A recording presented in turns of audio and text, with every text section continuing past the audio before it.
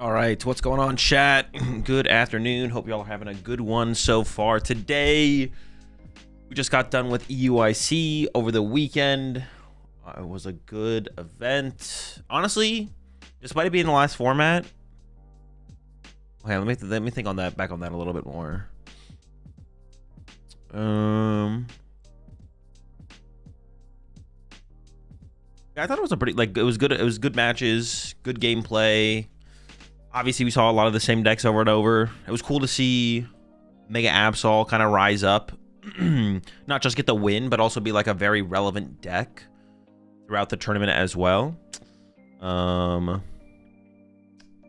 I know, Jan. I know. I'm gonna get a whole different like starting screen thing done at some point, so I'm just gonna wait until that happens. Is Monkey Frost last good post rotation? Dude, don't ask me about post rotation. Curse upon you and your... Dude, wait, what was the word I was using? Not lineage, not offspring. Curse upon you and your bloodline. Good gameplay unless you play Arven turn 1. True, playing Arven turn 1 a little bit less good, but besides that. After 7 months, you finally called me Jan instead of Fabulous. Is that a good thing or a bad thing, or like... I'm pretty sure I said your full name before, the Fabulous Jan. You appreciate the 25 months there, Arceus the Grand. Is land bats good post rotation? Landy bats? Or are you actually asking a different question? Are you trolling me with landy bats, or are you hitting me with something else? What is a land bat? Is that like a sharp... No. Is there a bat Pokemon that exists that is like, walks on the land? Is Absol players opening Charlie off the rip a good play?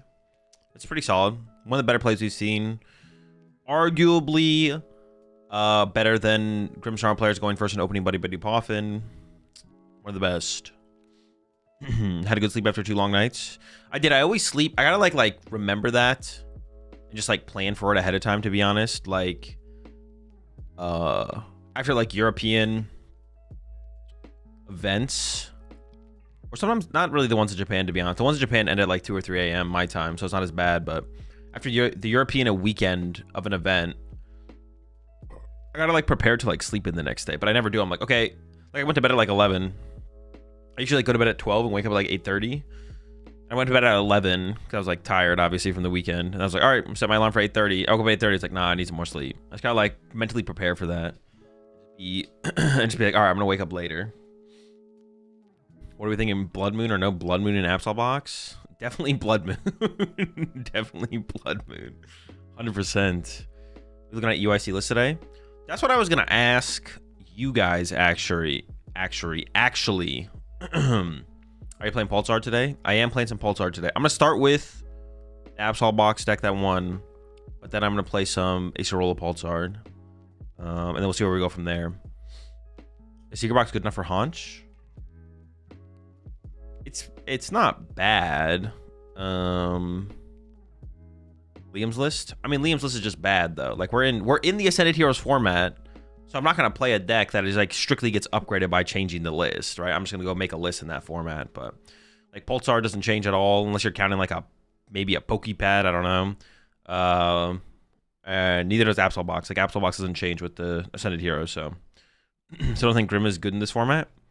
I don't think it's bad. It's just like fine. Like I don't think Grim is a good deck. But like that's the thing. Like not everything can be a good deck. I think Guardy and Golden Go are good decks. And then there's probably some other things in the category depending on the metagame. But I can't just say everything's a good... Like Grim is a good deck, a good PokemonTCG deck. But I'm not comparing Grimmsnarl to... When I say Grimmsnarl is like a fine or a bad deck in a metagame, I'm not comparing Grimmsnarl to Diplin and United Wings. I'm comparing Grimmsnarl to Guardy and Golden Go. That's what I feel like some people miss when they hear me analyze decks and call decks fine or good. I'm not comparing... When I say Grimmsnarl is bad or fine, I'm not comparing Grimmsnarl to Diplin and United Wings. I'm comparing Grimmsnarl to Golden Go and Gardevoir. And it's like, okay, what do I think is better right now? Grimmsnarl or Golden Go and Gardevoir? And the answer is usually Gardevoir and Golden Go, right? I feel like when some people hear me analyze decks and call them fine or bad, they're like, oh, but this is so much better than United Wings. How could you call this a bad deck? Bro, it's not. If I'm comparing to the other decks in a tier list potential, not compared to every Pokemon deck in the format. Is Ascending Heroes legal for the next major? It is not. No, it becomes legal March 6th. Time is Champions League starting this weekend? Friday and Saturday. One of the days starts like 3 hours earlier than the other, to be honest. So I don't actually know. One of them starts at 6 p.m. One of them starts at 3 p.m. But I don't remember which time is which.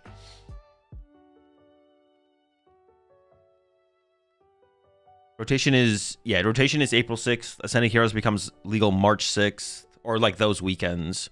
You see Baltic got top 64? I did not know. Was it Sammy? Sammy's the one, right? Am I misremembering the name? No, it's not the same. Wait. Top 60. Oh, you said it got top 64. I looked at 64. Yeah, Sammy Allen. He's doing it again with the Baltic. He's still on it. Dude, I don't even know. Has this list changed? I feel like the list has not changed at all. He's running the same 60. There's a Watchtower in there now. That's probably new.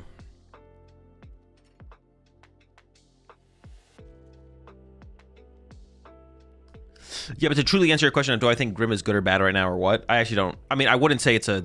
I'll never say Grim is a good play. I don't think this format. It's either fine. It's fine to bad, depending on how I'm feeling about it. Yeah, Grim is never a good play. But fine decks can win tournaments. Even like bad decks, bad meta decks can win tournaments too. Because the difference between a good meta deck and a bad meta deck isn't that... It's not that far off in this format. There's not like an extreme from tier 1 to tier 5. Tier 1 to tier 5, there's like not that big of a margin of difference. That's like another thing people don't understand with tier lists is like the difference between tier 1 and tier 5 in one format or in one metagame over another can be drastically different in terms of like how good you think a tier 5 deck versus a tier 1 deck is. But there's usually more extremes early on in formats where you have like a stronger opinion of what you think is best, and other things are like kind of more unproven. Or there's like the format's a lot wider, so there's more stuff you look at that you think is bad. But of course, that's where like opinion gets involved as well. Like someone made a comment on the Uncommon Energy podcast, was like, it's like Azul said Pultnor was bad, and then it did good the next weekend. It's like, yeah, so if you want to be completely anecdotal and only base your opinion on results, it's like, sure. But then at that point, you don't need to hear someone else's opinion on a tier list. You just go look at whatever the Trainer Hill data says or whatever, some kind of like statistical breakdown happens.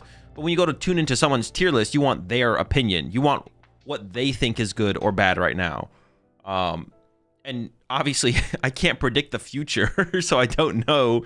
But like, I think it was like the weekend before Jesper got second. It was like Jesper getting second with PultZard was like not a surprise to me either, though.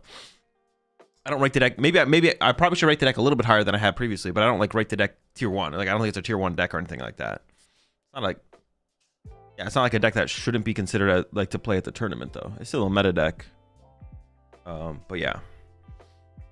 What's the lottery numbers going to be next week? Yeah. It's like you don't want to hear someone's opinion on a tier list if your response to it is well, he said this was going to be bad or mid and then it did good. It's like, okay, then all you care about is results, which means you should just base your thoughts on what's good based on previous results. Now, critiquing my analysis or how I analyze things, there would be some, what's it called in that? Being like, well, I feel like Azul's analysis comes up poorly because he ignores these metrics. And if he applies these metrics, he would know that this was probably a better play than he initially gave it credit for, right? You could critique how I analyze things. That would be fair.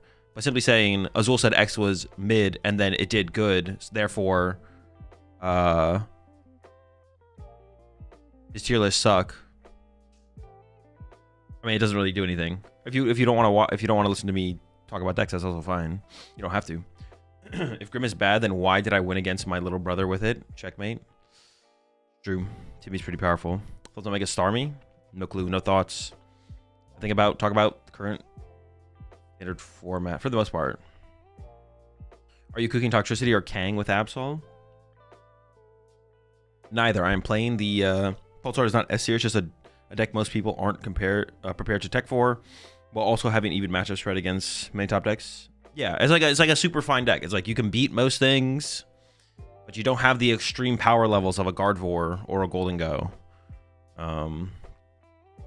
you're a pretty like, I don't know, even keeled deck. Like it's just like, yeah, you're just like a fine deck. The way I feel about PultZard is probably pretty similar to Grim. It's like, it's a fine deck. You can beat most things. You don't have many horrendous matchups, but you don't have the extremes in power that some of these other decks have in terms of like Golden Go's prize trade. Like Golden Go just like wins games by turn 2 sometimes, and it's just like, and then Guardy's comeback potential and so many options that you have to like think about constantly when you're up against Guard 4. Oscar's Ace Roll Tech was super sick. The Ace Roll Tech is definitely interesting. I want to play with the deck today and see how often we can actually get value out of it. We'll see when we can actually get some value. What's the grilled cheese meta looking like? I mean, probably just keep it pretty simple, to be honest. White bread, cheddar cheese. Not cheddar cheese. Dude, I don't know. Last time I made a grilled cheese was so long ago. Actually, sourdough. Sourdough's kind of always the best bread option for sandwiches. Oh yeah, what I was gonna ask is, so I don't really care to, so I wasn't going to, but I guess if you guys have high interest, have you ever been to Frankenstein's Collectibles? I have, yeah. I also have Teal Mask with Meganium. I mean, it's pretty good. Use it 4 times in the first 4 rounds and 6 times total. Are you a tomato on grilled cheese guy? It's fine. I'm trying to think if I'd ever go out of my way to put tomato on a grilled cheese, to be honest, though. I don't know. Probably one way or another. I don't have that strong of an opinion. Maybe some grilled cheese and tomato soup to dip it in. That's always a strong combo, yeah. My wife learned how to make sourdough. Buying bread will never be the same. I mean, sourdough is just like the best. Is it also one of the? I feel like whenever I hear people talk about making bread, it's always making sourdough. Is sourdough like one of the easier breads to make? Is that why everyone makes sourdough bread? It's like one of the most straightforward ones. Because when I hear about people like making bread, it's like I learned how to make sourdough bread, or people are making sourdough bread. What is why sourdough? Exactly the opposite. It's one of the harder breads to make. It is one of the best breads, so that could also just be a good enough reason, to be honest. Like sourdough is like literally S tier bread. I don't know what else you put in the S tier as far as bread goes, but sourdough's S tier, so that would also make sense for a reason to people to make it, is because it's literally one of the best. It's a whole process and stuff. Sourdough is really sciencey to make. Moving parts. How do we even invent sourdough bread then? Oh yeah, what I was gonna say was like, I wasn't gonna review EUIC. I was just gonna play some games. But if y'all really want me to do like a tournament review, the reason I don't think it's like that high value is because it's like previous format. It's like we're in Ascended Heroes now. I usually don't do tournament reviews for previous formats because I find it pretty boring to do. So I wasn't gonna actually do a tournament review of EUIC. But I know a lot of people like them, but I don't know how much interest there is to do a previous format tournament review. Because yeah, once again, it's previous format, less interesting, not gonna be able to apply as much of it to the current format.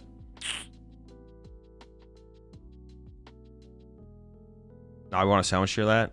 Tier list not format as old news. That's how I just kind of feel. Are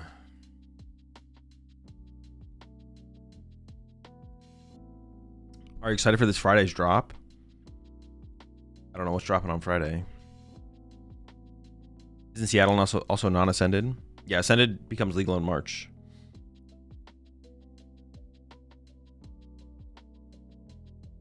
Or it just isn't old news. Wait, what do you mean? It just is or isn't? Or are you talking about Seattle? The ETBs are dropping Friday? Oh. No, not particularly excited for that, no. Not going to be trying to get an ETB.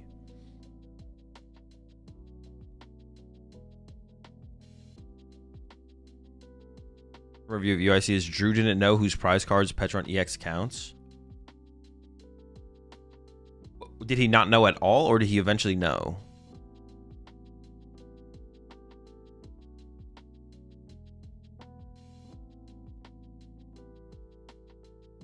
Do you buy your singles? I get my singles from my sponsor, but every time in the past where I haven't had a sponsor, I would always get my singles off TCG Player.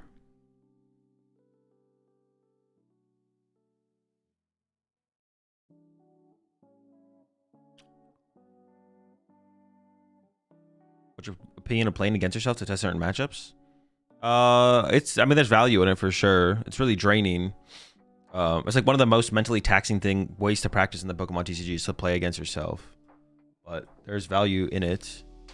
There's higher value in being able to probably like it depends how good you are with the other deck though as well. But like the thing is you have to be like really like open to just like playing really slow and like thinking through everything. I think probably watching Grant do it, because Grant will stream himself simulating a game against himself. There'd probably be a decent amount of value in like watching Grant do it to get an understanding of how you should think about it. Like, cause like when you play against yourself, you can take everything back and play really slow and try out different lines like in the moment. Or like go to play out a line and be like, oh wait, no, this is bad. Let me try something else. But it's super mentally taxing to do.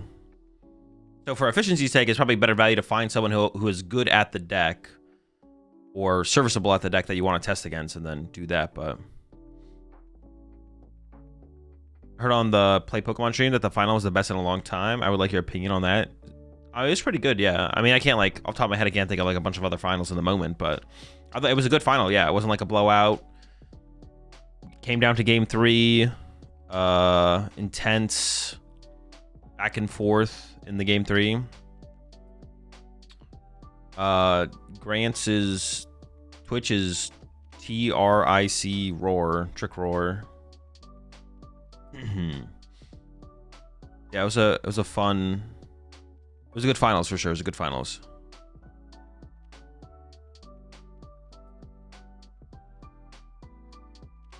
I feel like it would be hard to play as if you don't know the other deck's hand.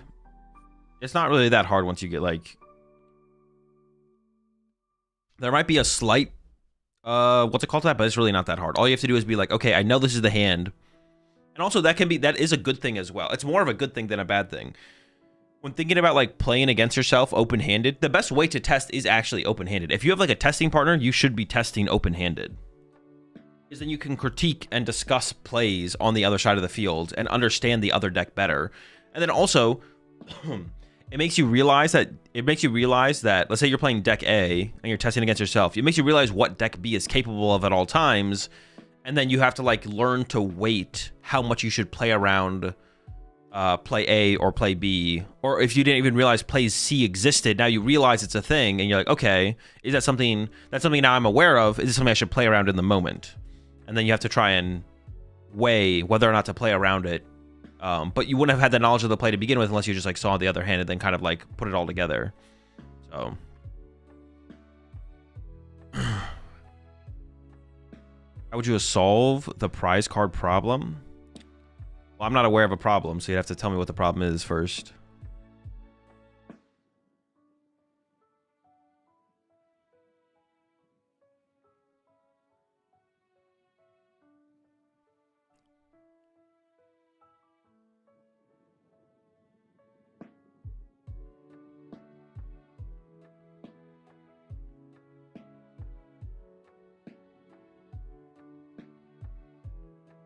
Mega Box is the best deck in format now? Yeah, I mean, it won the last major tournament, so it makes it the best deck until something else wins. What are your thoughts on Liam's and Zoroark deck for the current meta? It's probably still pretty good, I would assume. You'd make a couple adjustments with, like, obviously you add Zekrom and stuff, but...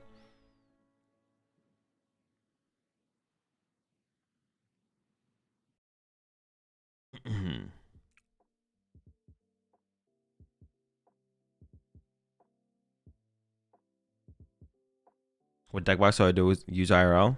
It kind of depends. The fact that you just put away 6 cards that could be really valuable, a lot of people are complaining. I don't know. A lot of people are complying or complaining. I think it's fine. I think prize cards existing in the Pokemon TCG is fine. Just as often as you win because you...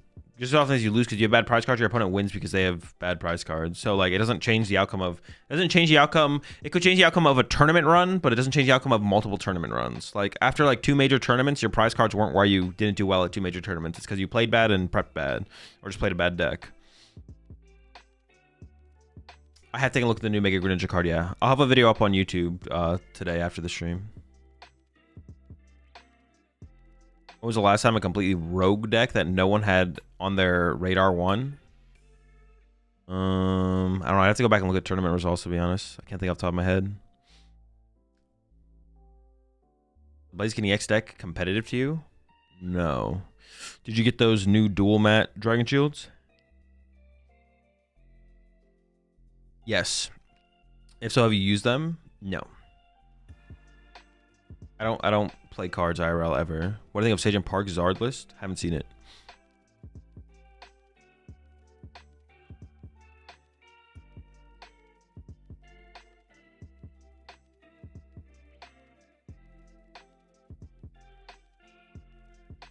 If I thought prize cards, it is possible for a mechanic in a game to be I will say, like, I don't think prize cards are a problem. It is possible for prize cards to be a problem. If you look at, like, because the Pokemon TCG is like a pretty old card game, which means there can be ideas and stuff that are just kind of outdated. Dude, is one of these non-hollow? Are the non-hollow monkey doors not on?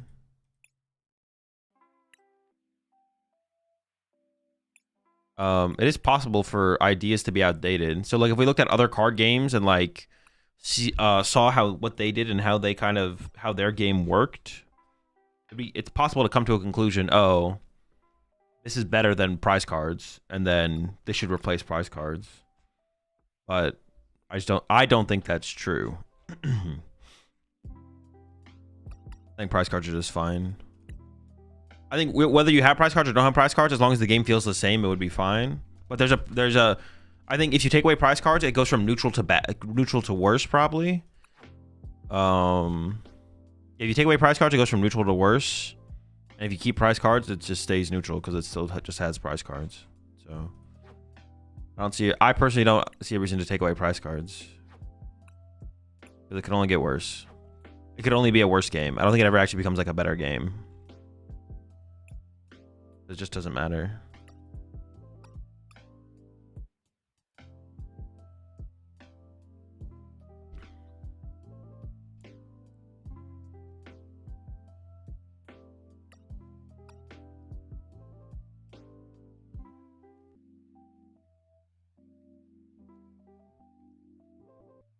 The problem with the double Zard prize was he didn't have a backup attacker except Pidgeot EX, which is terrible in the matchup. It's a deck problem, not a mechanic problem.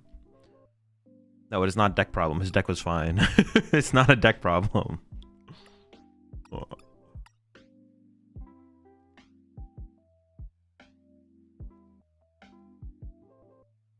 Like this Absol deck could prize double Absol, double Kangaskhan. It doesn't make it a deck problem. Unless you're arguing the only way to make it not a deck problem would be that if you have to play like 4 Absol, 3 Kangaskhan, so that way you never could prize all of your potential aggressive attacker.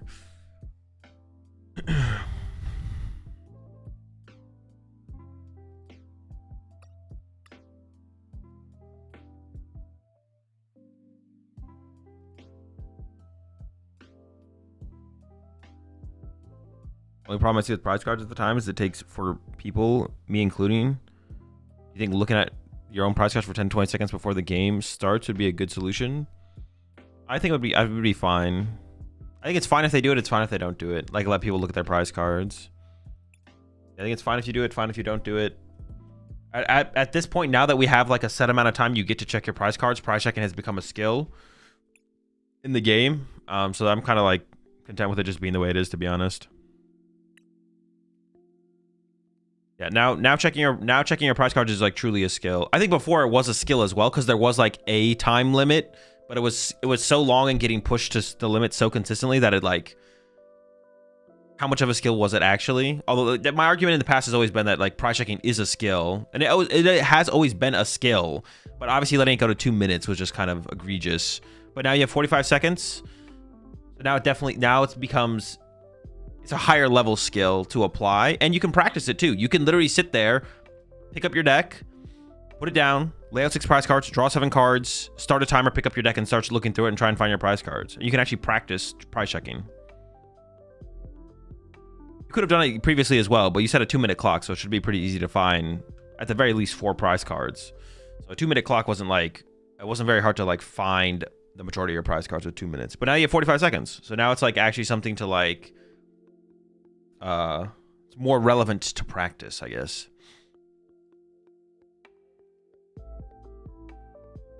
Before this goes there, but not as much of a time constraint. Yeah, exactly, Heracross. With like a 2 minutes question mark? Is it actually 2 minutes?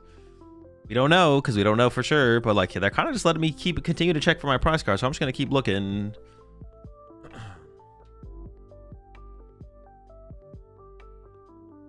I think the limit also has a skill aspect of figuring out which prize cards are more important to check. As well, yeah, that as well. You should have like a priority list. Well, there should be it should be a mix of a priority list and efficiency. Like, if you check your prize cards in a way that lets you check them most fastest, I have to imagine that's still higher value. Like, knowing an important card for a matchup is one thing, but like, or like, I mean, if you're playing like Absol, knowing your trolleys in your deck, like on your first turn of the game is probably pretty high value, right? Like if you somehow search your deck on your first turn with whatever that might be, maybe you play a Vessel, right? Like if I play Vessel turn 1 going first, probably should check my trolley. But finding more faster, I feel like is neutrally the highest value thing you can do. Like if you search for 4, if you find 4 of your prize cards but don't know which your one-ofs are, which of your one-ofs are prized yet, that's probably higher value, and then you can figure out your one-ofs later. I think trying to, on your first search, because you have more time, trying to bulk find your prize cards is probably of higher value, because it'll be easier to piece together the other stuff once you have more of it found out. That'd be my guess, but there probably is a little bit of like, depends on the deck a bit. Probably depends on the deck a bit. Prizes are fine. Most decks have prize mechanics like Vanguard and Digimon do. Oh, I'm tempted to open the Yveltal. I just don't know what I'm up against though. Probably correct. So I might go Dark Active bench and then Lily and then try and find Turbo Energize, right?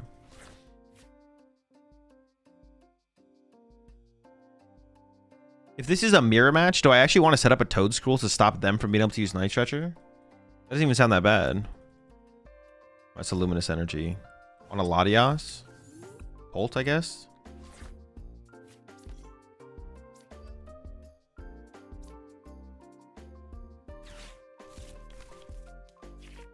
Clutch lock the Latias? Wait, actually though. I mean, I should, right? Because I don't want to get... I mean, we are clutching, yeah.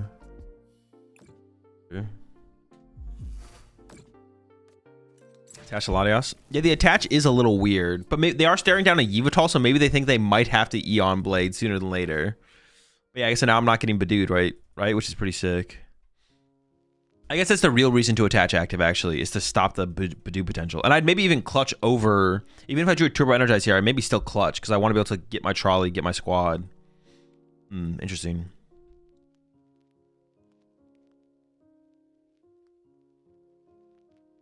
Are you a double sleever? No.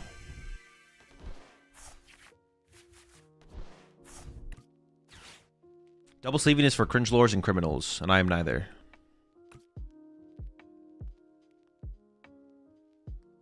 Apparently people couldn't see their cards on that stream table at Sydney. The players, like the light was too bright. The light was too bright, or... Dude, are we out here complaining about lights being bright, bro? Are we being serious? Wait, do I actually just like clutch up for a while? Hang on, maybe I just clutch up. It's time to clutch up. I kind of just want to sit here and clutch. Oh, my duck. Oh, my days, my duck. I think I'm just going to clutch up.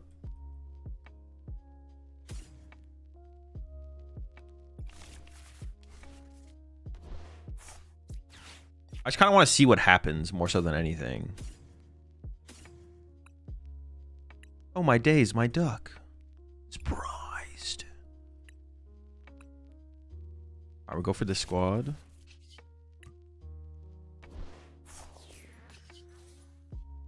I could also Turbo Energize and clutch later, though. But I didn't take the Turbo Energize. Maybe I should have got the Turbo Energize still and then clutched the next turn. But I'm not guaranteed. Oh, I do have a boss in hand.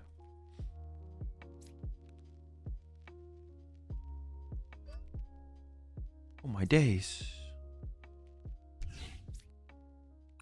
Oh, we're clutching up. We're clutching up.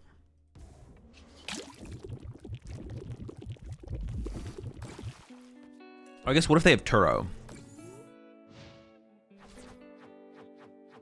What if they have Turo here? I mean, they're not going to Turo me for 2 turns. If they have Turo, who cares? They're going to KO my Yveltal. Like, congratulations, you did nothing.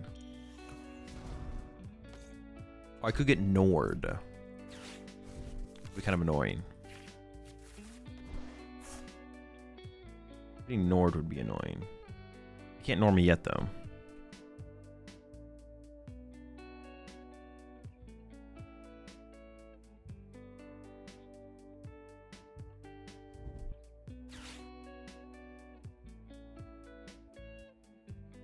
They had research. Most decks I've seen either have Turo or research. That's not my experience. Usually it's like some other card if they don't have the Turo. It's like they have Turo or like... I'm trying to think of like a different card they would have. It's like, yeah, it's like they have Turo or...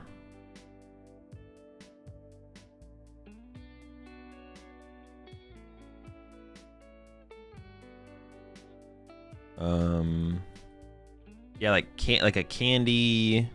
The research is sometimes included alongside the Turo for sure, I feel like. Oh wait, they're getting Nori with it.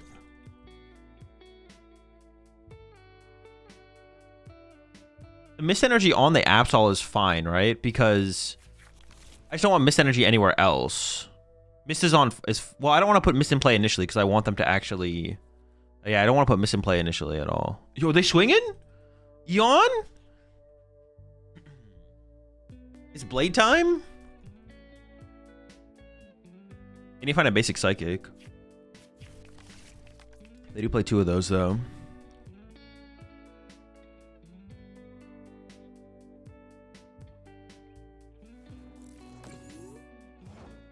Either Duck or Absol. I honestly don't even love the Mist on the Duck. See, now this is just kind of awkward. What if I bossed Dreepy? What if I bossed Dreepy and because they're bored, no, they could pop Nor to create bench space. No, if I boss Dreepy and clutch Dreepy, they can't Latios retreat it. They would have to go evolve attach retreat, but they don't have anything else to set up to attack with. I feel like that could be a line, right?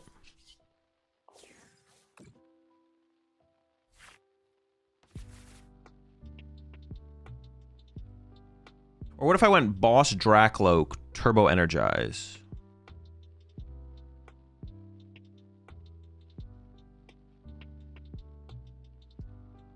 Hold up, I gotta cook here.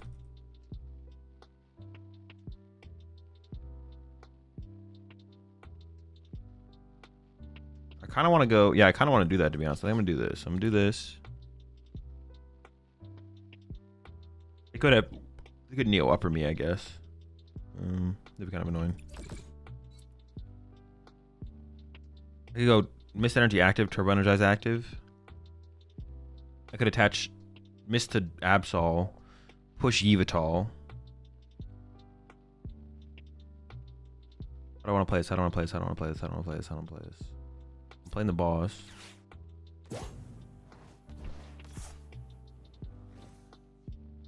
I'm kind of feeling like sacrifice Yveltal is the move. Nah, clutching later on though is kind of cool though. Clutching is just kind of sick. All right, I'm just gonna throw a Mist on the active here and say it's gonna be okay. I don't know if it'll be okay, but we're gonna find out.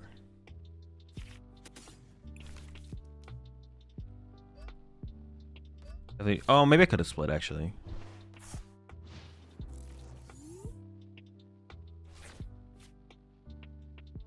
I could have maybe gone for a split there. They could just KO my Mega Kangaskhan with a Dusknoir though, right? Dude, Prizing Duck is kind of bad. Prizing Dusknoir is like not very good. Or not Dusknoir, Duck. Prizing Ducknoir.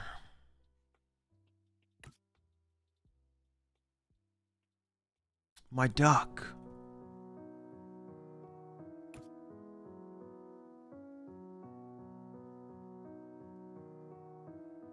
My duck is kind of homeless. Yeah. Please, Psyduck. My opponent has Dusknoirs. Also, Lopunny Dusknoir is a fun deck for my locals. Any deck can be a fun deck for your locals. You're overthinking it. I still want to be able to win, but my locals are very chill, and it seems fun. I mean, yeah, any like deck is fine for that. Fits that category. Okay, what the heck's going on here? Are they AFK? I mean, they're definitely AFK. That's just not really a question. I mean, should I just start swinging on him? Like, are they trying to psych me out? Gusnor Neo upper KOs this. That's so dumb. Should I boss KO the if they actually are here? I guess this guy's the threat, right?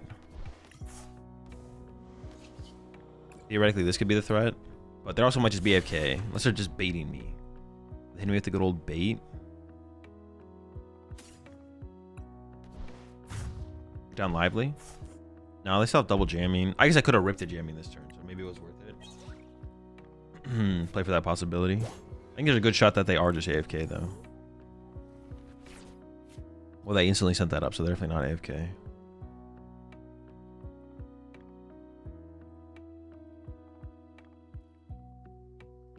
With Lively, you could protect Absol.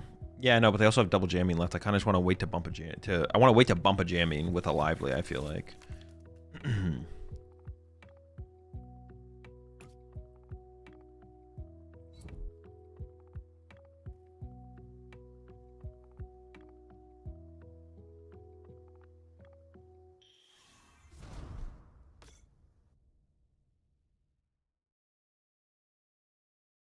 They hit me with the good old pretend I'm AFK strat. You think Mega Kangaskhan is a good addition to the Team Rockets? No. Mega Kangaskhan, no shot. Thoughts on a Mega Audino? No. They did find a jamming trap. Wait, did they have that in their hand before I actually didn't notice it? I swear they didn't, right? Not that I would have actually taken it away from them, but...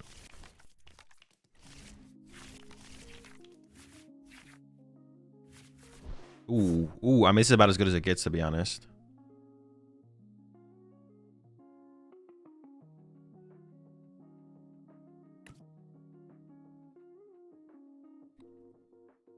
Don't worry, I'm prepped for the Eon Blade. Oh, but Watch Tower shuts down my... Oh, alright, Watch Tower is not that good, actually. It does give me 50 HP back, though, which is pretty good, I feel like. Actually, does that matter here?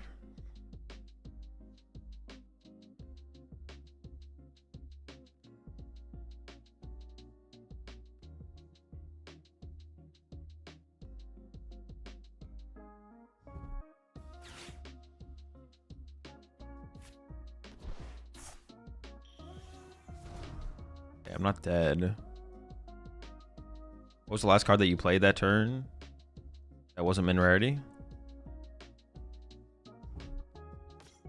Oh, what was the last card that you played that wasn't min rarity? Oh, I didn't know what you were saying at first. I have no clue.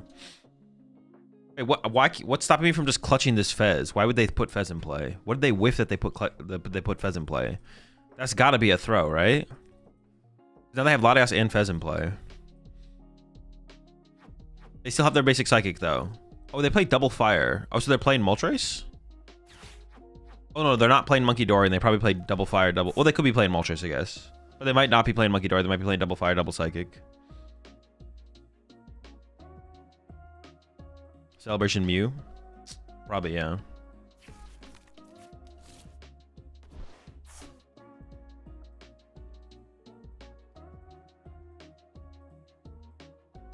I'm just gonna go trap the Fez, though, I think. Like, I don't know. They could play Turo. They might not play Turo, but I'll force them to find it. I also got rid of double counter catcher, so they only have one counter catcher left. I don't know. Seems fine. I don't know, man. It seems okay. Seems like an alright line. Oh, there was a monkey when you clawed? Oh, true. There was a monkey when I clawed. Is this listen Discord? If you're asking the question, that means you know the answer. I need to start doing harsher timeouts for people asking me if a list is in Discord.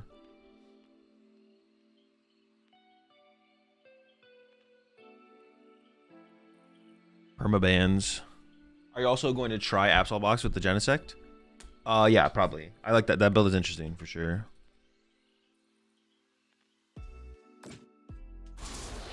Why'd they fizzle the 10?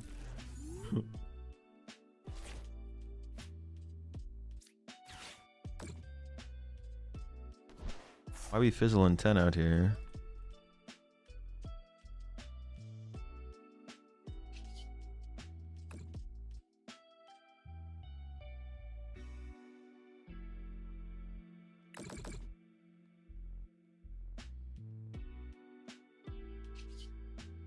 I don't want this thing to die. I think I move 3 to there. Getting chains. I don't want to shut off my Kangaskhan here. Just do this. Push up. See what happens next turn. Does the list have a Discord? This list specifically? Probably not. We tried Hobzation in here. I'm not gonna respect that question. The response. Sorry.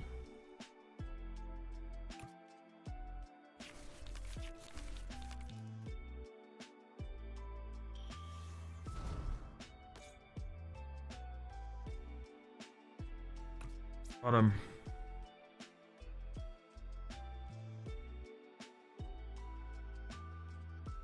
You tried adding an Arvin sandwich? Of course. That's a good that gives me like some information that like they probably don't play Turo, right? Or maybe. Maybe not. Maybe it doesn't give me that much information though. With me right now. I don't have a great answer for my Absol just going knockout though now, right? Like they're kind of cooked. Like yeah, I just go Absol KO. Even Absol KO their active here is like way more than good enough. We'll see what the Kangaskhan draws me though. I can just get back into Yveltal and just clutch it up again, to be honest. Which I think is what I will do if I get a piece. I'm just 1 piece short because the Arvin gets the other piece, obviously. I think I'll just go back into clutching. I don't see a reason to not go back into clutching. Ooh, they're taking away my Kangaskhan draw. But once again, it's kind of fine for me to just attack with Absol here. So if we top deck, we can go back into clutching, I guess. But if not, we just go Absol knockout. Maybe I just grab Latias off this just to draw 2. Some Monkey Door shenanigans. Pretty good. Latias retreat, draw 2. Lively Stadium is on the bottom of the deck, so I kind of want to shuffle the deck to find my Lively Stadium. Or, yeah.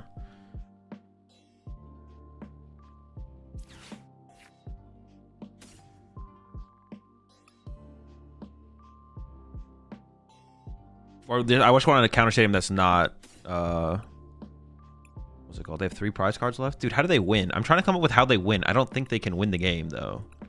I'm struggling to come up with how they ever win the game. Pretty sure they can't win, though. They both suck. I think the Absol is more likely to be used.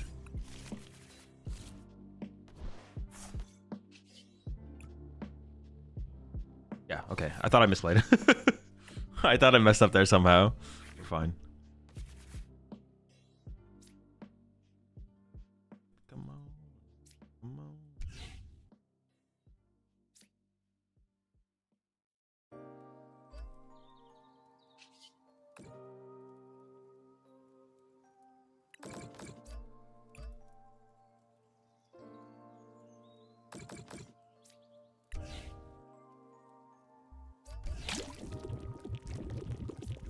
Plus 50 HP. Oh, I am going to Ursaluna range. Oh, okay, okay, okay. Ooh, I didn't think about going into Ursaluna range. Okay, well, they will need second stadium here if they want to camp me with Ursaluna. And then I get access to Kangaskhan draw if they do that.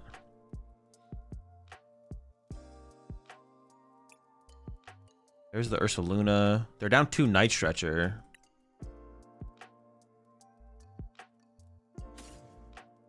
Get rid of the energy as well. They need the energy for the Ursaluna. But 1, 2, 3, 4, 5, 6. They have 1 energy left. If they have a Night Stretcher left, that can be an energy. I could just get rid of the Ursaluna probably. That seems fine.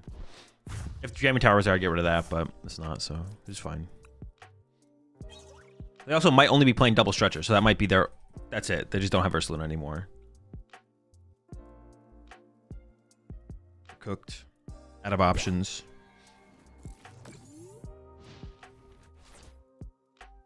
So do you like tofu?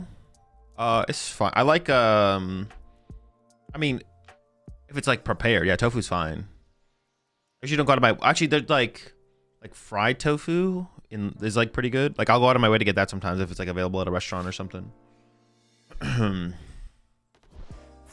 Yeah, I don't like just like a brick of tofu, but if it's prepared, yeah, it's chill. I assume that's what you mean though. I don't think you're out there just gnawing on a raw brick of tofu. Research list is probably 3 stretcher, right? I have no clue. Oh, I didn't think about them using Monkey Dory though. Oh shoot, am I dead? No, I still don't die though. Okay, we're still safe. Oh, then KO this Monkey Dory though. But I always heal the 30 here. Yeah, I guess it doesn't really change anything.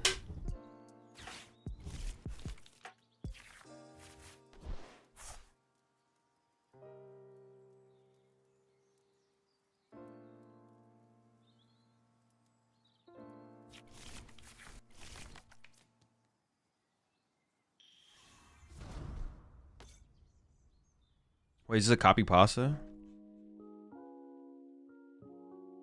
If drops are going to be advertised and the people listed should make sure that drops are turned on. Shouldn't get off early before the drop ends if it's a 1-day drop.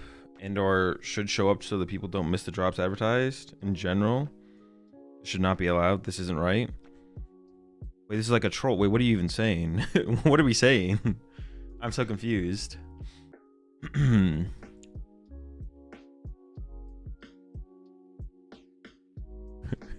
What is being said? There's got to be a copy pasta.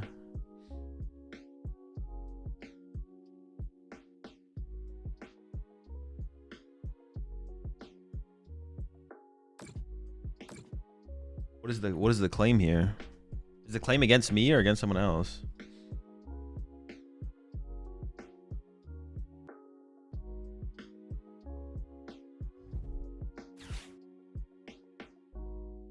Oh, someone else said it. I thought it was funny. No, I was reading the... Well, I think I was reading the initial message. Yeah, I saw your copy pasta. I was like, what are we... I really wanted drops? Yeah, but what is the claim here? I just don't get what the claim is. I like a KO double Monkey Dory here, I guess.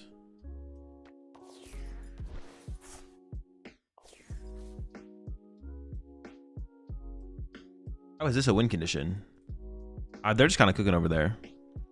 Drops are listed with your name. Yeah, and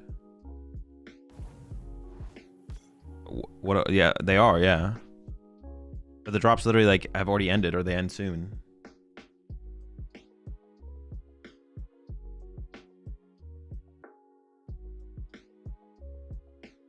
They end in like an hour, I think.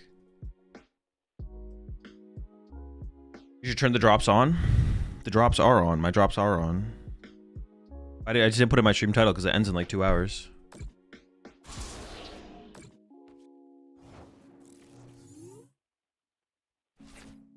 Drops are still available for like 2 hours or something, I think.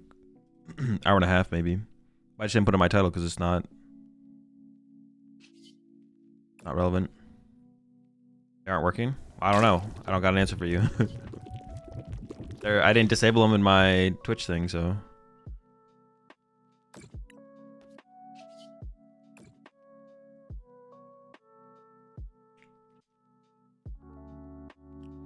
Is it what happened? Do you think are in the...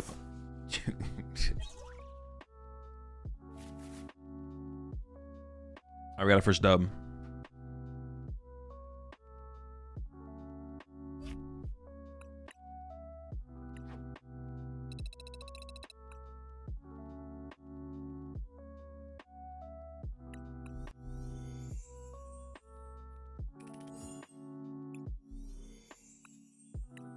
Or definitely had no idea Terminal Period was an attack. No, they probably did. Their only win condition was hope. They had no win condition. Their win condition was hoping I messed up. So I don't know what their best play was. This is kind of irrelevant because if I just Because I'm aware that I'm in a terminal period next turn. But yeah, their win condition was hoping I mess up. So the play they did was maybe the correct play, but... Yeah, they could have KO'd double monkey. They definitely should have done that, right? Okay, it's true. They probably did mess up there. They did have a gust, so...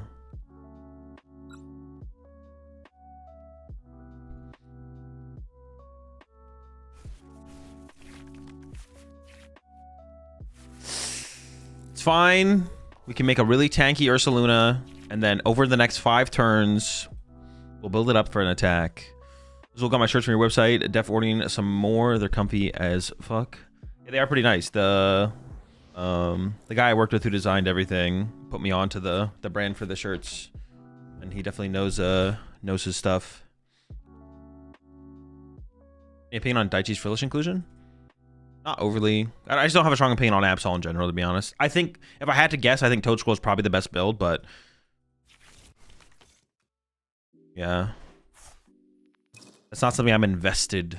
I'm not invested in trying to figure out the best way to play Absol, so I don't really have a shoot. Like, it's cool. I understand the value of it. Yada, yada. My hand sucks. Dude, what is this? I don't even want to play the Vessel here. I just want to bench Monkey Dory, attach a Monkey Dory. Like... Vessel will be good later. I don't want to get rid of any of these cards. I think it's just like this and pass. Attaching to Ursaluna is obviously just not worth it, but...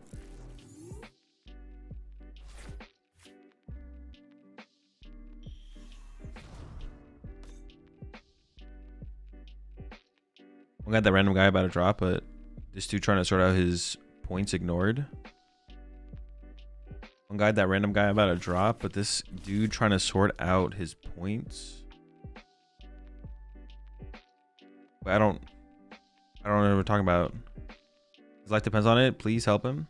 Wait, who with what? I don't know. I don't see the question. I need my points back. Oh, for the tier list? I didn't even see the question. I mean, attaching active isn't terrible, right? Yeah, I see the link, Lewis. Chill. The links get deleted auto by the bot, but I see the links. It's not that big of a deal. Or attach active, I guess. It's still winnable technically because I can always bring this up and trap it with Yveltal. And if they don't play Turo, it's just stuck forever.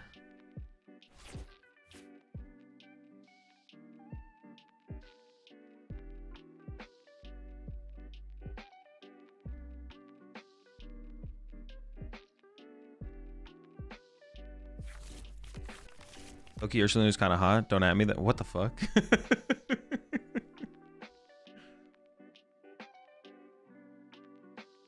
Yo, I appreciate the super chats there, Goku. Appreciate the support as always. Also appreciate the 22 months there, Mr. Nick.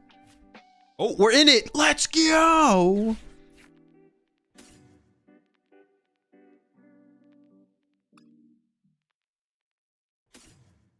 We're back, baby. Let's get it. Actually, are we? Did I price double? No, I have Petch. Okay.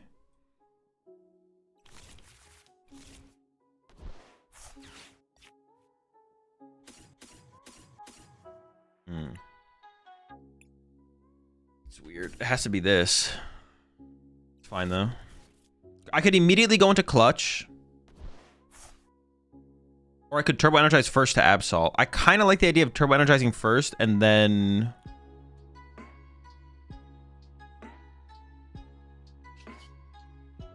Was my duck prized again? I didn't even take note of that.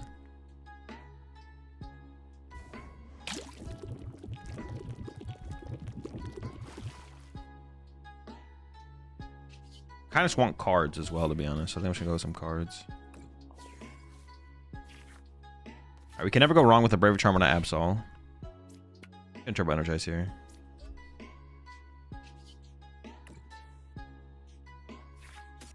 He's fine. He's in deck? Okay. They don't have a Dust Call down yet, so I don't have to, like, stress it, but...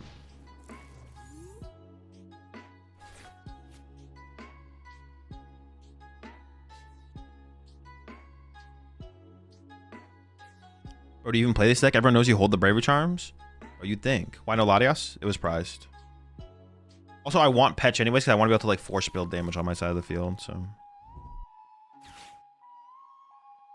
Although I guess yeah, Latias was prize. I guess I would have gone Latias Duck though, to be honest. Actually, I would have Latias. Well, no, but then I don't have the. I want the patch for the poison build for the Evital, but I could have like pennied into that later, maybe. I don't know. If you don't have energy on a monkey, is it good to TM Evo, one on monkey and one on Absol? Sometimes, yeah. Situational though.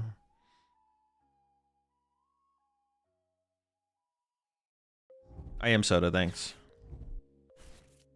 I appreciate you confirming.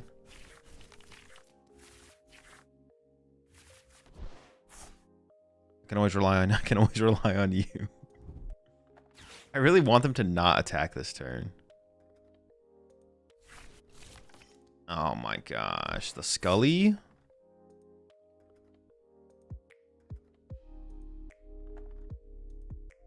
Scullington? You think Turbo Monkey Dory with Vertical Valley will survive rotation? But of course, yeah. Would Iron Bundle be necessary in the Absol deck? No. Iron Bundle's not very good in here.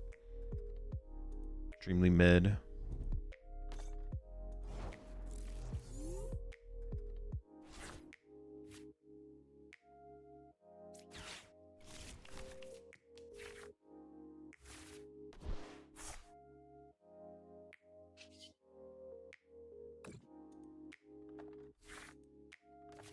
Punching Fez is bad because then I can't clutch.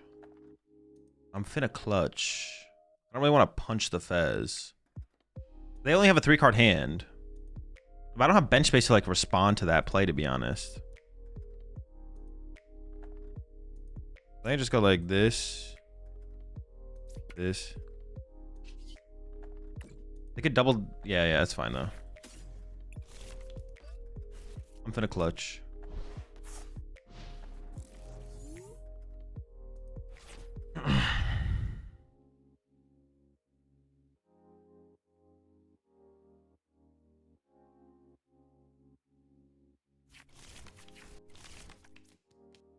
You think Charlie Crispin could be fine in Pult Nor? No. It's terrible.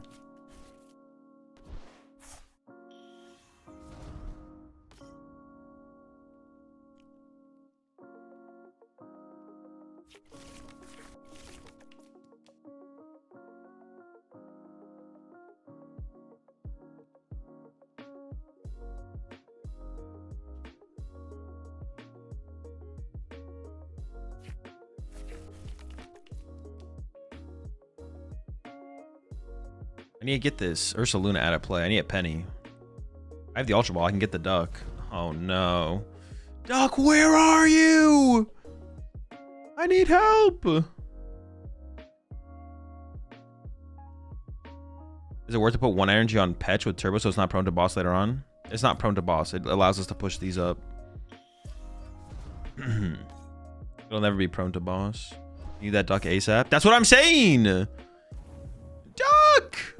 You rat! The Duck isn't feeling it today. Oh, that little bastard. Oh, wait, they're actually popping. Oh, to kill the Monkey Dory. Okay, sure. Well, it gives me space for Duck, though. Oh, but I need space for Monkey Dory, though. Dude, I need everything, man. I need a penny is what I need. I need a penny. I just want to go into clutch mode. I'm trying to clutch up.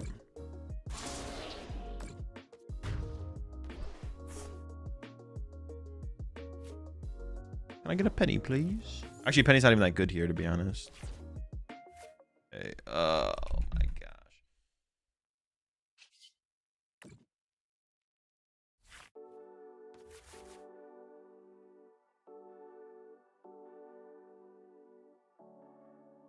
What is this garbage?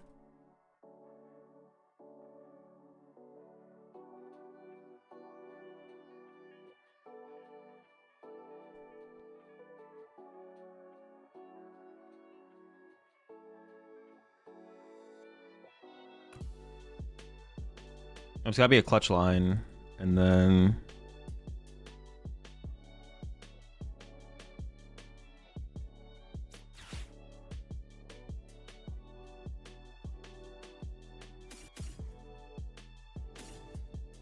maybe it's fine. Clutch plus Duck. And then I need to find Penny. I prized 2 pennies? Brother! You can't do this to me! Oh, no. So I'm not going to be able to create bench space. Maybe it still works, though. Maybe it still works.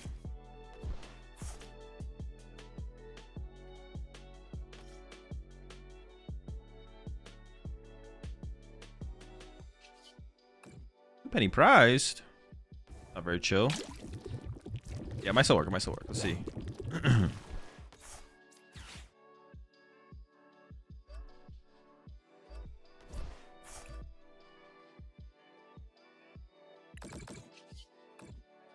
This thing currently dies, I guess, which is to a Dusknoir, which is like pretty bad. Like my opponent getting 2 more prize cards here is like a lot of prize cards. Boss KO Clop seems okay.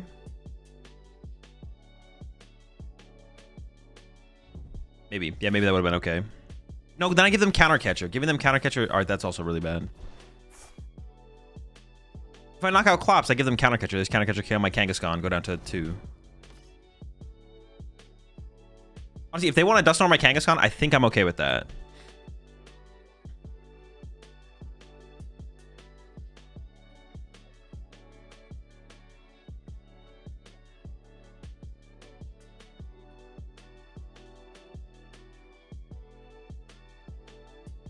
We blasting.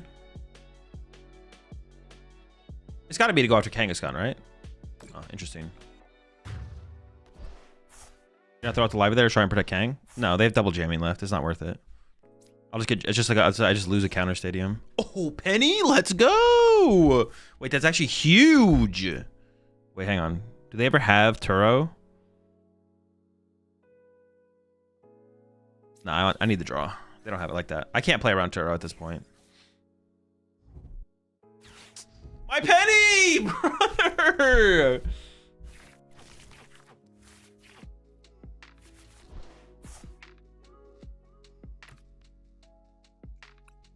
I kind of want to shuffle the deck first. I just don't have a way to shuffle the deck.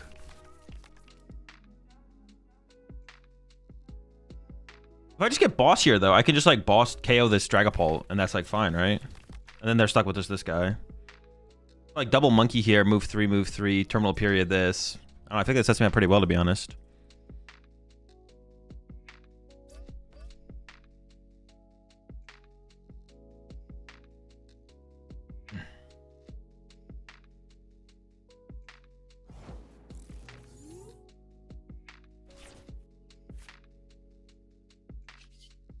Went to the bottom there. Night Stretcher. And an Arven.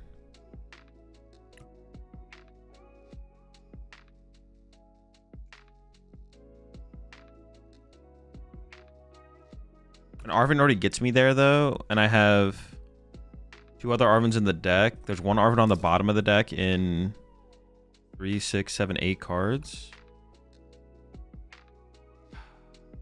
Maybe I try an errand run, shuffle that I could then play. I think that's like the play. Okay.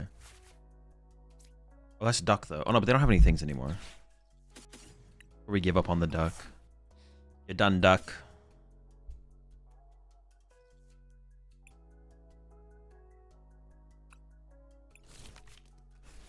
I could try and Fez into Penny. Well, yeah, Penny, this is just really good, right? And then I just KO this, and then I just win.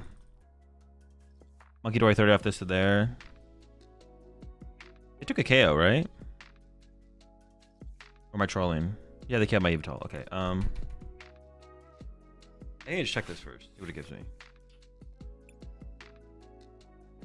I got nothing. I literally got nothing. I got boss. I didn't get nothing. I didn't get nothing. It's fine. There's double Dory here. And then KO active. And then win next turn. But then they can boss KO Kangaskhan, move the damage here. But I have a boss in hand, so if they boss... Oh, it's probably fine. Ional Claw seems okay. I think I'd rather set the second Monkey Dory, though, right?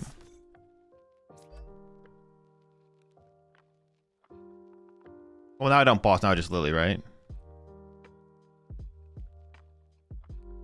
Or I could boss KO this. And no. I just KO the active now. I think I want to just save the... Okay, that's good, yeah. I can go... Wait, this actually just worked out to being fine, to be honest. We're just like big chilling. Oh, shoot. But I can't put this in play unless I put the 30 here. Oh, okay, that's fine.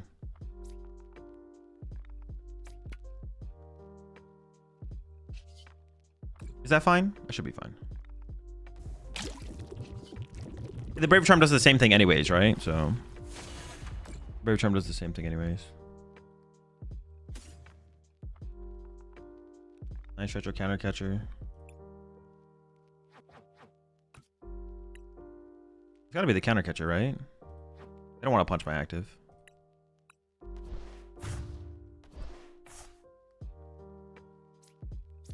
Yeah, because the Brave Charm does the same thing. If I put the Lively Stadium in play, if they have Stadium Bump to get rid of the Brave Charm, they get rid of my Lively Stadium. So actually, this is actually fine. Azul, what decks would you recommend outside of the current top 6 for local challenges? Also, taking recommendations from anyone, not gonna lie, just tired of these. Just pick any deck, any deck out. Just pick any like deck outside the top 6. Yeah, there's no right answer. If you're not trying to play a tier 1, tier 2 meta deck to maximize your potential to win a tournament, or most likely maximize through experience, just any deck. PultZard. Would you list Absol, Grim? PultZard, Typhlosion, Zeraledge. I don't have a favorite outside of that because I like all the decks. Jesse Parker's Miraidon, Mega Lucario. Like there's literally just like infinite answers.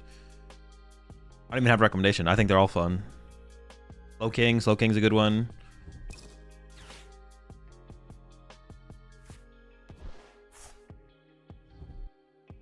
Ninja EX is a good shout. I thought this game was gonna go worse than it did, to be honest. But they just popped a bunch of Dusknors, and then we just got extra prize cards, and then we now have the prize lead with a fully set up Absol with no Duskulls on the bench. Dude, we don't need the Duck, bro. The Duck is actually, honestly, the Duck's just kind of useless. I'm gonna cut that guy from the deck after this one. He beat Paul twice in a row without using the Duck, so that can't be good, right?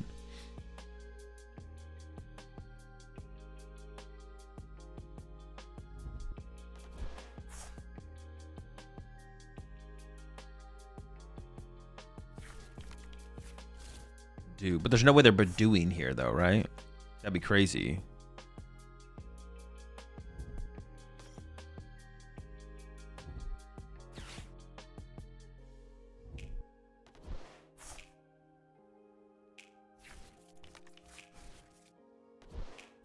What do you mean Duck is president of your squad?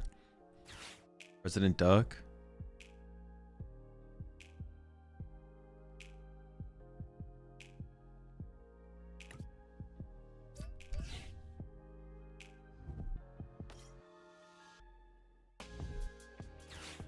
They've played a lot of cards. I'm not scared of any of this, though, to be honest.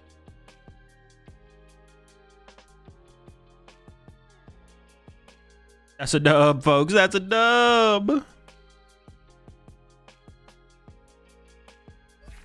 3.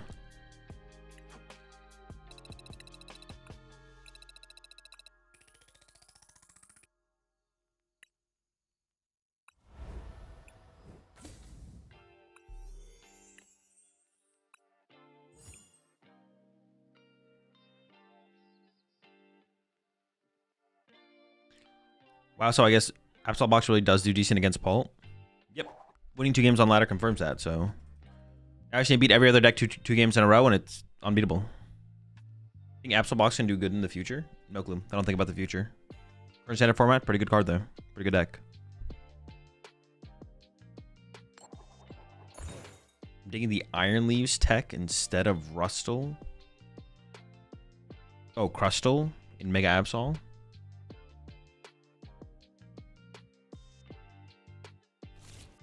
Honestly, if it wasn't rotation, the answer is probably yeah, but with rotation coming up, I have no clue if Absol is good or not. If we were simply just going into like next format, that could probably be good, but rotation is a bigger game changer than what's it called, so I have no idea how Mega Absol will do. moving forward. I'm going first? That's terrible. That's pretty good, though. I need to wait for a Turbo Energize. Wait, how do we beat this deck?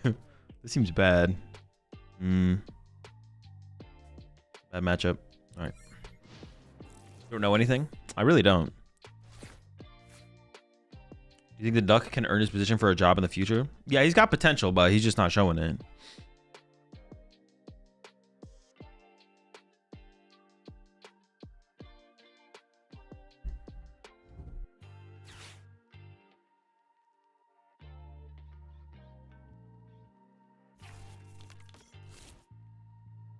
Well, the Energize leaves.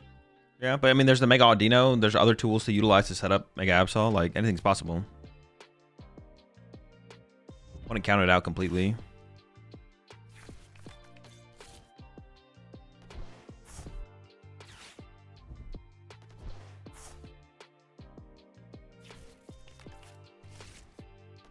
Just like not something I'm just not invested in trying to like make it work or like paying attention to if people are making it work. So just, yeah, no thoughts.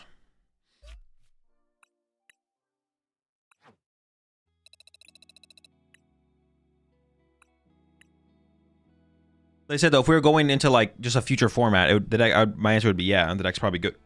The deck would probably be my answer would be yeah. The deck's probably good next format. But we're going to rotation. I have no clue. Play with Mega Audino. You can play it with Crispin. Mega Absol is still a good card. Would it be good in a box type form? No clue.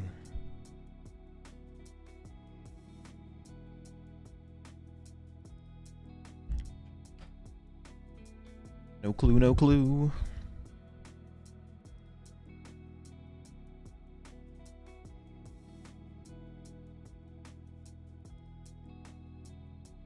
Next format is Ascended Heroes, not rotation. The current form, well, I'm talking about the current format as Ascended Heroes, so I don't know if that was the question.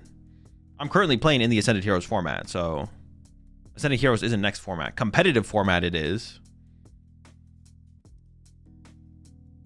But yeah, I'm currently playing the Ascended Heroes format right now. My thought process is about the current standard format.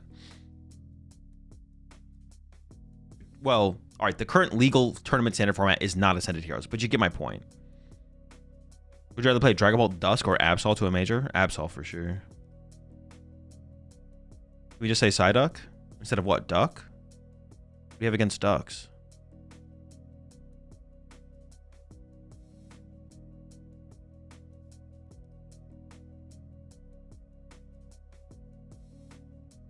The Champ League this weekend should be cool to see what comes up.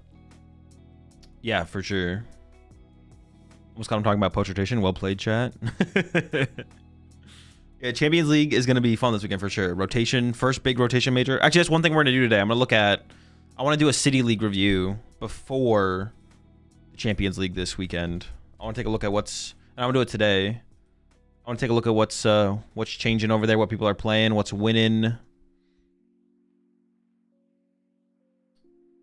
Get a little bit of a look into what we can expect this weekend at Champions League. Team Devo and Absol Kang. It's nice for the Charizard matchup. I just don't know if it's necessary. That's kind of where I'm at with it, to be honest. I would need to like play the Charizard matchup a lot to see how I feel about it. And then from there decide whether or not I think a Watchtower of the TM Devo and how effective the TM Devo is versus just the Watchtower versus both. So it's good against Charizard. I just don't know if it's like necessary. And then it probably is correct to play TM Devo at a certain rate of Charizard. I will say that. Like if Charizard is popular enough, you should probably play TM Devo. But I'd have to figure out how effective I think it is against Charizard to determine at which rate I would want to play the TM Devo. If Charizard, like the current rate of Charizard is not very popular at majors or in general. Like Charizard's like 8% metagame, whatever. It's like, even if the TM Devo is that really good against Charizard, I don't know if I'd play it. As long as the other stuff is like sufficient, either without it / But if Charizard becomes like 20% of the metagame, it's like, all right, I'm probably playing TM Devo no matter how effective it is against it. Because we know it's effective.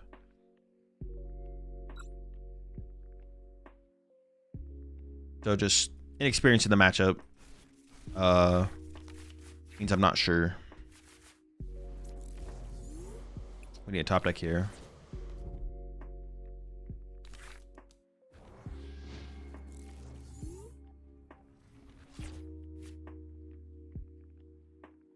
What's on Lee Sin Jungle? I used to be way better. That used to be what Lee Sin Jungle used to be one of my mains back in season 3. I actually got like pretty good at him too, but he's not what he used to. He's a ghost of his former self. Can you do the insect? Of course. I think back then you couldn't do the flash kick though. The flash kick is like new tech because they changed flash in like season 6 or something, right? Where it's like you can buffer, or I don't know what is the terminology they use. But you couldn't do the flash kick didn't exist back then, right? It had to be a ward kick. Or am I wrong? I think the flash kick became a thing. Buffer the flash. Yeah, that they added that to flash though, right? You couldn't do a buffer flash kick back in season 3, or maybe you could. It was actually always a thing. Was it? Could you always do it? Okay, yeah, I never did that. I only ever did the ward kick, but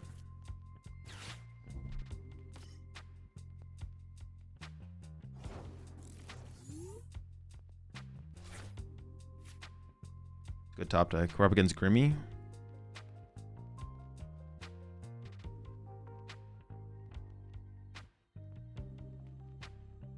It was actually kick flash. I thought the insect was the ward. The ward hop. I could do the ward stuff. The flash stuff I was never very proficient at.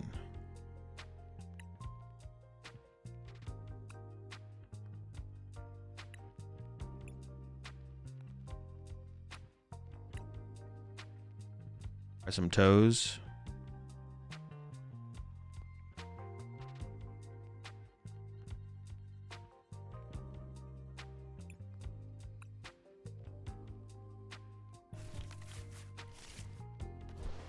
It was originally with the war, but then people found out it was a lot faster with flash. Okay, that's what I thought. That's where I was at.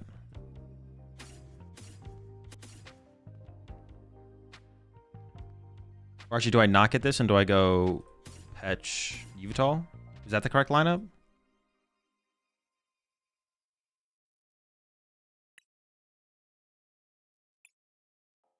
Or do I go triple Monkey Dory? I feel like there's like another thing I'm supposed to take here, but I don't know.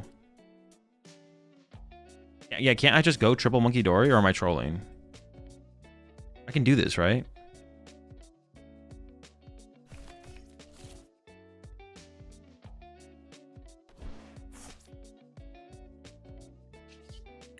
Is this legal?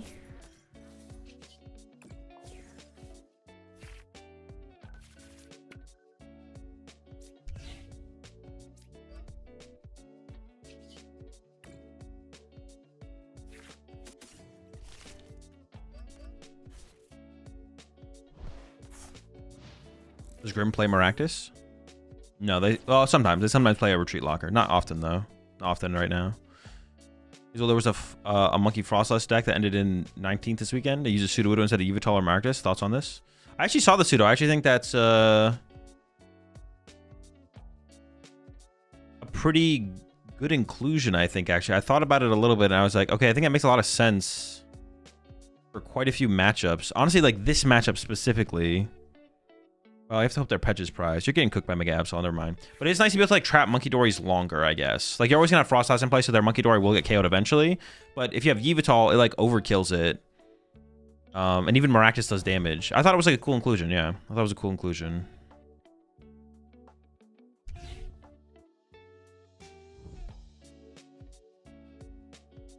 Alright, the damage is coming through here.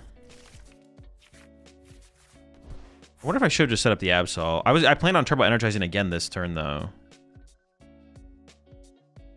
So that is my plan. I am gonna Turbo Energize again this turn.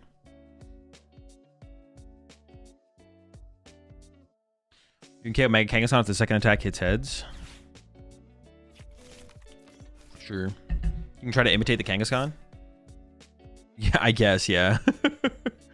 I mean, you're getting cooked because they're going Absol Monkey Dory you, but I don't think you're ever going to set that thing up. I'm not going to lie. Solo Morgrim? I'm not sure about that.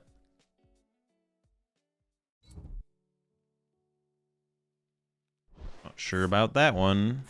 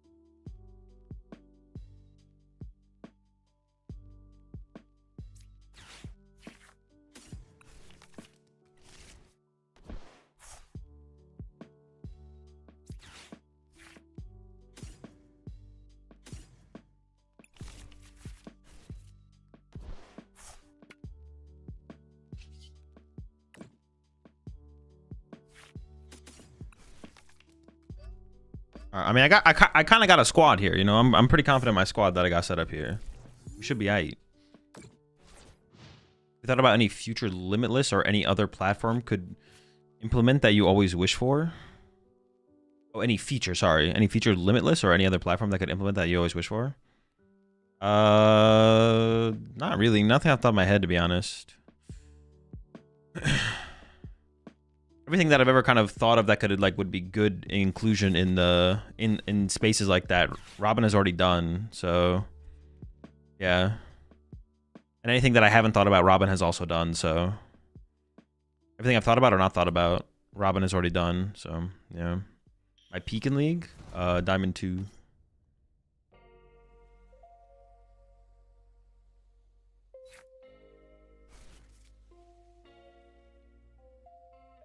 Oh, do they have an E-switch combo in hand right now? They must, right? Why would they do that?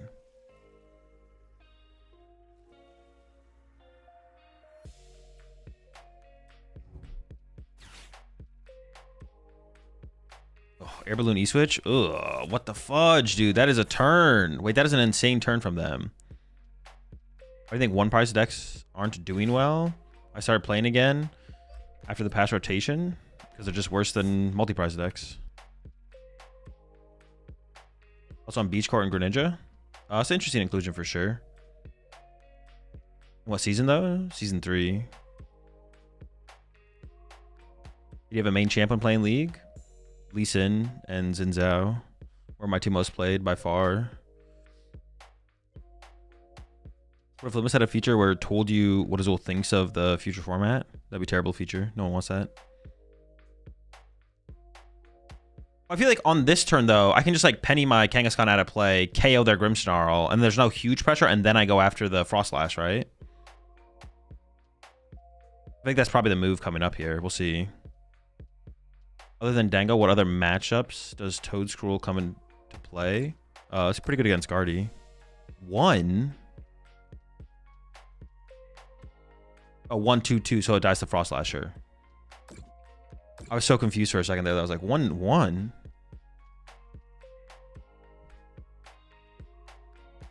Anything specific you're looking forward to seeing in Champions League this weekend?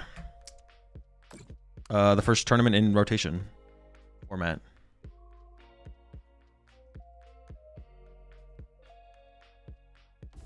Okay, their damage does make sense. At first I was confused though. I thought they were capping and trolling. Honestly, they might still be capping and trolling. Okay, I think we're in a pretty good spot here though, because I just KO this Grimmsnarl. Right? They have no major pressure next turn. And then from there I can like, I have a couple different options of how I want to play the game. This penny in here is just so high value. I feel like I gotta go for the penny. Unless I'm missing something.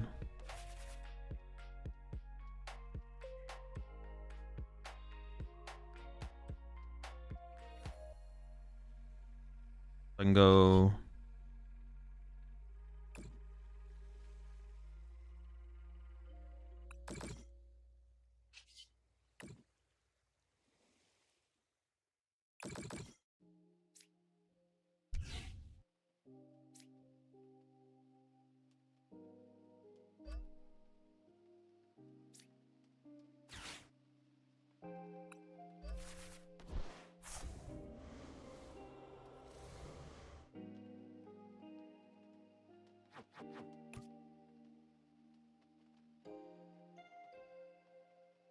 I should probably rebench this, right?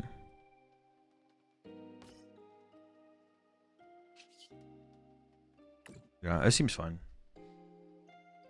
No, I don't have another Monkey Dory. They KO'd one of my Monkey Dories this turn.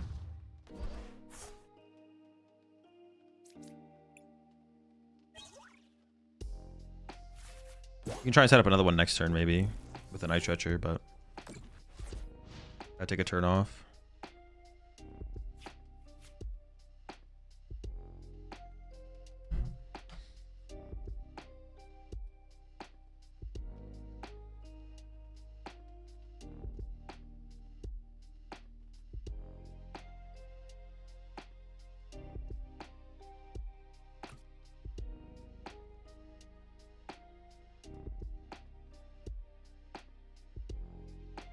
We have like a bunch of different things we can do next turn. I feel like them bench locking themselves. I mean, they still have Ursa Luna they can utilize in the end game, but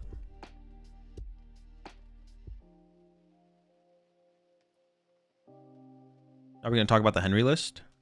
I didn't plan on it. No. Oh, clutch. I did not expect the clutch. I'm not gonna lie, but I think we'll be okay. Clutch is unexpected. I'm not gonna lie. I did not expect to be clutched on here. I don't think I'm stressing it though.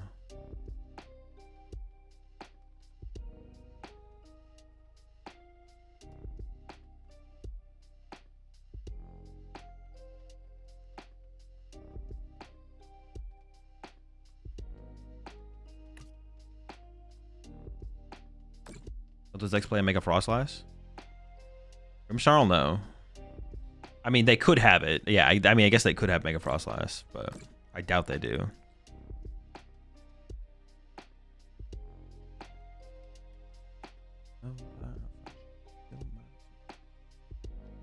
Why is Pokepad so expensive? It's a very powerful card. This is the first printing of it. It's like if this was the first print of Ultra Ball, the only legal print of Ultra Ball. This is the only legal print of Pokepad, so.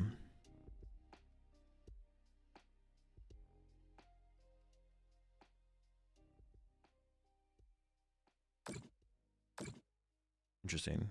I feel like the full dump here just makes more sense, right? Am I trolling?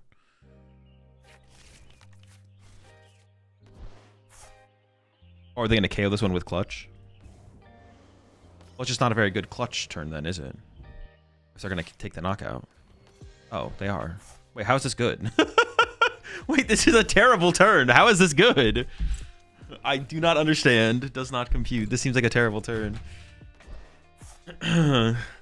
Now, it's actually good if I whiff boss. If I can't boss KO the Frostlass, it's actually not that bad. But if I boss KO Frostlass, the game just ends, I think.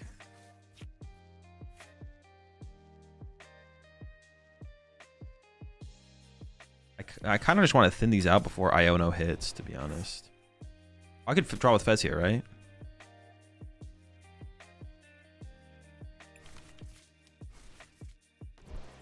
Oh, no, it didn't die during their turn. I can't. I think I still grabbed the Fez. There's not a better card to grab. Actually, no, Petch would have been better. I drew better, but I drew the Petch anyways. All right, no boss. Not gonna lie, that's a little bit annoying, a little bit obnoxious. Okay, it's okay.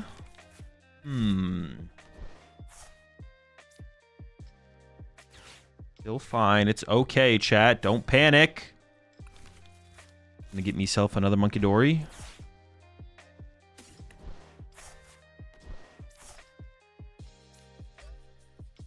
Nobody panic. Nobody panic.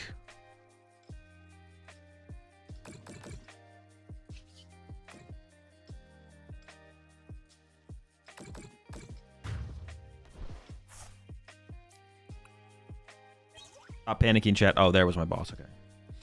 I think I actually benched the Petch here because one of the only plays they can make is like Iono Countercatcher Clutch. And if they're playing Clutch, they definitely play 2 Countercatcher, and they've only played 1, so they have another Countercatcher left. I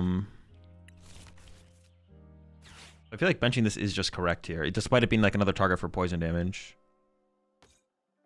or whatever.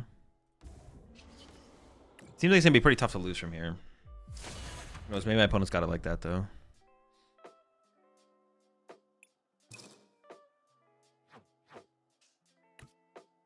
I mean, this has got to be the best card in their hand, right? It's not even that high value. They have a 3rd imp left. But I guess if they prize 3rd imp, that actually is pretty high value. Which is possible. It is possible. I did know I did prize 2 boss. So honestly, the Pokegear whiffing there isn't that crazy.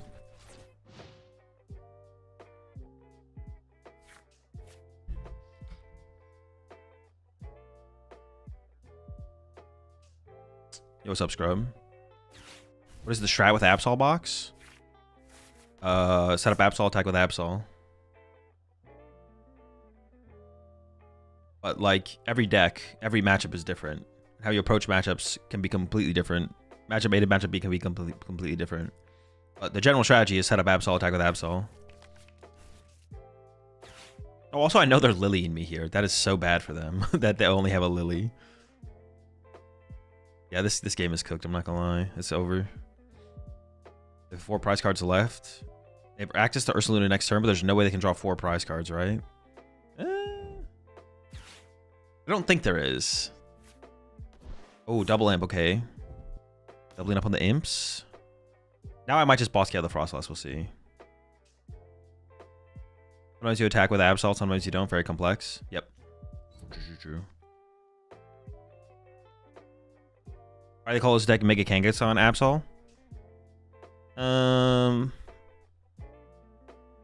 I mean, it isn't really. It really is just Mega Absol box, to be honest.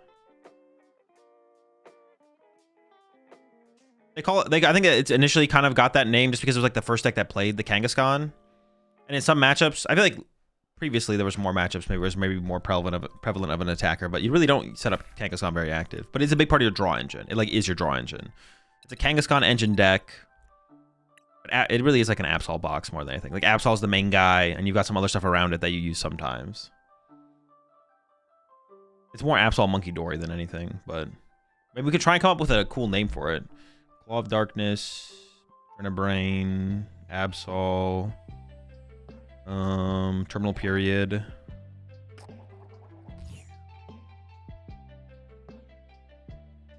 Trolley Boys. So I like this build and I want to try to challenge this week, but I know there's a guy that plays Festival Lead. Am I cooked if I have to play against him?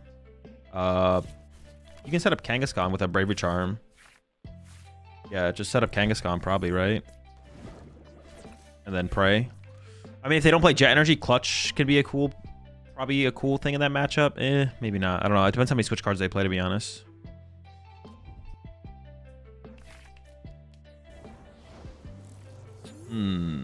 This is very bad. It's very bad. This deck does play double E-switch. I think I'm gonna bench Petch and attach to Petch, I guess. Opening Duck is just miserable. Just kind of in general. It's kind of a miserable dude, to be honest.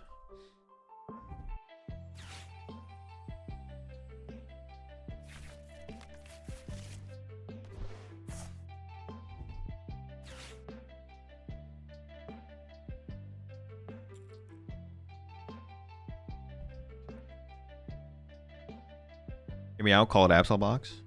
Genius.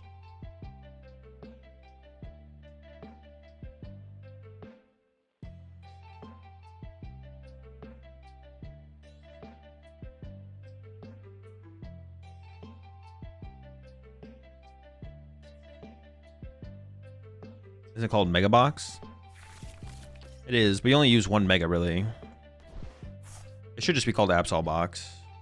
We're going to start that right here, right now. Absol Box is the name. This is the first place UIC list, yeah. Push 31 months there. Tana, Arshapuzi 17 months there. Dark Snake.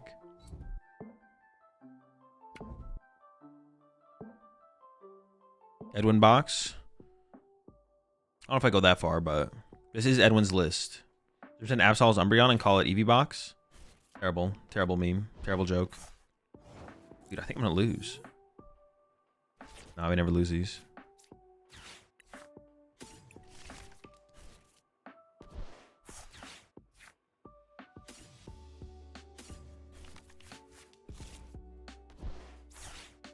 What do I have to get? I have to get this Yveltal. Fuck this guy, bro. Maybe I leave the duck active and then just. The duck is so miserably bad. I feel like I just want to leave the duck in the active here and then turbo energize to my Absol. Like, this guy's criminally awful. Please kill my duck. Then I'm guaranteed to not load up damage in play.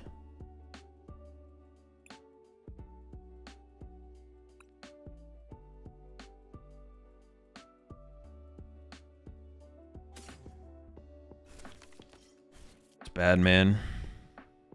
Duck clogging my bench. Clogging my style.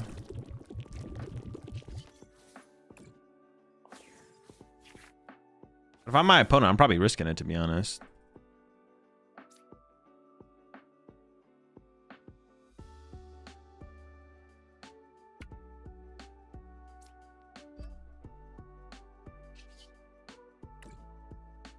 I think I'm just loading up just the Absol here. Because if I split the energy, Boss KO Monkey Dory is so good for them. Like, I don't want to give them that extra value. Yeah.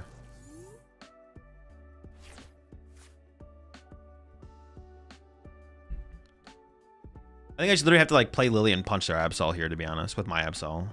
But honestly, in this situation, them going boss punch my Absol is, like, actually, like, a good play here. Usually that's not a good play, but for how bad my board state is, it is a good play. You have any tech to include in this deck to beat Lucario? I don't think so. I think Lucario's just a bad matchup. I don't think there's any way to really fix it. Not that I am aware of, at least.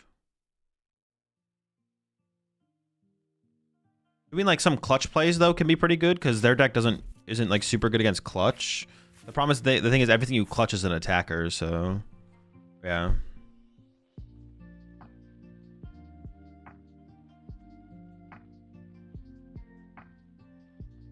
It's Miss Energy and Zerosic Stalemate angle. That is just not an available line to me at all. It's not clutch a Lunatone. You just can't clutch it forever though. It's just like you don't have infinite clutch. Except Lunatone? No, Lunatone is literally... Alright, Lunatone's not that great of an attacker. Lunatone's the one thing you can clutch trap. You can't clutch it for very long, though. You clutch it for 6 turns, it gets KO'd, then they're back into the game. Like, okay. This does let me be the aggressor, if I want to be. But actually, this gives me so much time, which is such a big deal, I feel like.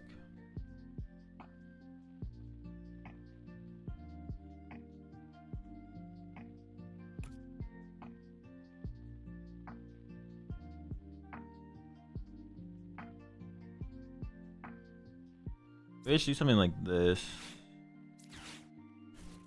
I need to find my mist. And I found all my dark energy.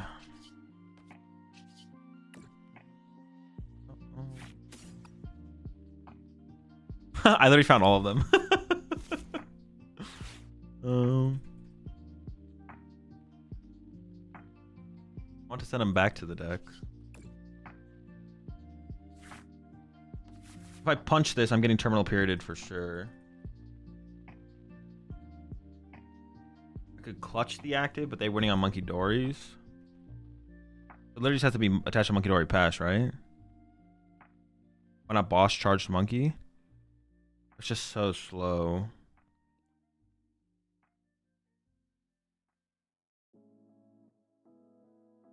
I don't have double Bravery Charm as well, so I don't know if I want to put it here or here. It kind of depends on what they do, but they could just boss KO my Petch off the rip, but they probably won't do that, so. It's just possible I Turbo Energize again at 1 point for this 1 Dark Energy, I guess. It's unlikely. It's not a high chance that they Iona me anyways, so. Maybe I should just push up the Petch, or the Yveltal, excuse me.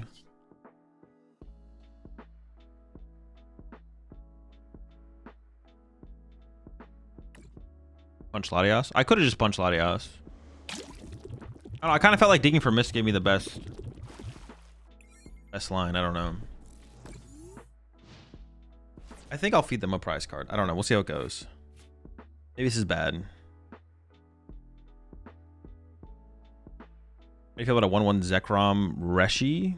Is it hard to pivot if you...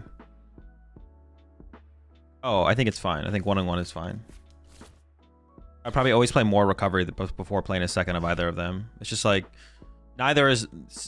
Zekrom is obviously more relevant than Reshiram, but not to a point where it's like you need 2 of any of them. The only reason I would consider 2, it depends if you play Darmanitan, I guess. I would consider 2 Zekrom if you don't play Darmanitan, but attach energy to Kang. You switch to Kang. Flip 2 heads was optimal. No, because I just lose on the spot if I don't get 2 heads. And even if I do that, then they can just go like. I don't know. No. But I'm pretty sure you're trolling me anyways.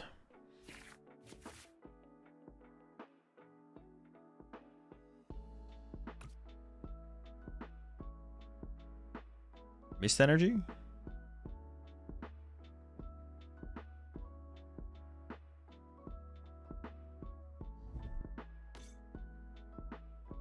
They're gonna get the school involved? That is kind of annoying, I'm not gonna lie. That is obnoxious. How do they have bench space for that?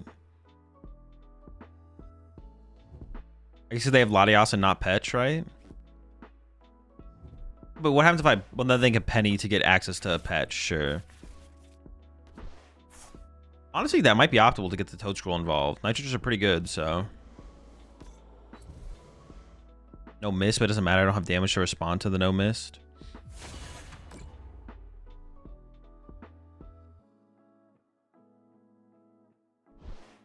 Yep.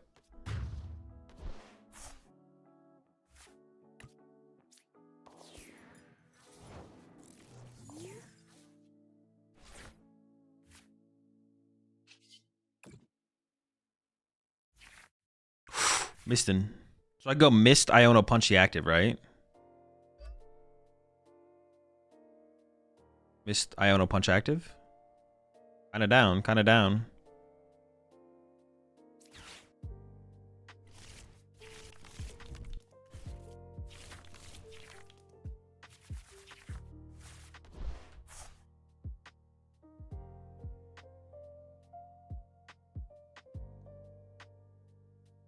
I could counter catch or KO the Monkey Dory instead.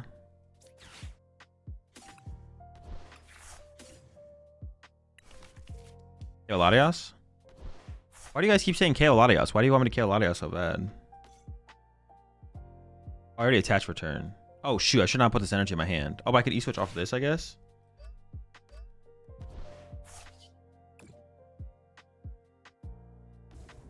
I think I should just try and get through the Absol. Or I could KO the Latias so that way they don't have ways to move my damage around. Alright, sure. But I think I'm gonna go after the Monkey Dory. I'm not gonna go after Latias, I think I'm gonna go after the Monkey Dory here. Also, I don't want to give them counter catcher, so I should definitely go after the Monkey Dory. Okay, this play lets them draw 2 cards though with Kangaskhan. Maybe I should. That's why I want to punch the active, right? Because they don't get to draw with Kangaskhan. I don't think I care if I get Iono'd here.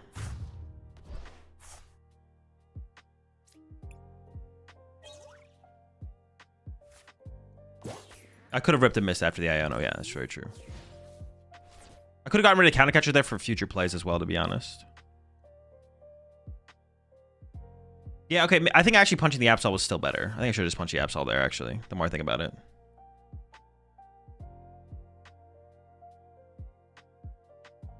This maybe makes things really awkward for them, though.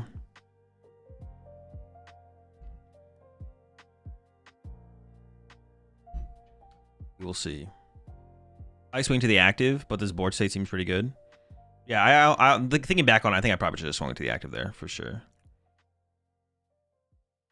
Does it mean Absol can't punch till they get missed? No. Oh, okay. No, you can't not punch till you get missed. It's just pretty good to get the missed first. Yeah, I should see this. Let them draw cards. I shouldn't have let them draw cards. I should have just punched their Absol there last turn for sure. Use Nitrogen before Iono before it's unusable? No, the only thing I get back was a Yveltal. There's nothing to get back. Doesn't punch Absol just KO you with E-Hammer? Yeah, but I'm not playing around E-Hammer though. I'm not going to assume they have E-Hammer. Almost nobody plays E-Hammer.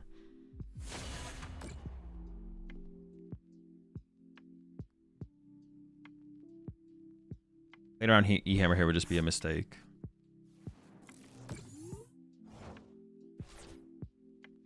Ice cream? Dude, what the heck? This is miserable.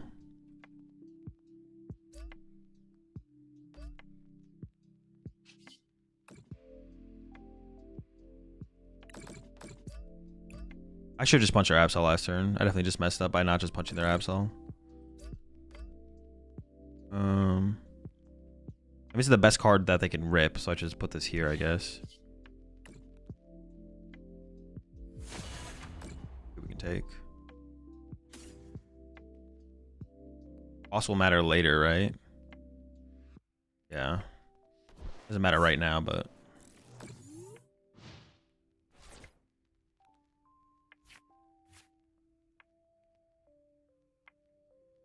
Yeah, I should have just gone Iono punch Absol. I shouldn't have boss. I shouldn't have counter catcher or anything. I should have just chilled.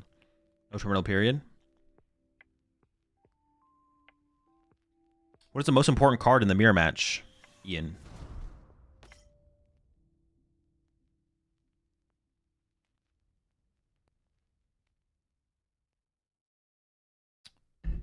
Mist energy? Okay.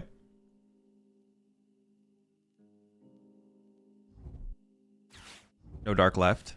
Yeah, we got E-Switch and Night Stretcher, so we have outs. That is my E-Switch. I need that.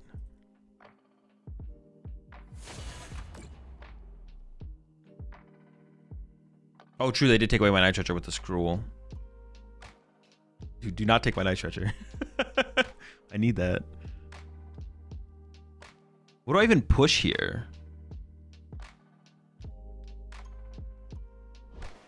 No. Oh boy. Well, I mean, I need a draw with Kang. I don't even know what I can draw into here. Do you have E-Hammer for the mirror or not? No. No E-Hammer. I don't know. It's got to be good, whatever it is.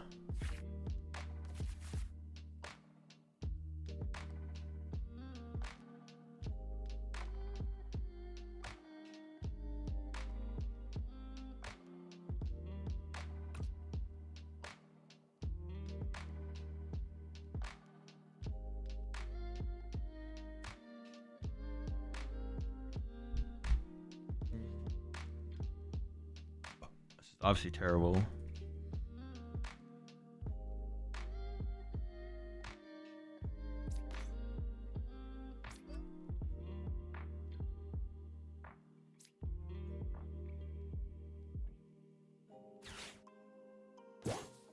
They prize Petch or can't find it.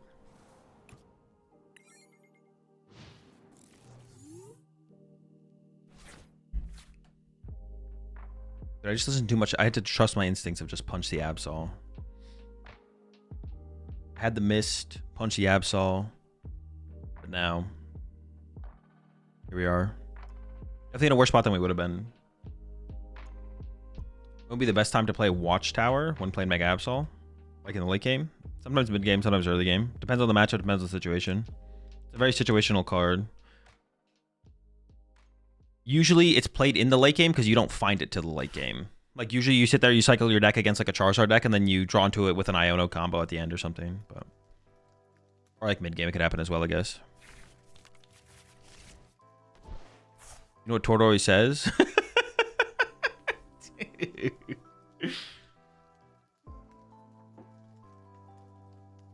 Would Latias swap to Petch plus missed a swing been viable there?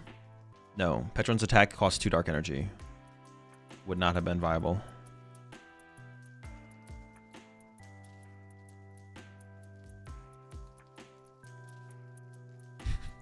You know what Tord says?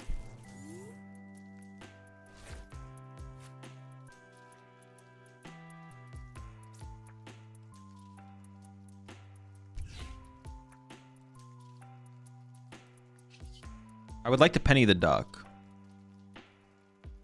I think I'd look for penny first.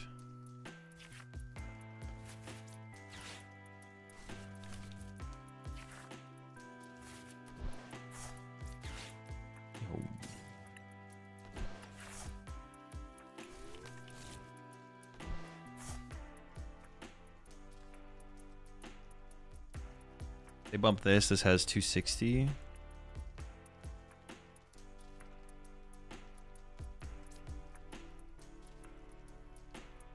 I mean, they win next turn with what? Penny, Petch, Monkey Dory, Dark. There's nothing I can do about that.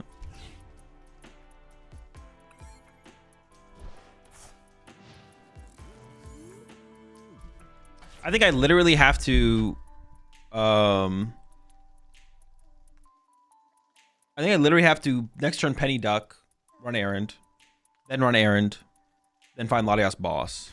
So if they ever just find anything before that, I just lose.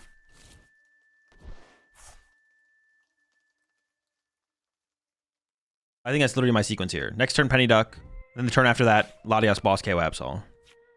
And then from there, I don't know. We'll figure it out.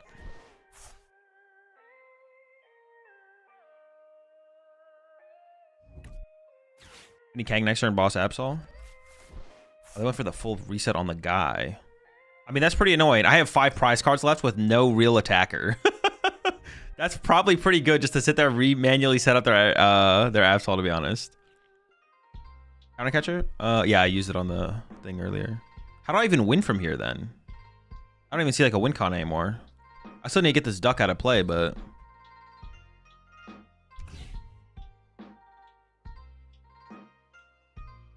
I could... I think I can honestly just concede here. I don't think I have a win con. Deck out angle? It's not even an angle. I think I should just concede, to be honest. If the damage stuck, we had a win con, but without that, I don't think we have a win con.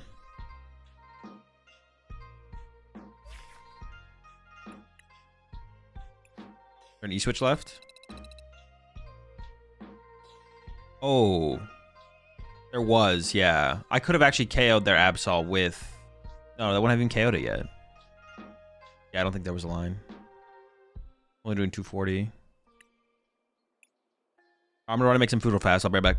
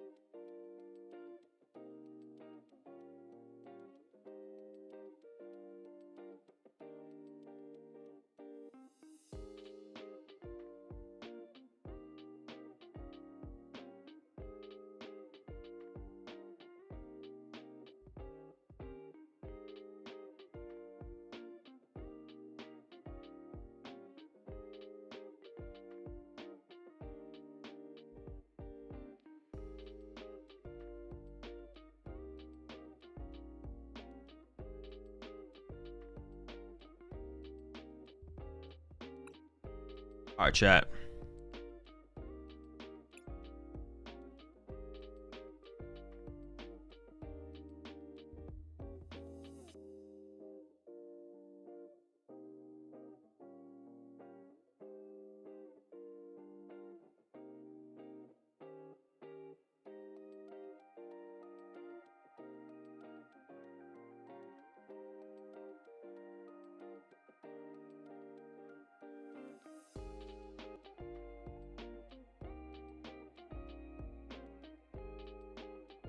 Alfalfa and burnt tofu melt?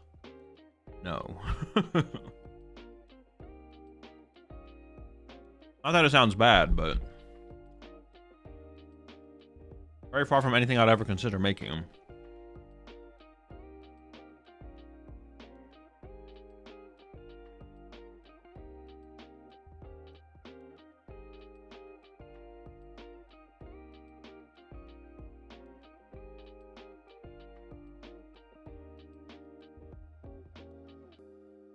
It's not energy recycle and dango? No. To help against toad? Oh, sure. I shouldn't say to help against toad. I just don't know if it's worth it. I don't know if you need, I don't think you need help. I think the matchup is like fine already. Like, it's not a terrible matchup. Maybe it's unfavorable, but it's like close overall.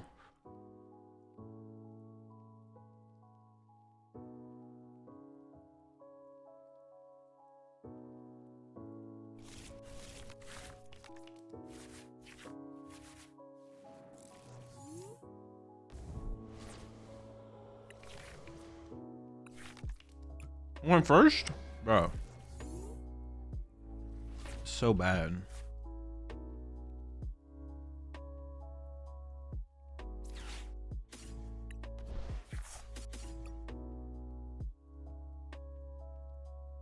Why can't I just go second, man? Penny to Iono. 2 Arvin, prize and Arvin.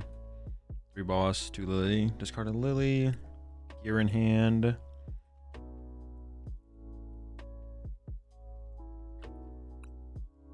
Nice stretcher, 2 bravery, 2 of those. That prize watchtower, prize of mist. Oh no, my trolley. I was like, oh, prize my trolley. No, trolley's in there. Ice cream is there.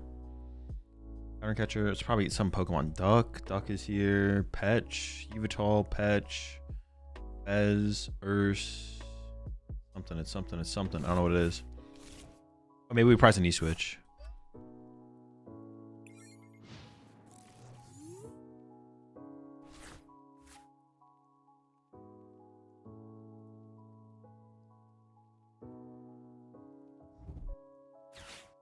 Guardy?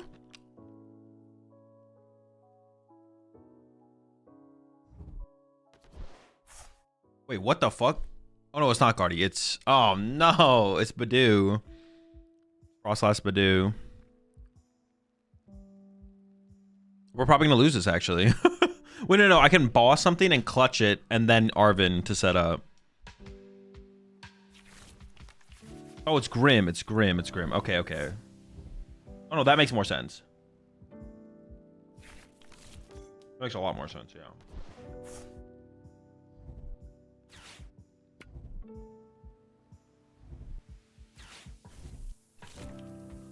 Liquid with energy. Unlikely though.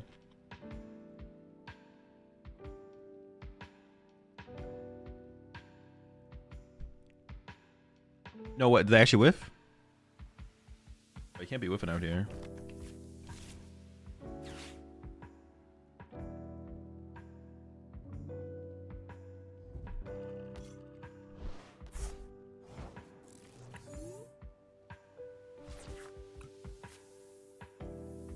Going for that whiff there. Have you considered not whiffing?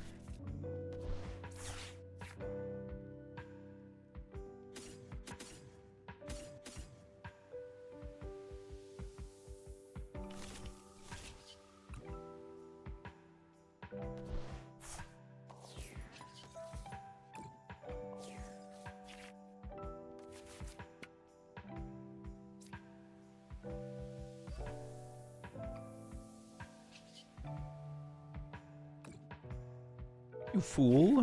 Why would you whiff when you could just not whiff?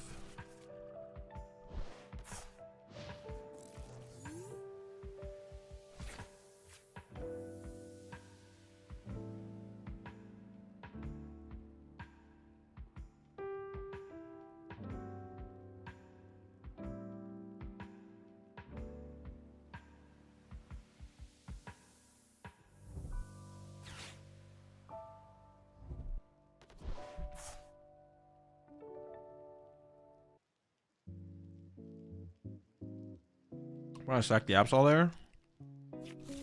If I do that and then the Candy Grim Punch, that's a lot of damage to deal with.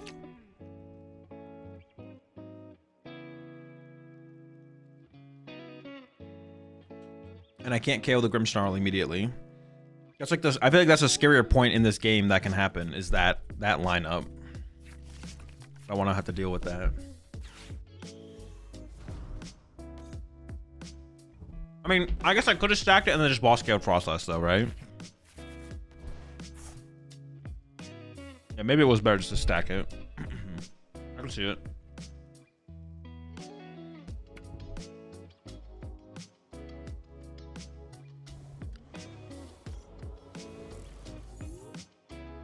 The real answer is I'm about to top deck E-Switch anyway, so.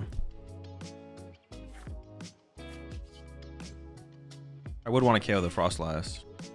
Actually, boss Frostless is so good because they put the air balloon there.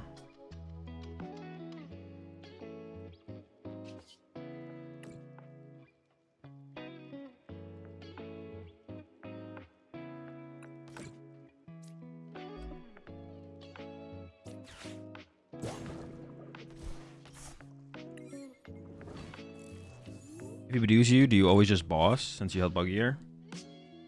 Probably, yeah. I'm bossing here anyways, though. Isn't clutch good? Oh, I could have clutched, yeah.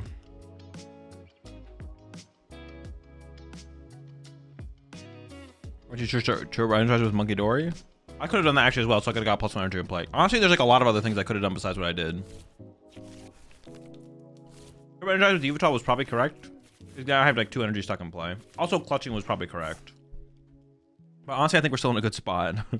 All those things were probably correct.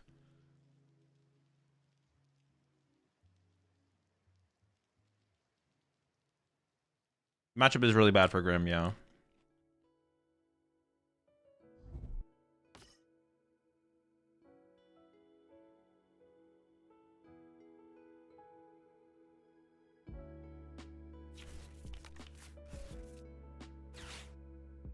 No good for Grimmy. Is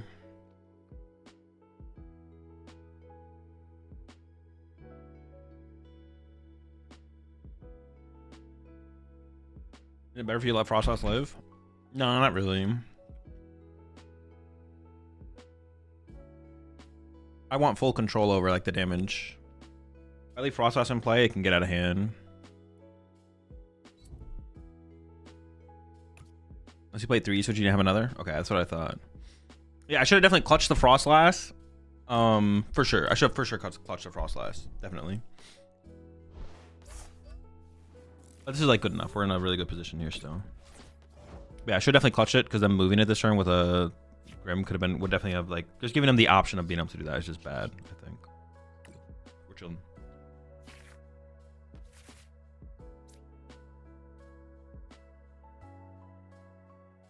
Is it more likely I'd want to clutch or attack with Kangaskhan? I'm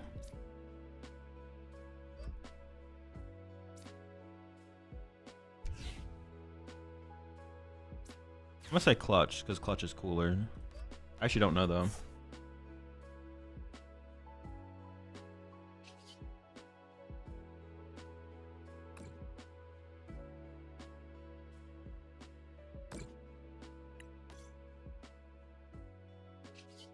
Should I even move damage here?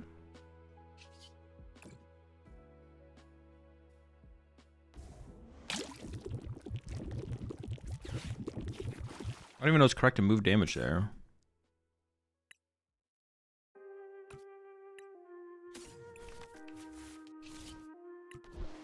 Maybe just shouldn't. Maybe just leave all my damage in play. Well, no, I should heal. I should heal and move it on the Frost Last. What is what I should do. That's what I should do. Yeah, I should have healed a little bit more, probably. Oops.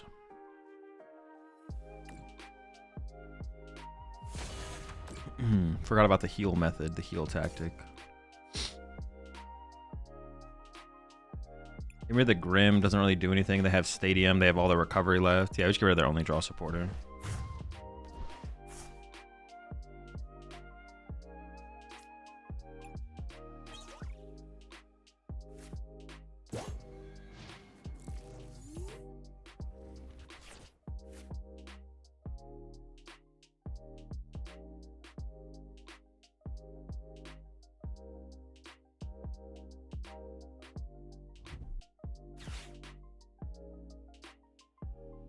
It's an annoying deck like this, but it includes Join Together Mimikyu EX. I don't know what that card does. What does that guy do? Mimikyu EX.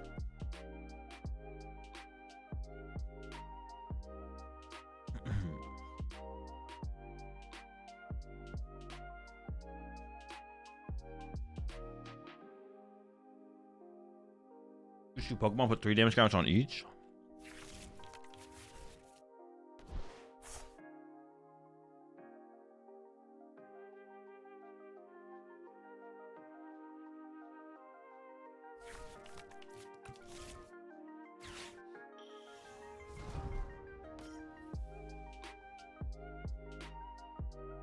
What's the prize map in this matchup?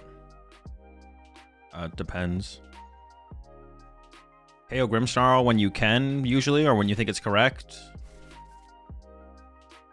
Yeah, depends. They got a counter catcher, right?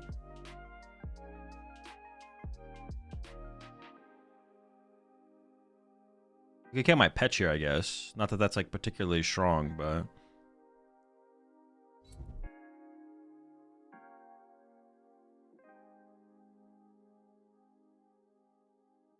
Oh, no, KO on my pet would be terrible.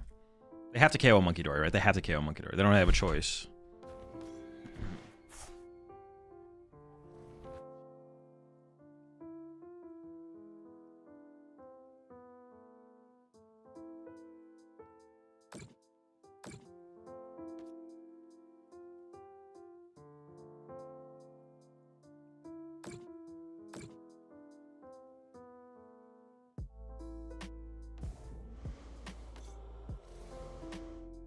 You think Mega Audino is good for energy acceleration post rotation? I don't know.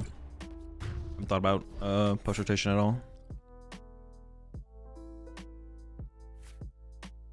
So I want to KO this. That's not helpful. I need a penny.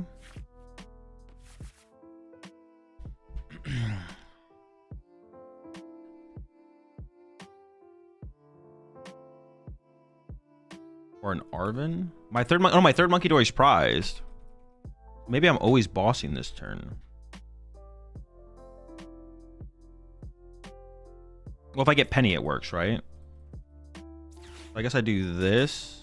Grab Fez, draw with Fez, try and find Penny. Yeah. And if not, I boss. Boss KO Monkey Dory.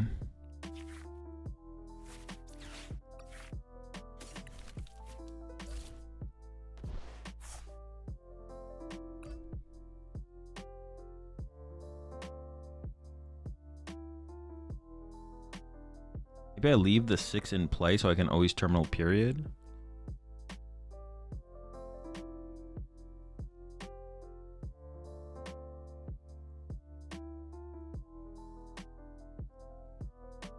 I want to leave 3 damage in play probably, right? Yeah. About to be like...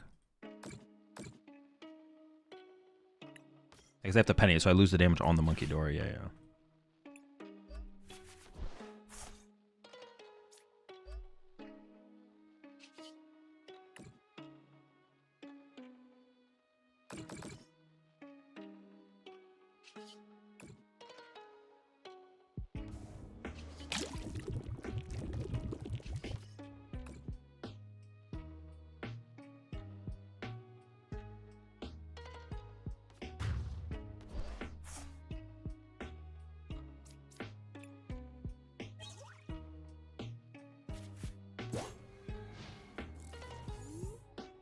Wait, did I prize the third Monkey Door or did I just troll?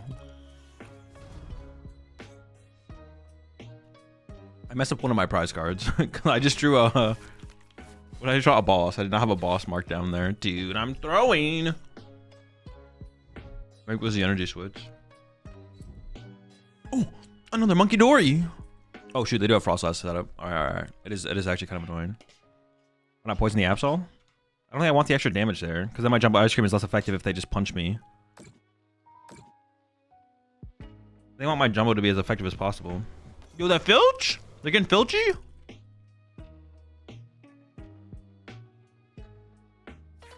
The Filthy Filch? See, like right here, I'm just gonna boss. Yeah, I'm just like bossing KO in the process. Well, yeah, obviously that's the best play. What I'm trying to say though is like leaving Frost House in play is actually just not that good. It's fine. But have you ever boss KO their lone Frost Last? It's so much better.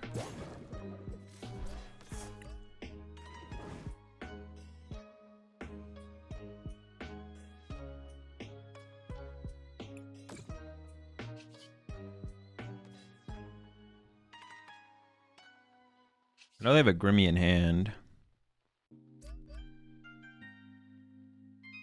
I want to put this somewhere. I just don't know where it goes. Maybe on the Petch.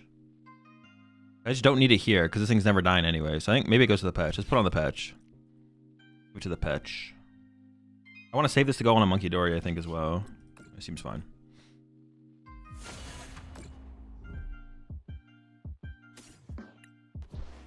Does the Filch do anything? Well, if they currently don't have a draw supporter in hand, that means all their draw supporters are in their... I guess you're maybe right.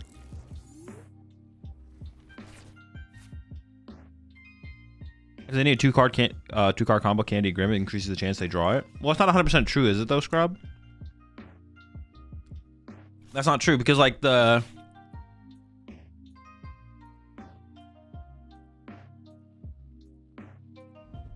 Yeah, like they need a draw support. They need like Iono here, right? Let's just say they need Iono. If you need Iono here...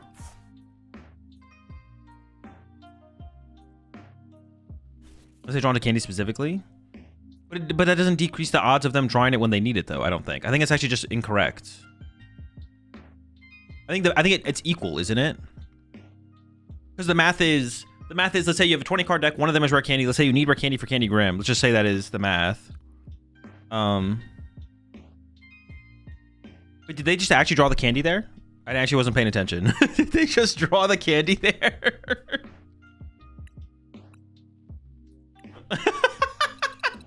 Okay, so let's say you have a 20 card deck. One of them is candy. If you filch, your odds of drawing candy aren't that high, but you could draw it. So your odds of drawing candy are, it's a higher chance you draw something that's not candy, but you could draw the candy. If you draw the candy, then I take away the candy, you always lose. If you don't filch, you can't draw the candy, but you have a higher chance of now. See, I think it's the same. I think it's literally just the same odds. So it doesn't actually matter what you do if you filch or don't filch.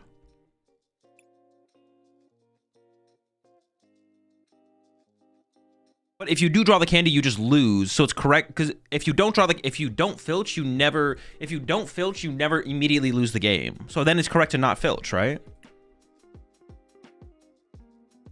Odds of drawing it aren't hard, but it increases the chance of top decking it or a better card. No. But you also have, but the odds that it increases you top decking a better card, I think, is negated by the chance that you draw the rare candy. Is what I'm saying. It's negated by the chance that you could draw the rare candy. So basically, it's just like it's all equal at that point. Because there is a chance you draw the rare candy. There is a chance you draw the rare candy. So we have to think about this long term. It's not just this one time, this one moment. If you draw the candy, you get to keep the Stretcher in your hand. But the Stretcher's actually not that good there, though, Mecha. If there was another high value card in the hand, you always filch. But they actually had 0 high value cards in the hand because the Night Stretcher,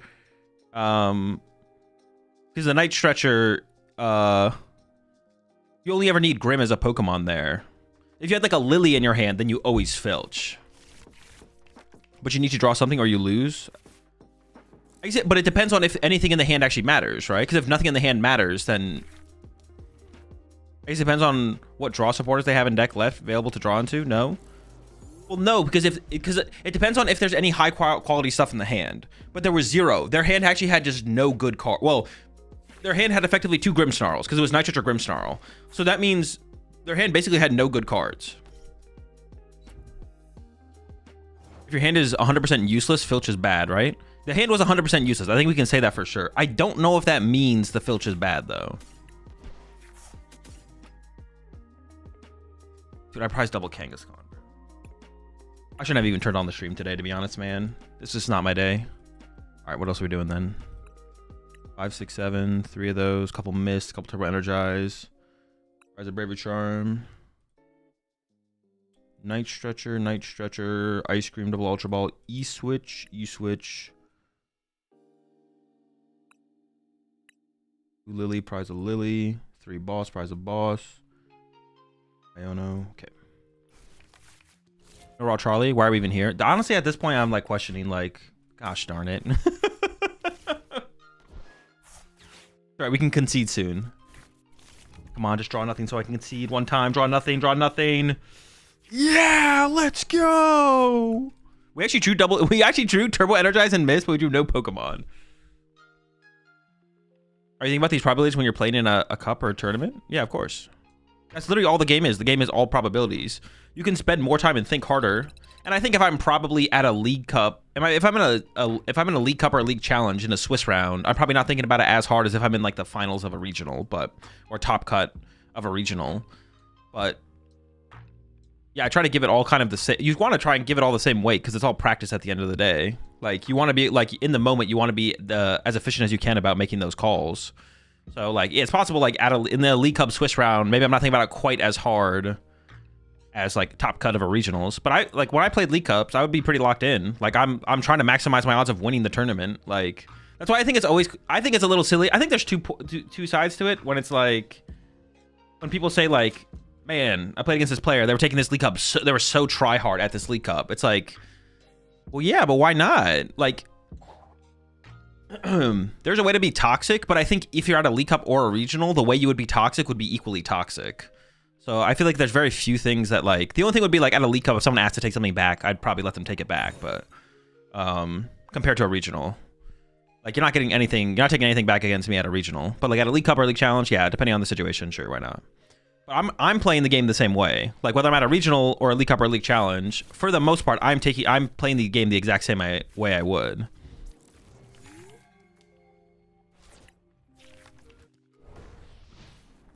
Bro. Ah! All right, it's a tough battle, but it's winnable. It's winnable. I just gotta lock in.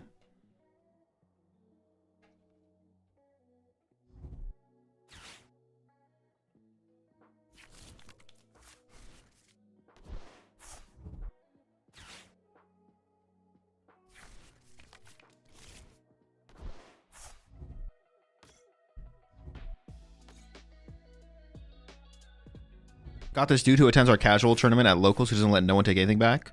Yeah, see, I think they're like, that's like the only thing where it's like, if you're at like local, like League Cup, League Challenge, not letting someone take something back, that's fine.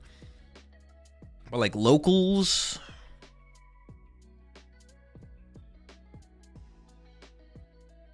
like I don't know, locals. I think it's okay to be a little bit like maybe loosen up a little bit at like lokes for sure. It's just a different environment. It's kind of like when the discussion of is it like toxic to play Snorlax stall at locals? Like obviously some people are gonna be like, well, I'm okay with it. I don't really care. But I think at its core for what local is, and that's what my opinion. I think I priced 2 Turbo Energize this time, dude. Fuck. I think like at its core for what locals is, it's like a little toxic to play decks like stall, like Snorlax stall at locals. I think it's like not. It's not like. Yeah, you can still play it if you want. No one's saying you can't play it, but we can say you can play it and also say it's a little toxic. Maybe it depends on the local scene a little bit, how competitive everyone is there, yada yada. Dude, how do I win? I priced 2 Turbo Energize. What am I even doing here? Like, what do I do? Cups and challenges make sense for our day? Yeah, cups and challenges are different. When I say locals, I mean literally like the you know, the nightly, the $5 entry fee locals. When I say locals, I literally mean locals. You know, Toad School actually sounds kind of cool in this matchup. I mean, I need to build up my Absol. Maybe I just sacrifice.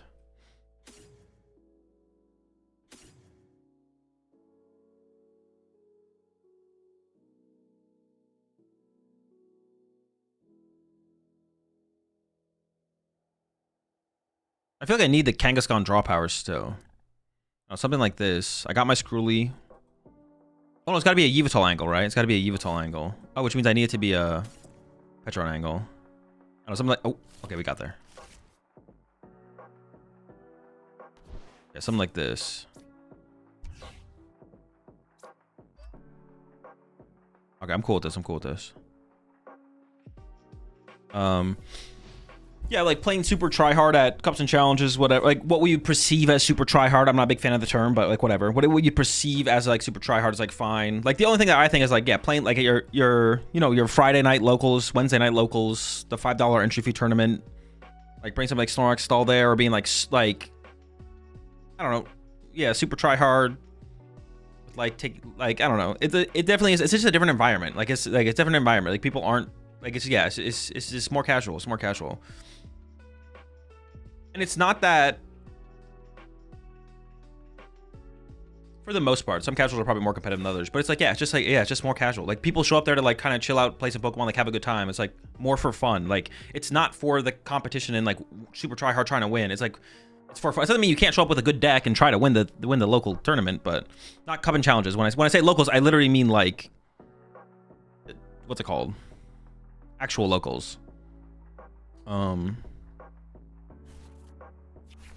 But like cups and challenges, yeah. I mean, I play the same way at a cup and challenges with the way I'd play at a regional. So non-championship point events, yeah. League night, whatever. Why'd you bench Kangaskhan? I need draw power. Draw power is important. I guess there was an argument to maybe get Fez instead, to be honest. But I'm down to get Kangaskhan A and Fez in play at a later point. We'll see. What's the legacy energy build? Maybe should have attached a Dark Energy to a Yveltal, to be honest.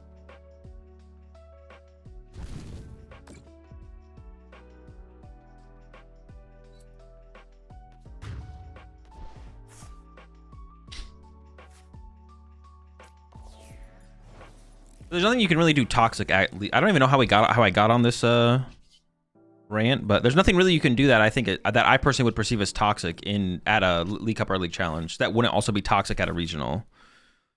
I think when some people think of things as like being toxic as at a like a cup or a challenge, I think the main thing that comes to my mind is people talking about people rule sharking, but rule sharking even at a regional level is cringe and toxic. Should I just give it to the Yveltal? I maybe do, to be honest. I'm just gonna give it to him.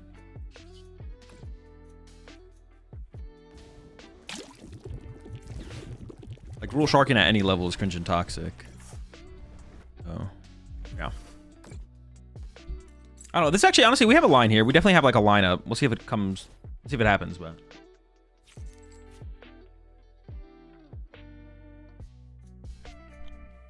Oh, what the heck? My internet did just die.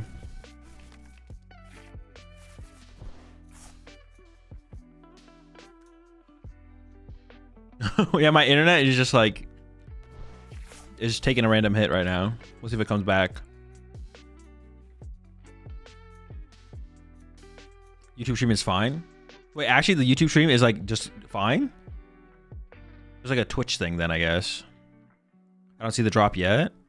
What the heck? It might be a Twitch thing then. This was like a thing like a couple like at the end of last year at some point. Yeah. It should revive at some point.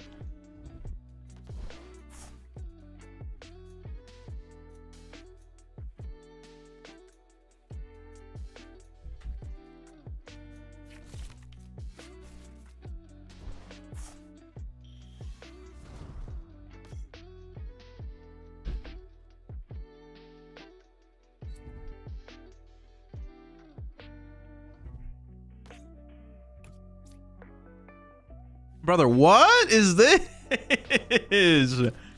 What do you got here?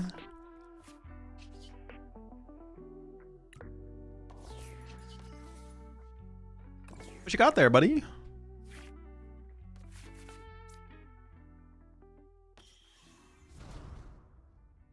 Yeah, I'm not gonna let that fly. I'm sorry. Gotta deal with that. That fella.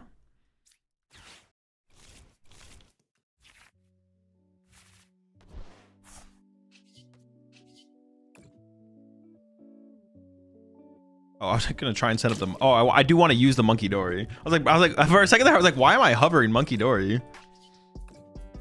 What am I doing?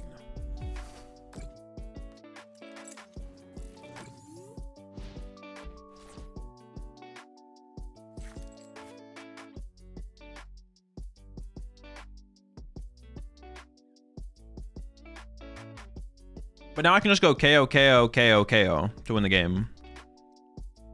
So that's like pretty good, I think. Short.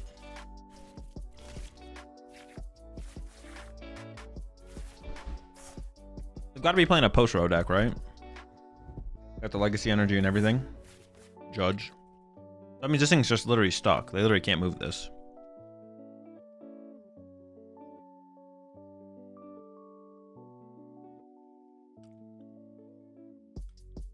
You think Pokemon should implement side decks? Nope. They said if I'm not taking 4 prizes a turn, it's not worth it. Honestly, this is the kind of stuff that's going to become like actually good post rotation. Is stuff like Togekiss, because it's just like, well, coming back in the game is not a real thing. No counter catcher, no Iono. What if I just won faster?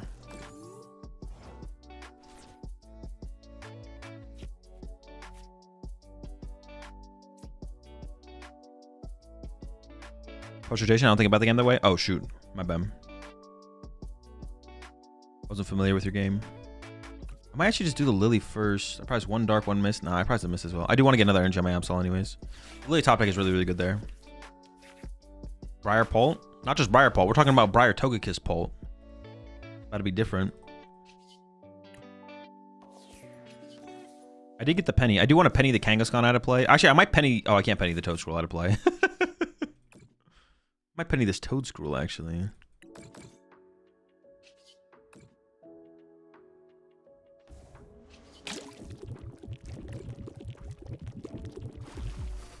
Toedscruel might have been an L. They can't Night Stretcher. It's kind of nice to take away the Night Stretcher. I maybe overthought that, though, to be honest.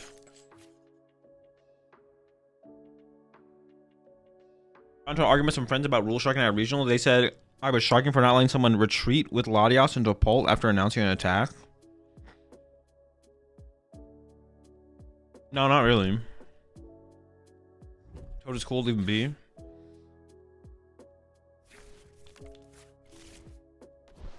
After this match, can you test this deck with Mega Audino? No.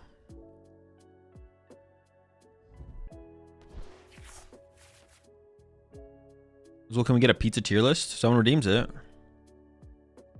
Oh, the stream is back, right? Everything's fine now?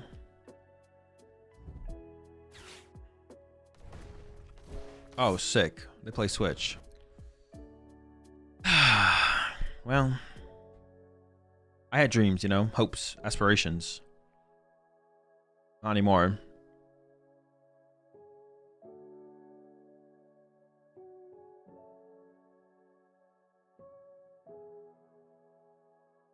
C4 Bang or Monster Energy was the best drink.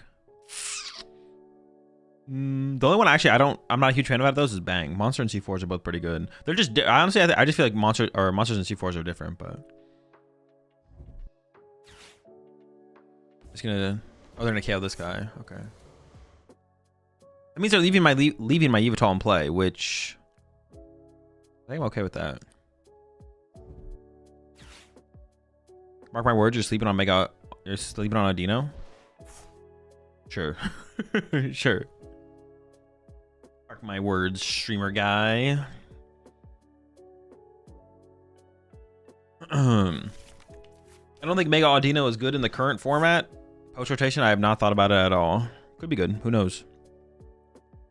Pizza tier list? You have to send a link to the tier list, though. I'm going to take your channel points.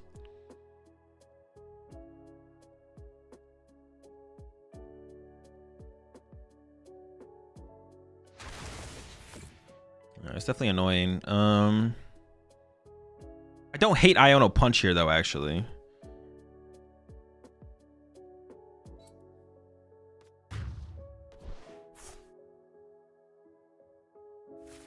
I don't really want to push Kangaskhan because I don't have a way to move Kangaskhan currently, but I'm definitely down to just go like Absol Punch. So maybe I just push Yveltal, see what we top deck. If it gets me a boss instead of Iono, maybe I go back into retreat locking.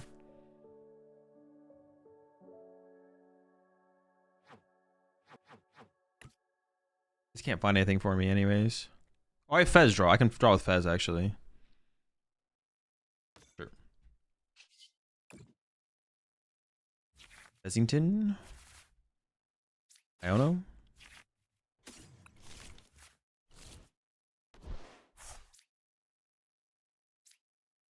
I actually should KO this thing before it gets candied, to be honest as well. They're not. I mean, they're not gonna be able to candy it next turn though, right? Like, there's no way. Ooh, that's a really good draw. That's good options. That's an insane draw. Should I go after this little guy? I mean, like, what if they play a Lily and draw into Candy Togekiss? That'd be, like, disgusting. I'm gonna get him. Lucario, okay. I can, yeah. I think just go retreat and use Mega Brave, knockout. Also, I have Toadstool in place so they can't Nitrogen for it as well.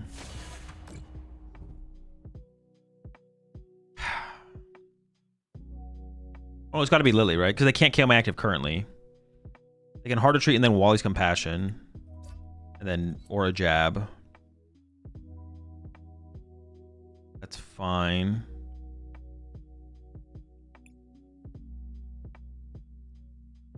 Yeah, we'll make it work. They get the Legacy Energy. Oh, it puts the energy back in the hand. Oh, no. Oh, no, but then they can't retreat. Okay, I'm fine with that. They have to pick. They have to choose between the two. Oh, they won. They top deck Scrapper for the dub? Bro.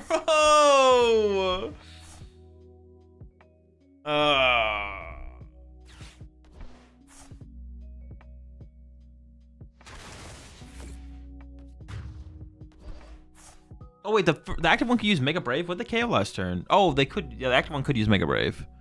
Doesn't really change my play, though. I think I always get rid of Lily there. I don't know. Top deck the Tool Scrapper for the dub? Yeah,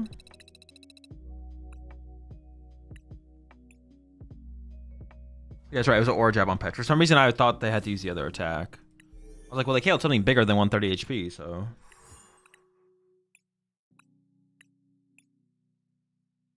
Gosh, man.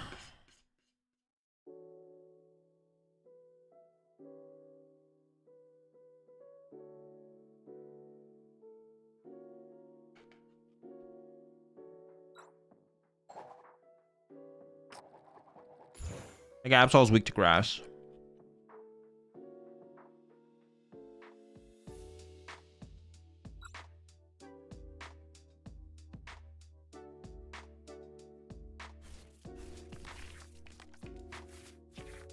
Roger, decline the friend request real quick.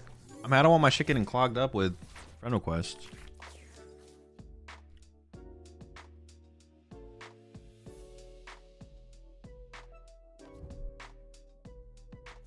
You think it's a good idea to include a 032 Wizard Monkey to help clean up camo lead balloons? I don't think it's that effective, actually, right? Fighting energy on a water pond. I actually have no idea what this is. Is it some kind of Terra deck?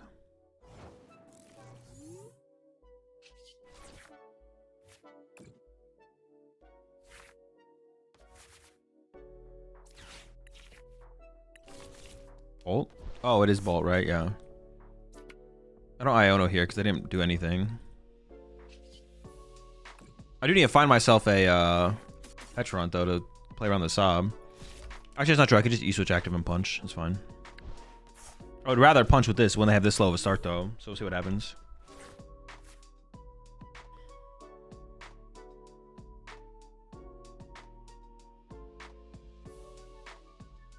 Yeah, we never play Iono here, I don't think. If they went, if they went attach pass.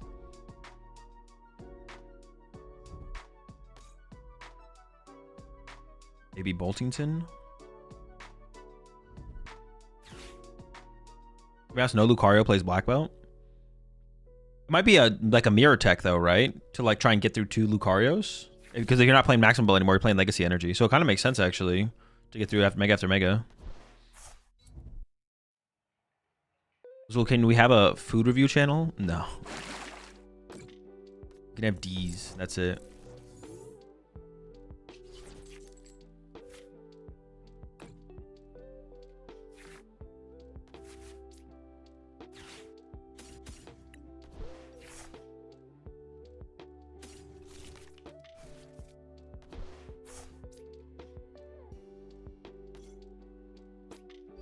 I actually don't even want to knock this out because then it would give them. We just do this and then we just Claw of Darkness. Okay, yeah. I was just gonna go Claw of Darkness the next turn, Monkey Dory plus Claw of Darkness to win the game. But we actually don't want to take the KO there because it could give him Fez draw. So we don't want to Monkey Dory that turn, even though we could have. Just chill. And that's how you beat Raging Bolt with Mega Absol. For anyone who's curious. That's how you get him every time.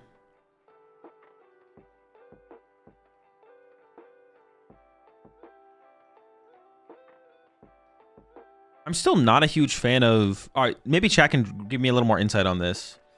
Now, I have gotten value out of it when I've played this deck, but like, is there a main situation that we look to utilize Lively Stadium? I feel like it's really good against Pult when you counter a Jamming Tower.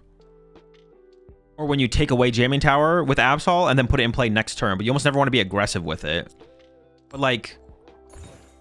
Is there like a key situation or a matchup where Lively Stadium actually matters? I guess against Charizard late game it could come up to stop them from taking big one hits, right?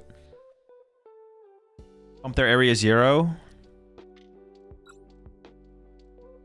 But I'm consistently pretty underwhelmed by Lively Stadium. I feel like there's more high impact plays where I don't want to put it in play against Guardy than in play situations where I'm like, oh, it's really good to put in play now. There's more times where I notice a situation where it's like, oh, it's actually bad to put in play right here.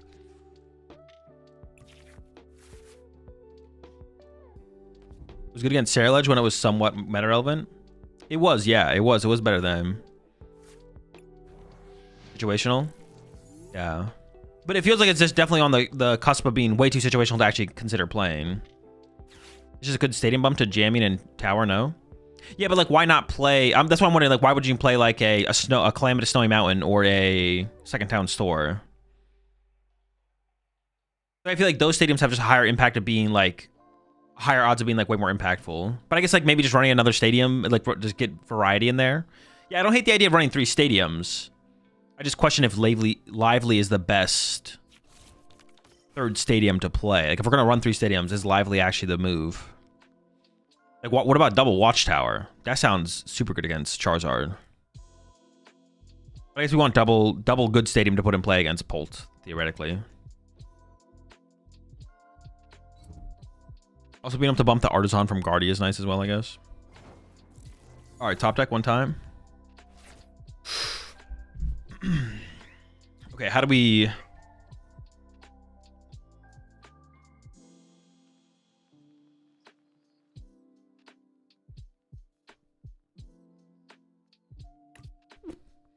I could just set up an Absol, but that seems bad. Here's what's going to happen. I'm going to grab Kangaskhan. And then we're going to penny into Kangaskhan and draw into Absol. Draw into Trolley, actually. Let's just go all out. At this point, let's just go all out. Like, we're going to... No half measures. We're going all in.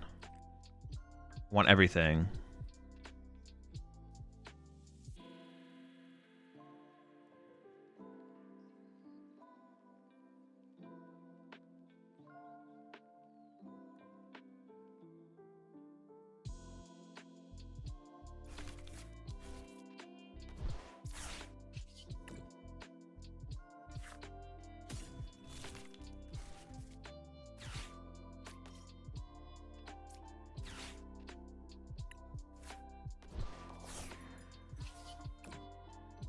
Trolley. It's not even like it's not a terrible Turbo Energize, but obviously there's way better targets. We'll take them. If I prize second Turbo Energize, I maybe wouldn't do this, but we have it in the deck, so.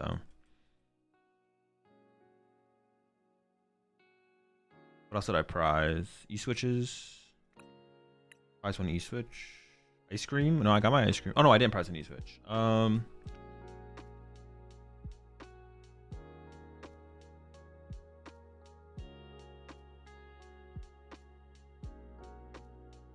Dude, what else? What is missing?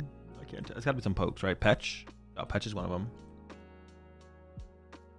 Oh, Kangaskhan. I prized my second Kangaskhan. I forgot to mark that earlier. Okay.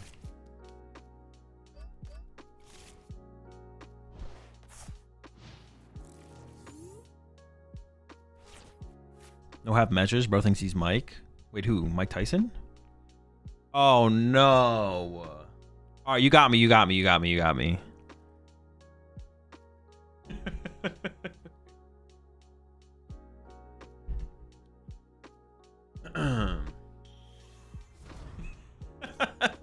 Dude, I can't believe I got. Unless you actually were being genuine. Also on Janine and Kangaskhan Absol, which is bad. Let's play Turbo Energize.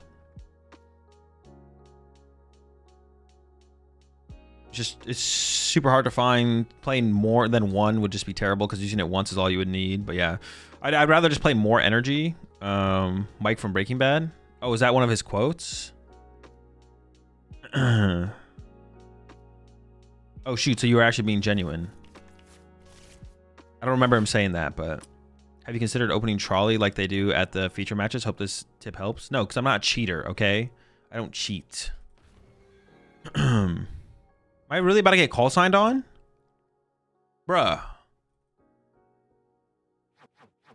They about to call the sign? Bro, give me the energy switch, bro. Give me the energy switch. Double misted Kangaskhan is swinging.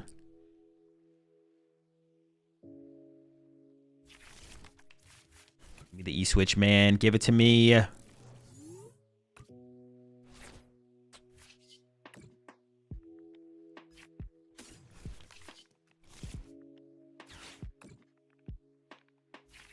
No. Do I really commit double miss here and then Iono hoping to hit E-switch? And then if I whiff, I hope I hit an Absol, but then I have double miss on this. This is probably fine. They have no monkey doors developed.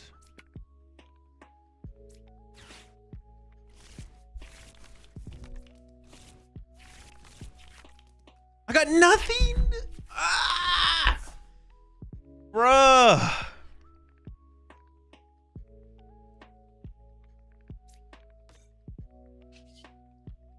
What the fuck? I'm setting up a Yveltal out here, man. Let's get him ready. Let's get him cooking.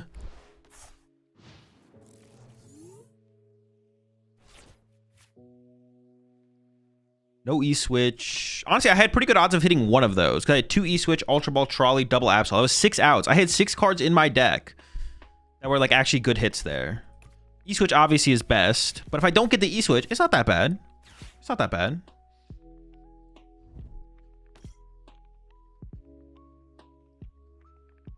Wait, I can just like start clutching that Fez. I don't even know if I want to do that, to be honest. I can do it, but... Well, actually, I kind of want to clutch it and then KO it, right? Like, I don't want them to have Fez in play. Depends how they play this turn, though. If they just call sign here, I might just KO the Kirlia.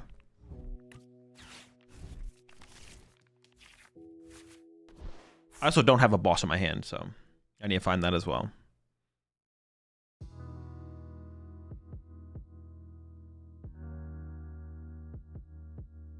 That could be a cool way to get the first 2 there. I assume that this Kirlia is never sitting in the active as well. It'd be a little weird if they just like played a Lily there. There's no way they're call signing here, so.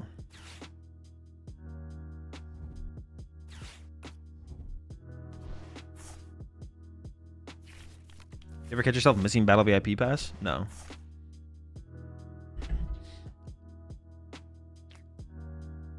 That's a past format. Same thing as future formats. I only think about the current standard format.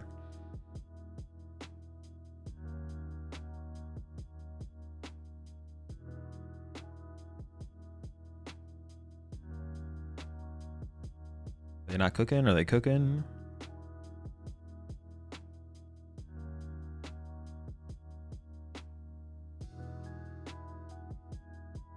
Does anyone else play where you get your opponent's unclaimed prize cards at the end of the match?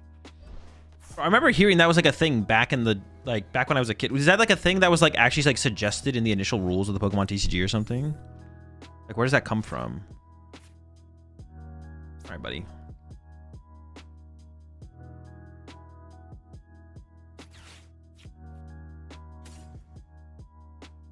I'm tempted to go Absol Fez.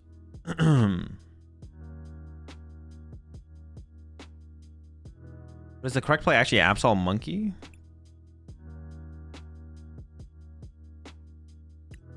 Oh, it's probably Absol Latias. I have the Latias in hand.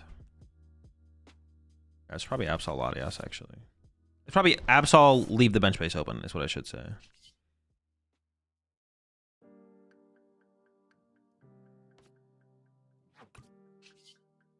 Alright, boss.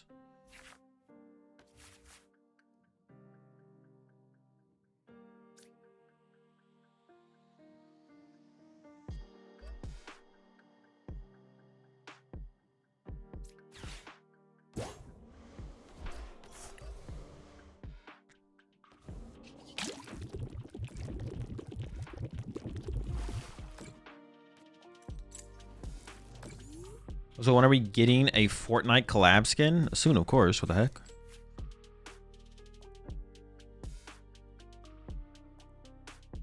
Now, they do play a Turo. Well, there's such a good chance that they play a Turo that I should play as if they have Turo. So I think with that in mind, I should get aggressive with Absol next turn, but... I could also play like they don't play Turo, I guess. But I think it's probably incorrect. Because I have more Monkey Dories. But they're setting up to snipe, so... They play one, aren't they? Most Guardy players play one, yeah. Not everyone does, though. We should bet as if they play Turo, is what I'm saying.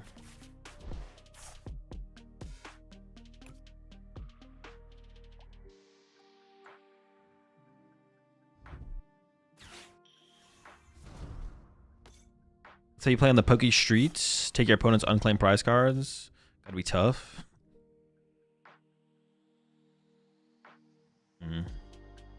Seems tough. Alright. They do on the mulligan it appeared. Oh, did it? Okay.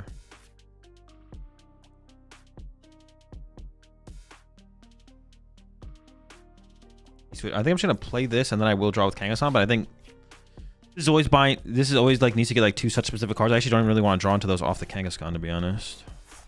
So.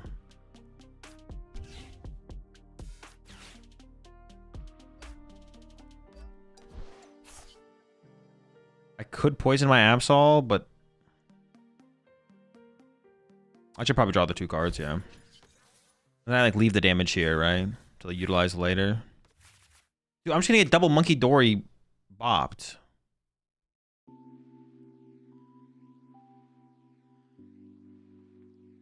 Like, they're just gonna go Mew, double Monkey Dory, KO my Absol. Or maybe this wasn't the play, actually. Yeah, hold on. I'm regretting my choices here. Maybe should have, like, my initiation should have been maybe Yveltal KO Mew. That's what I should have done. I should have played for Yveltal KO Mew here. Or something. This is just not good. This is just not good. Oh, unless I get the Toadstool set up, maybe. I don't have it set up. Dude, yeah, I definitely trolled this. Whatever, we're swinging with the Absol. Go Absol. Get him. Yeah, this is definitely, like, incorrect. 100% for sure, but... Yeah, this is definitely, like, just bad. There's definitely way better plays that have been made. We do need to set up an Absol, but it should have been, like... Actually, do I? Maybe I didn't even need to set up Absol. Maybe I could have gone in with Kangaskhan, Petch, Ursa Luna or something. No, we still probably need an Absol at some point, but I should have played this. I kind of, like, just tunnel visions on setting up the Absol, but setting up the Absol is, like, actually just never the play. I don't have the mist on it. So, what I should have done... Yeah, I should have gone...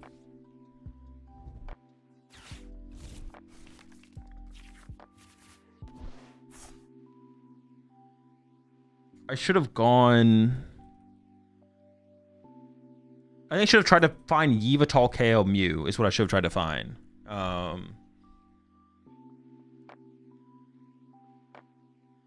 Yeah. I need to try... Yeah, if I found like Yveltal KO Mew... I don't know if I should have benched a Toadstool, to be honest, this late in the game, but maybe earlier.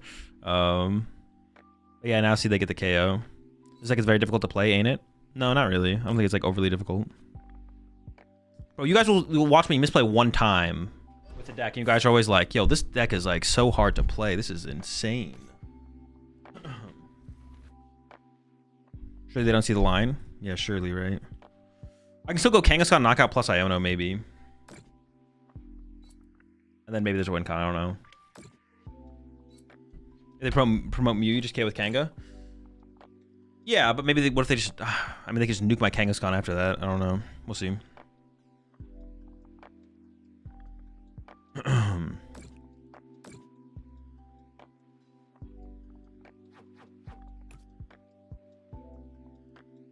Yeah, I dig for... Yeah, we go for the thing, the knockout, Kangaskhan knockout. That's fine. There were just like better ways to play this though, for sure. That like lead to me winning more often, for sure.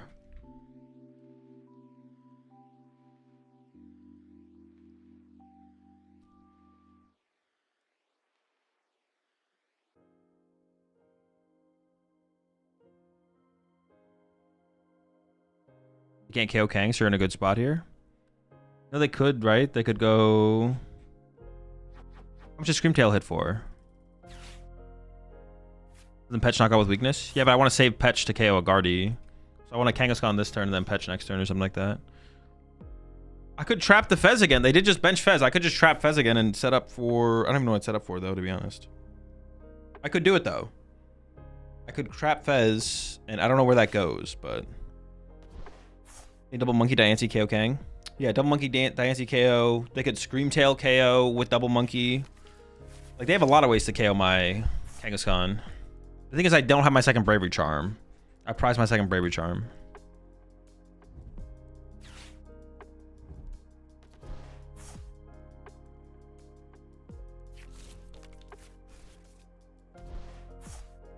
Imagine they copy Claw instead. That'd be pretty good for us.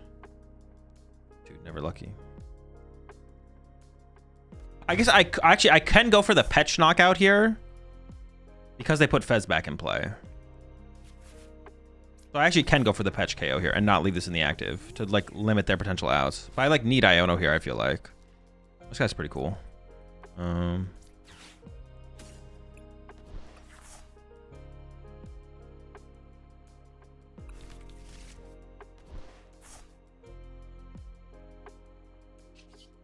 see what this gets me.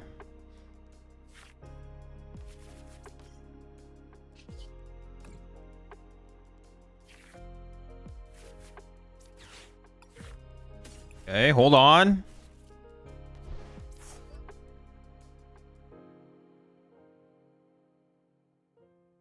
Screwly.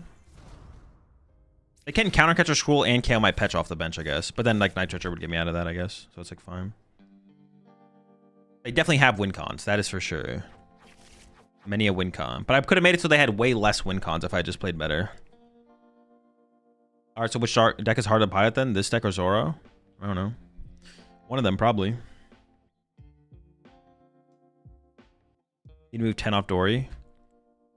Oh, true, sure, yeah.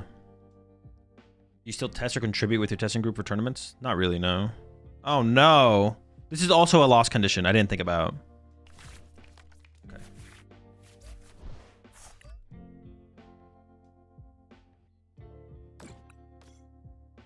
I don't think I put Lively Stadium in play. But if I do, it would stop them from being able to get Screamtail. So like that's a consideration, I guess. But then it makes it. Then I can't KO the Fez. I think I just punch. We're good to just punch, I think. Also, you're gonna try the new patch for Microsoft PowerPoint? I didn't plan on it, no. But honestly, you kind of talking about it has kind of intrigued me. Dude, how do I mess up my prize cards this bad every time? What the fuck did I prize?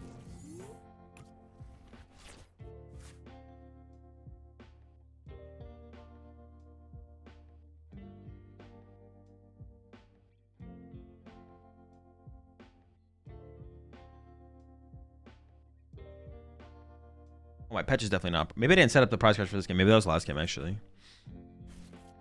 Game died? No, we're back. We're chilling. Small indie company moment. Every time.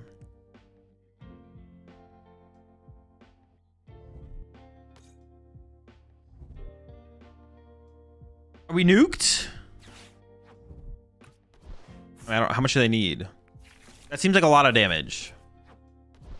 8? They can put... Dude, they can put all 8 on this thing? 32. Yeah, it's cooked. It's cooked.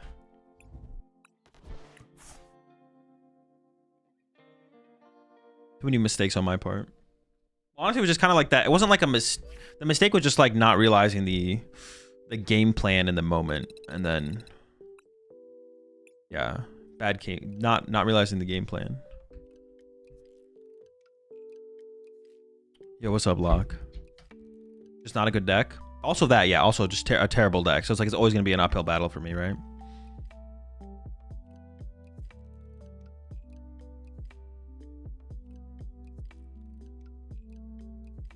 Can't forget that. Can't forget that.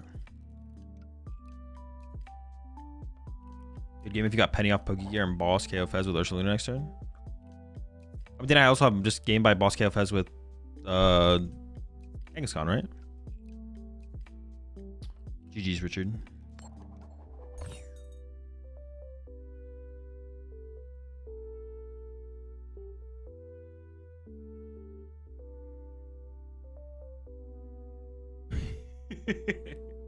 Dude, what do you mean? Last time I streamed, we were playing real decks.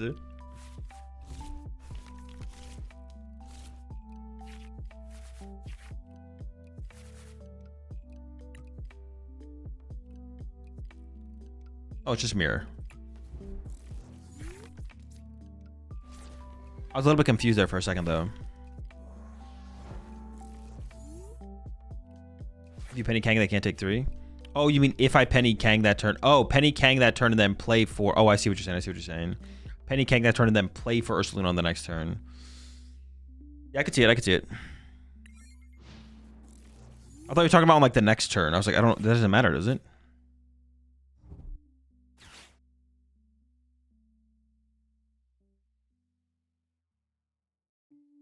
Setup was just so slow. Yeah, I definitely should have approached the Yveltal setup a lot different. I should have played for like a Yveltal KO on Mew and then go into something else as like a follow-up. Yveltal KO Mew and then Absol after that or something. I could only trap the active for like one more turn before I started sniping though, so I had to like... I'd have to do something pretty quickly. How come you are playing this deck and not opening trolley every game? I'm just not that good at the deck, I guess. I still got a lot to learn. My inexperience with the deck is definitely showing.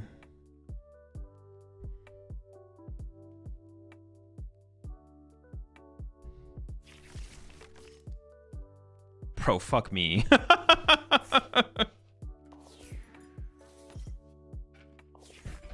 Wait, did they get the tool card for it?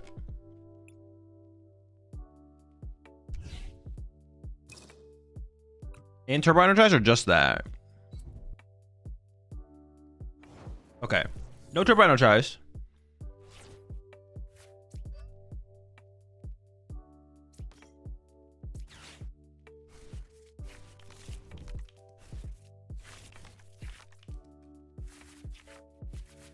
I can Turbo Energize next turn. Is it even possible to lose if you open raw trolley? Nope. That's why you see everyone concede, like, whenever anyone does. Like, people concede literally instantly after.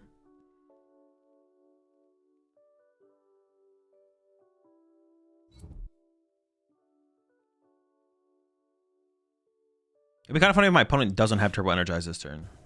Okay, that is obnoxious.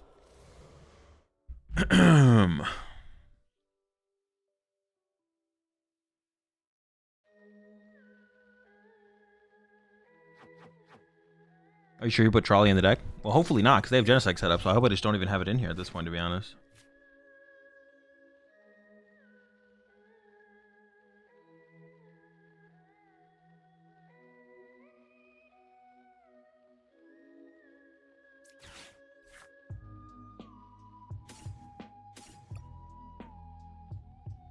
I can patch up my Fez. Yeah, I can patch the Fez. Do I have to Ultra Ball away my last Iono, though? I can Ultra Ball away the Vessel, actually, and then play Lily next turn. Okay, that sounds good. Okay. Rid of Vessel, Toad. They could E-switch to... I mean... I could go Latias instead. So that way they can't kill my Fez, but they could boss my Latias if they want. I'll go Latias instead then. I could do Petch, but then I poison my Fez, which is like really, really bad.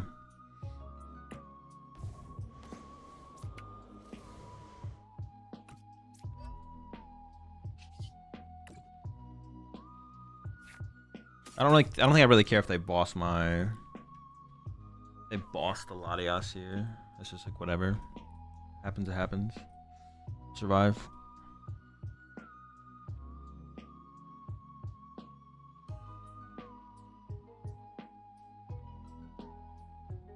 In hand, Ionos are gone. Prize a penny. You Arvin played an Arvin. Prize an Arvin. Yveltal's here. 1-2 toes.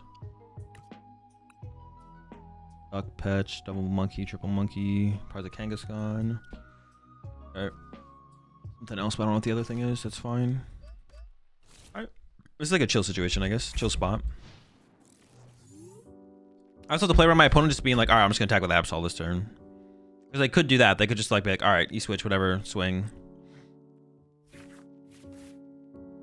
I feel like this was not worth it at the trade-off of not having Turbo Energize. I feel like they misplayed that, to be honest. It's like the Genesect is maybe cool to use in the mirror, but not at the expense of you. If you set up slower, and the trade-off is I set up slower, I don't... But I guess you don't even know I'm going to set up slower, though, as well on their turn. Like, how do you even know I don't just have Turbo Energize to Absol? Like, you really don't. They're setting up pretty well now, obviously, but...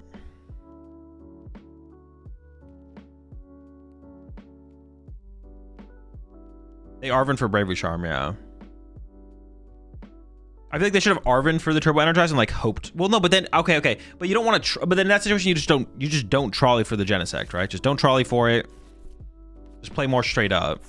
It feels like it's not worth the sacrifice. I don't know.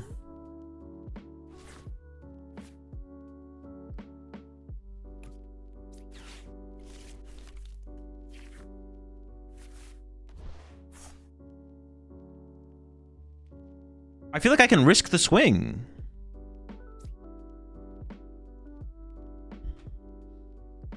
Like, what if I went this?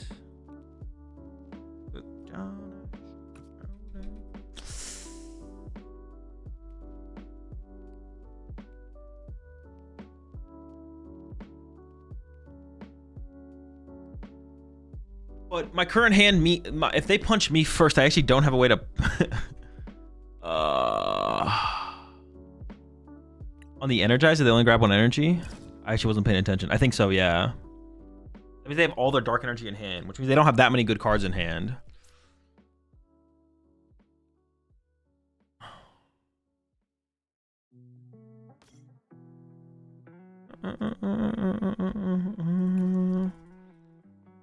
But so the thing is, if I punch their active and they punch me back with Mega Absol, I actually don't have a response back. I don't have a way to terminal period. I can't terminal period them back. So I think I wait. Ooh, missed. No, that's the only thing to do this turn anyways. Sure. I think it's correct to wait. They can't monkey twice, so swinging is fine here, right? No, because they can punch. It's not just about swinging. It's about getting the first hit on your opponent's Absol. You don't just want to punch your opponent's Pokemon. You want to punch their Absol first. If you top deck Penny, you can. Well, yeah, but I don't want to play for a top deck, I don't think. Wait, actually, no, I had Arvin plus energy, right? So I could go Ultra Ball. Actually, am I out of Ultra Balls? I could have gone Ultra Ball for Monkey Dory plus attach, then I could have done it, right? No, because the Dark would have been here, because I would have attached the Dark for turn. No, I think this is the better play. It's about if my opponent just has their own mist energy and they punch my Absol first, then my Absol dies first, which is really bad. Even if they can't, I would be confident that they couldn't double Monkey Dory me, but it doesn't solve that problem. My Absol getting punched first problem, which is a problem, I feel like. And yeah, because my opponent could just play super in fear of me being able to do the play, though, I guess.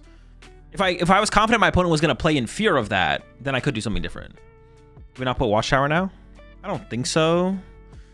Like, if my opponent went like Iono, if my opponent went Iono missed punch, And I had Watchtower in play stopping me from being able to draw into plays. That's pretty bad, so, yeah. If they boss you, don't you have the same problem? No, because I have Kangaskhan on my active, and I drew cards. So now I can get the Monkey Dory down. So they would need Miss Boss. If they have Miss Boss, sure. If they have Miss Boss, they got me. Is Absol... So Absol is the first swing priority, right? Since they have Petch and Latias? We just want to punch like a relevant thing. Like you can boss KO Monkey Dory. I would be fine punching their active here if I had backup of second Monkey Dory. You don't have to punch the first KO you could get could be on a Monkey Dory. Like,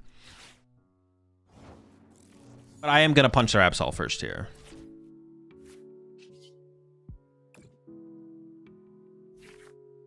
Oh my gosh, that's insane.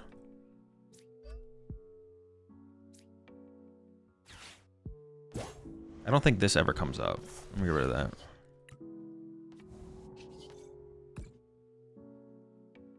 It's about being able to terminal period when you swing, or being able to swing when you terminal period.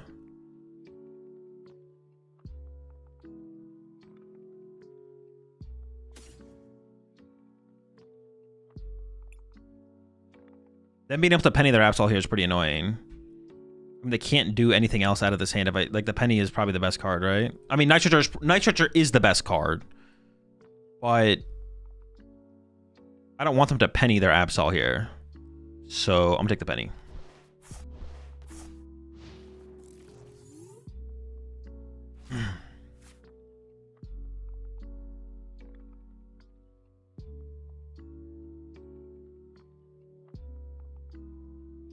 It was also a mistake for them. I don't know what they shouldn't have gotten Petch, right? Did they open Petch? What'd they open? I feel like they didn't open Petch. If they open Petch, having Petch in play is fine. They had, maybe they did open Petch. Does it tell me?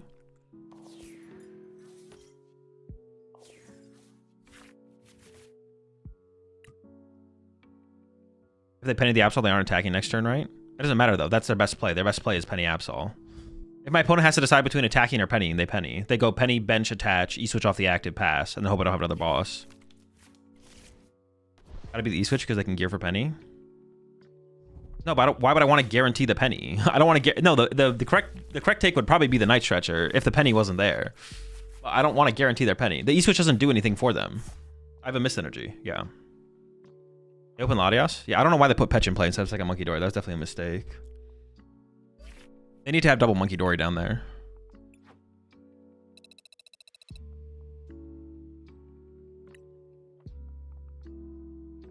Does Zoric play into Absol box? It seems like a bad matchup. You just gotta KO stuff. Boss KO Monkey Dories. Don't be afraid to punch the Absol when it's correct. Hitting on Monkey also would have been crazy because they could have terminal. No, they can't. I have a missed. Is Isham really worth playing? Yeah, it's pretty good. Good in Mirror, good against Dragapult, good against Gardevoir. Mirror, Dragapult, Gardevoir. I think Dragapult is actually its strongest matchup. Can be good against Charizard as well. You can really slow down the game against Charizard and not give them counter catcher. Well, I guess if it's the other build, it doesn't even matter. Against Charizard Dusknoir, it's maybe not that good, to be honest. Against Charizard Dusknoir, I actually might just not be that good. Good against Grimmsnarl. Any deck that can always 2-hit KO you. Like any of the decks that 2-hit KO you is just really good against.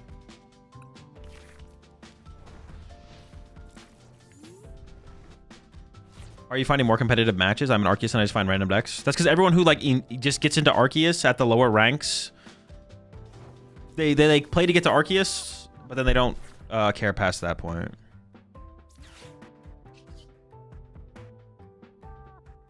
It's a good top deck. So people like play their meme decks up to Arceus, but then the meme decks aren't actually good decks, so they don't win a lot with them, and then they get stuck in like the lower ranks. So when you initially get to Arceus, you're gonna play against just a lot of meme decks. It's just a lot of meme decks.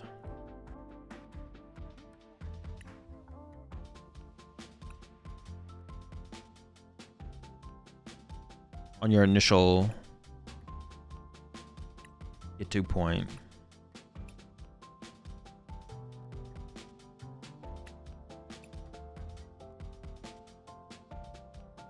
It's honestly a common trend that you see in a lot of other ranked games.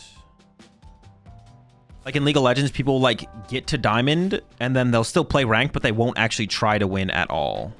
They won't like intentionally just hard throw, but they'll be effectively useless. You see it in like all forms of ranked games. So people will get to the threshold that they want to get to, and then at that point they don't really care. They still care to play the game because they enjoy the game, but they're not like they're not trying to do their best to like climb or anything like that. The goal is Arceus. The goal isn't to climb in Arceus, which is fine. There's nothing against that. I don't have anything against that. But that's why you see like weird decks at initial Arceus.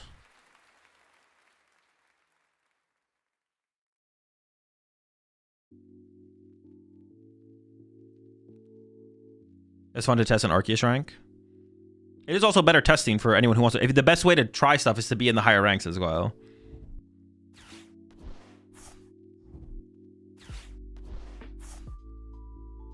Oh, it's a Lucario deck. Oh, okay, sure. Okay.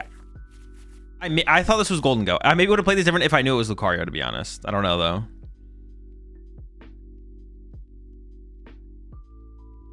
Same with Pokemon Unite. You make Masters, then play with people who AFK or Rage Quit. Yeah, exactly. Like, no one cares. Yeah, there's like, yeah, once you hit the threshold, there's like thresholds that people care to getting to, but once they get to the threshold, they don't care as much anymore.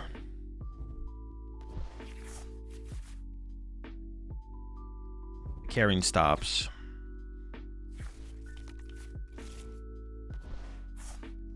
I wonder if they should actually even take this knockout, to be honest. I feel like almost attaching to Riolu is like higher value.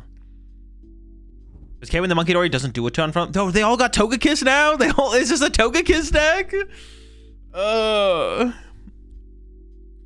like they give me Fez Draw, they give me Counter Catcher, they give me not Boss, but Draw Power to get Boss. To KO their only Riolu. So I actually think it's probably correct for them to not take this. This KO is not relevant for them winning the game at all in terms of their prize trade. Like it could be, obviously, but like setting up should be the priority, I feel like, here from them.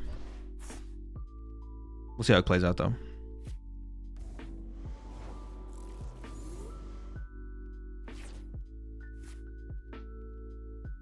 I need the energy. I can't hit hard next turn. I get this as a card to burn, I guess. Probably with the penny, because the power of E-Switch is just so high, right? And this makes me tankier. Or with Fez, hope for something. Honestly, Iona would probably be pretty good here. Oh, I got the boss. I don't feel like I have to throw out the lively here. Got him. Why didn't I open Trolley? I don't know. I don't know why I didn't open Trolley. I should have done it. You know what? You're right. You're right. I should have opened Trolley. All right, what do we take away from them here? Dude, I don't even know. Dude. Well, I think the Lily, right? It's our only draw power. But they got Ultra Ball for another Riolu. They have a Lunar Cycle. Dude, there's got to be a higher value card to take away here. I feel like Lily actually isn't the correct takeaway. But they have two Boss in hand. Maybe the Wallies?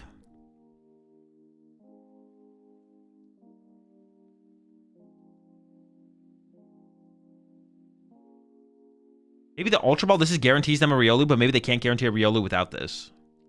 Sure, I'm gonna go with that. Mega, they probably don't play many. Yeah, but they probably play Night Stretchers. I mean, they probably play 3. They probably have 3 Megas. Energy? Well, if I get rid of energy, energy's worse than Lily. If I'm gonna get rid of energy, I should get rid of Lily. Air Balloon? Well, I mean, there's Town Store in play. They get their other Air Balloon. They probably play 2.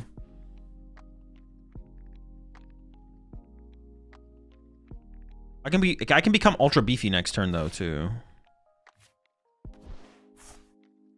Lily, right? They can't set a Mega next turn? Yeah, but all they need is Riolus. Yeah, see, there's a Night Stretcher already. Ultra Ball minimizes their odds of getting Riolu. The Lily might have been correct, though, to be honest. But I don't know. The Ultra Ball seems like Ultra Ball seems like the card that gets them what they definitely need. Nothing else guarantees anything, but they do get to see a ton of cards, so I don't know.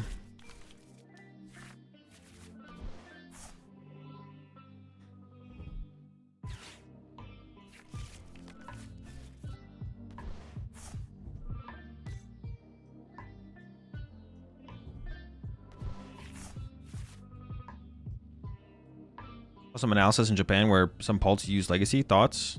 I mean, could be correct. I don't know. Haven't thought about post rotation. I would consider clutching here, but my Yveltal is prized. So...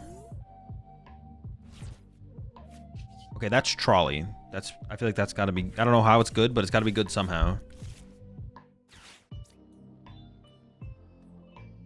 What did I get off my prize card?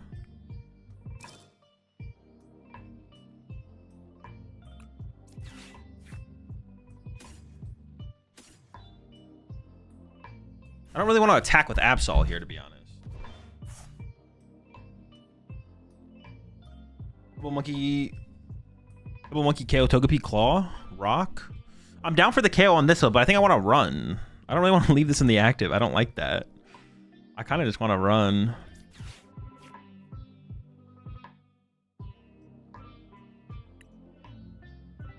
No. Wait. What? Wait. Oh, Petch is here. Oh my gosh, I don't have Latias. Push Fed. Maybe I have to claw then. Maybe I have to claw. Okay, maybe it has to be a claw then.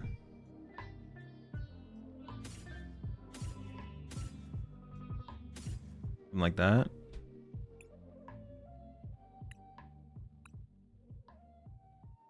No, not this guy. Those. Absol is safe. Why not leave it? Am I actually safe? They're down 2 premium power pros. I'm not 100% safe. No, yeah, I'm not guaranteed safe. I could be safe. I could be safe. I think it actually has to be give up this, even though that feels kind of bad.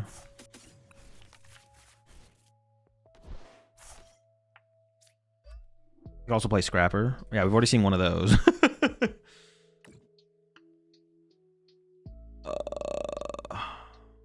I actually kind of want to load 6 because if they have like, if they could boss KO Petch or this or this. Actually,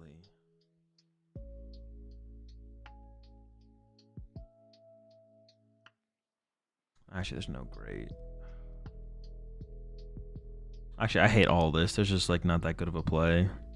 I have to assume they're using the first attack on this next turn. If they're using the first attack, they could take a knockout, take a knockout, take a knockout, punch my active.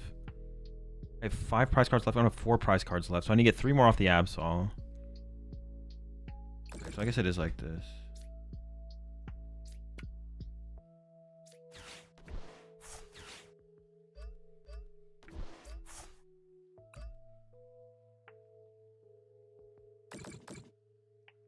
Um, 220, 330. There's 130, 260, 220. Doesn't KO this. Would KO this with no premium. I think I want to protect this. If they are going to pull off a boss KO, I don't want my Fez to die. All right, let's see what they got. Lucario. I think it's got to be the energy, right? Because Cypher Maniac plus Lunar Cycle is their only combo here to like actually see stuff and get set up.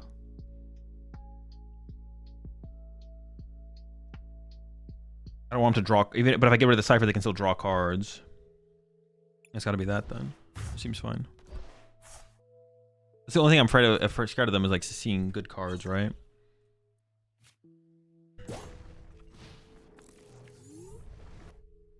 That was also another misplay from my opponent last turn. They shouldn't have used Cosmic Beam. They should have just not punched this. Punching this was a mistake for sure. They could evolve Wally to get fighting for cycle. Sure, but I'm okay with that, right? If that's how they want to get to the energy, that's fine. Then they still have to draw into another energy off the Lunar Cycle. If I get rid of the Mega Lucario, they just Lunar Cycle into a Mega Lucario. Yeah.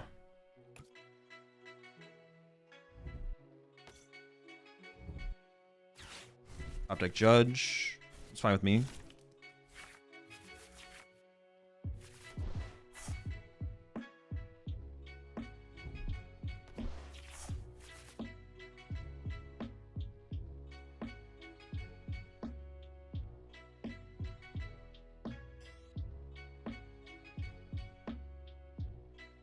I just go terminal period and then I look for Pecharunt boss KO 1 prizer, right?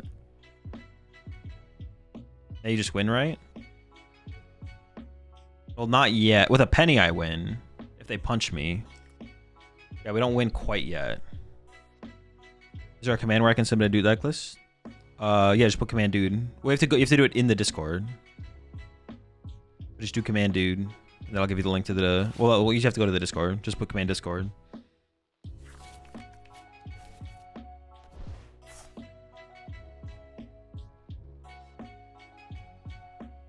Oh, with the Watchtower Stadium bump, sure. If they punch my active, you're right. I do have game with the Watchtower.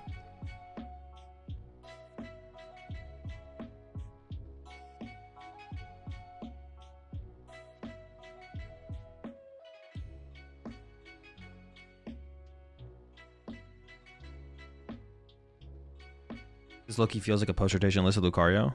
It is, yeah. My opponent is playing post-rotation. There's nothing low-key about it. There's nothing, yeah.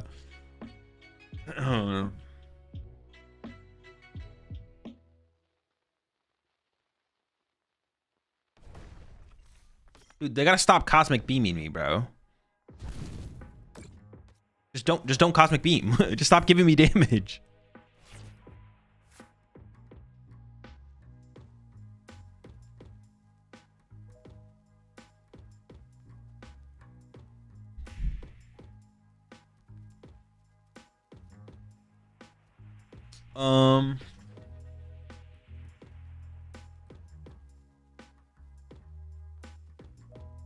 Draw one.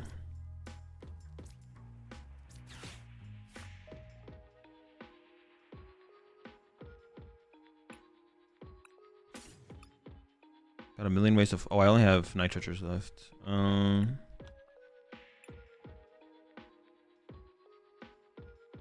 don't think doing this. I think I'd rather have the extra HP, right? Hold up. I gotta do the math. They have premium power for. They can hit for 330. Move 3, 240, move on that minus 30. They can go premium power pro, knockout. No, I don't think I want to give them the KO. I think I just wait. I think I just do this. Oh, you win with boss? I do win with boss, yeah. I think I do. Oh, no. I was thinking,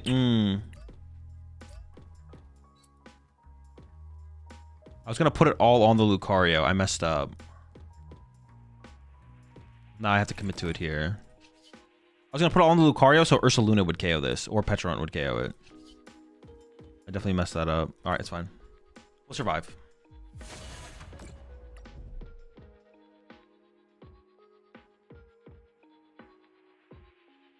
This is a Lunar Cycle and the energy for turn. If I get rid of the energy, they need energy for turn. I don't really care about boss. I don't really care if they boss here. Don't care about Gravity Mound. Don't care about Wally's Compassion. Actually, would Wally's Compassion be annoying? They go Wally's Compassion, get the energy back in the hand, reattach it.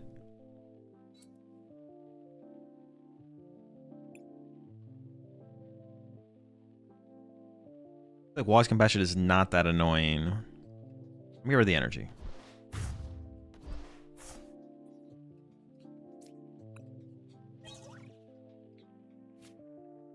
Yeah, I should have just stacked 5 here so Ursaluna and Petch can KO this next turn. Or stacked 6. Whatever, tree to draw 2 for potential boss, and then Petch for terminal period if you got it.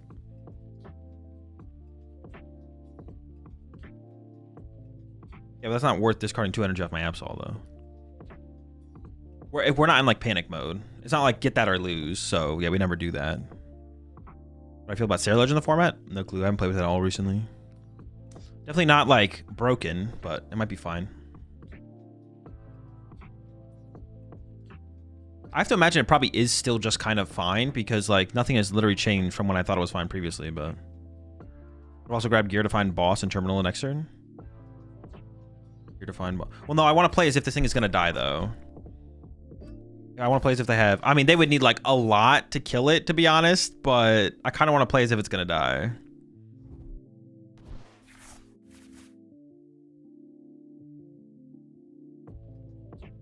Because that's like the only way I lose. The only way I lose is if this thing dies. So if they had like Stadium Bump, Tool Scrapper, double Premium Power Pro. Actually, they wouldn't even need... If they have Stadium Bump, Tool Scrapper, I die. Any cards that you're stoked to try out from Perfect Order? All of them. Do they play Belt? They might. They could have Belt as well, yeah. No, I'm not scared of Belt right here, but... You have to find another sacrifice here. Oh yeah, they play Legacy. They don't play Belt. It's a Legacy energy deck.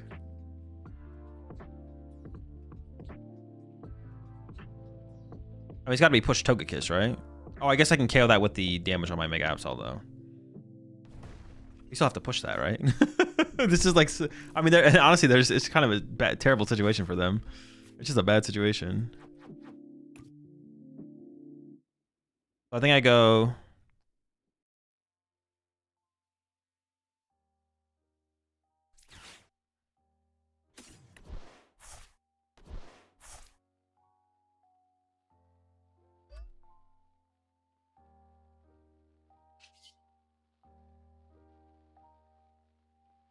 I can just E-switch. I don't even need to do that. I'll do it next. But after this.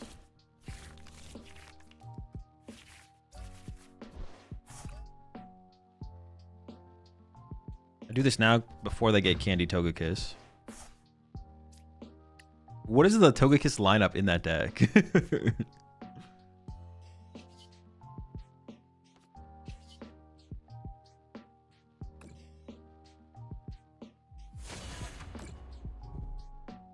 No, they had it. They had the Candy Togekiss. Do they play Pheasantipity? 1-on-1? Well, no, it's definitely candy based for sure.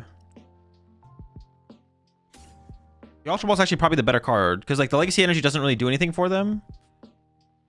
This would allow them to get Fez, and Fez is the only thing I'd be scared of like some big combo, convoluted combo from them. So I think it's always the Ultra Ball here, just in case of Fez, because I don't think the Legacy Energy matters that much here. It would have been way harder if they didn't give you damage, probably. Probably yes, definitely quite a bit harder for sure. What would your favorite retro format would be if you had one? I don't say I have like a favorite, but like top 3 is probably 2006, 2010, which are like kind of like the boring go-to ones. I mean, they're not boring, but they're like the ones that everyone says. 2006, 2010, and then 2017. Those are like the top 3 retro formats, though. So, yeah, but they're like the top 3 for a reason. It is some RS to PK. I've heard that. Wait, isn't that the format with the Stantler deck, bro? I've never played RS to PK, but that's got to be some ass.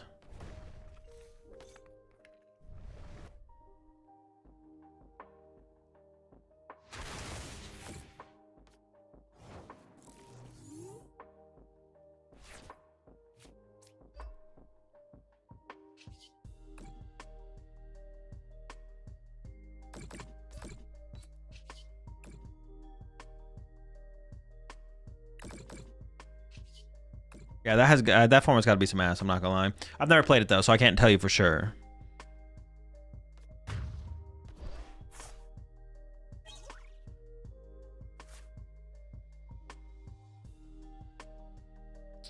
Terminal period would, yeah.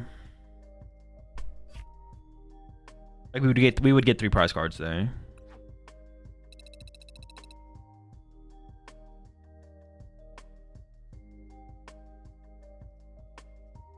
What was the first Zoroark deck you won a regionals with again? None. I don't think I've ever won a regional with a Zoroark deck. Didn't you just upload a video on Garbodor to not ability now? That was a fun format.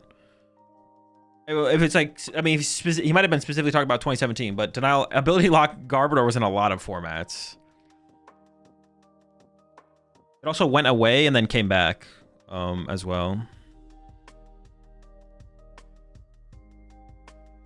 There was two ability lock Garbodors that were exactly the same, besides the attack, I think, but they did the same thing. Why does the terminal period bypass Crustle since it isn't doing any damage technically? It does. Terminal period does get past Crustle, but they play Mist Energy, so it almost never is relevant in the matchup. Also, the Crustle player wouldn't just punch your Absol to give you damage to use it unless they have a Mist Energy.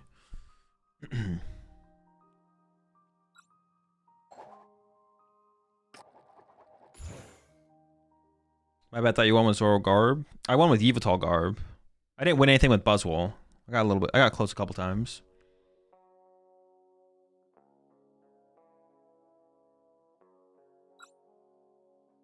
I should have won a lot more with Buzzwole, but I Did a little bit of throwing, you know?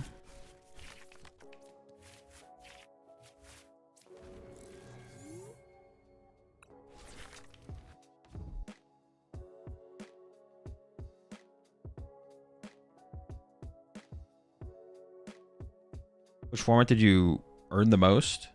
I have no clue.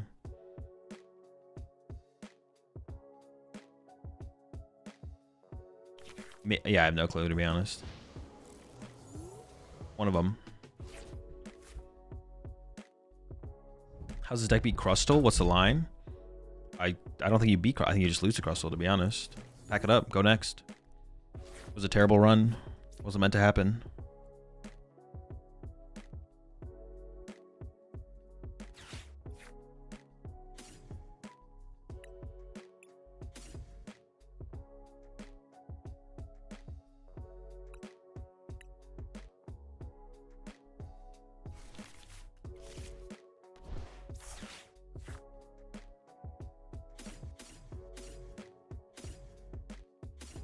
This is a good squad, right? For this matchup. Oh, do I set up the Screwly here, actually? Shut down their Night Stretchers? Oh, wait, that's really good, right?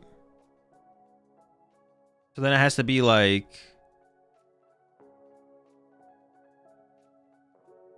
I can't let them just get aggressive and punch my guy. I am giving up the Yveltal to them now. But I don't know, the Screwly seems kind of insane in this matchup. Oh no, but if I don't have Petch, I can't use the Screwl. Okay, maybe I don't Scroll here.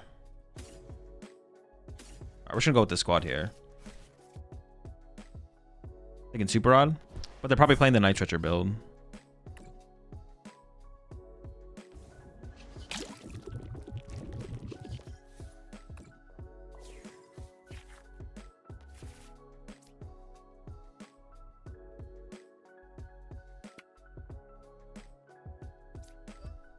How come you're not as aggressively attending majors anymore?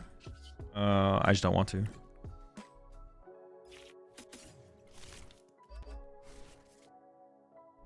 All right, we'll see where it goes from here. How many energy did I prize? Did I have one left? 4 or 5, so I prized 2. I think I had one left. It's not great for sending out Monkey Dories eventually. I maybe should have grabbed double turbo energized there and just turbo energized again, to be honest. That might have been a mistake. Might have been a mistake. Would you send more majors if they were RS to PK? Well, of course, yeah, duh.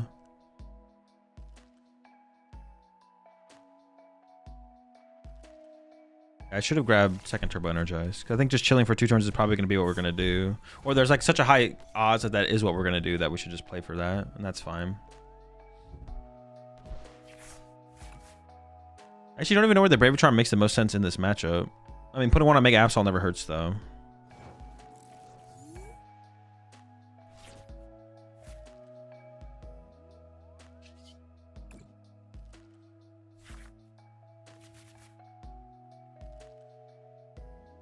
It doesn't do as many majors because he makes more money streaming. Nope.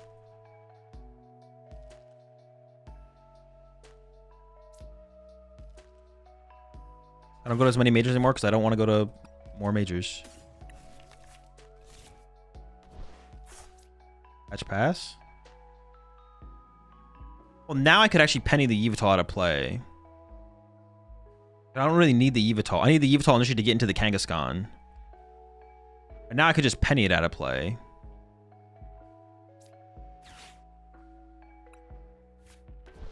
Let's get that done with. Attach and turn.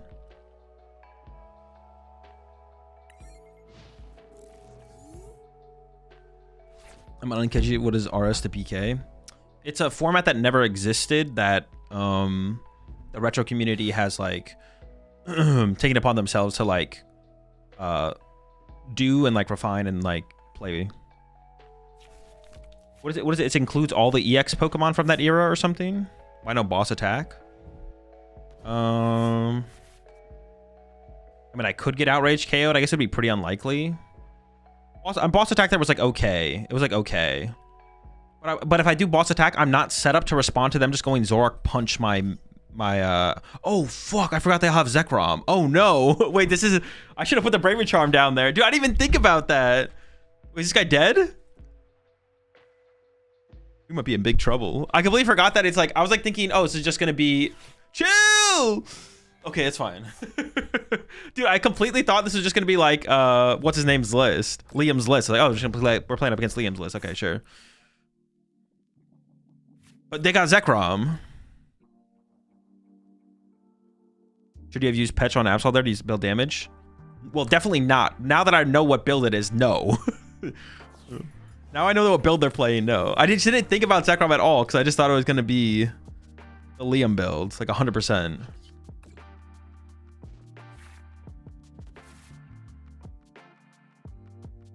Even having stuff like Petch and... Oh, this matchup changes completely. This matchup changes completely. Interesting. That is cool. Just curious. I mean, they don't have Infinite Gust. I could get Fez involved. Let's get some good old Pheasantipity draw happening.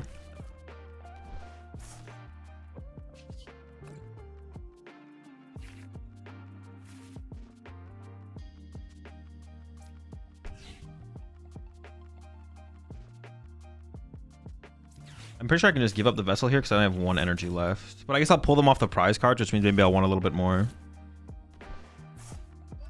The matchup definitely got way more interesting for sure. I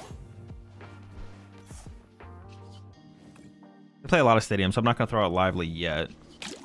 Maybe if I pick a stadium or 2 from here, we'll go for it.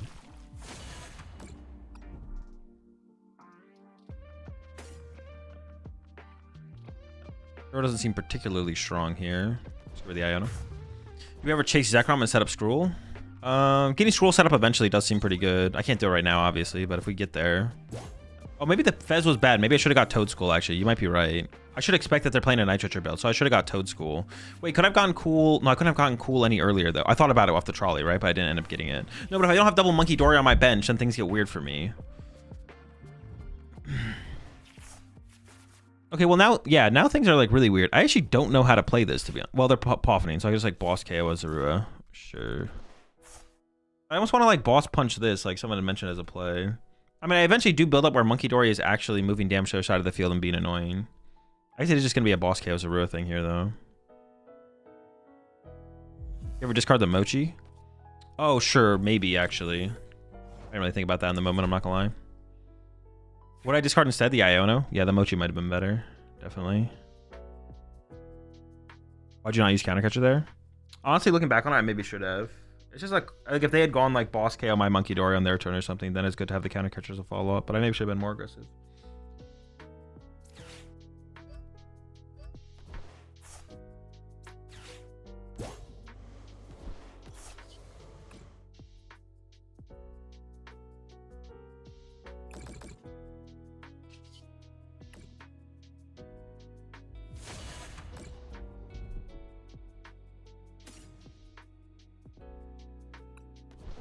They shouldn't be giving damage, right? No, they should not have scratched me. That was really bad. What was my first prize card?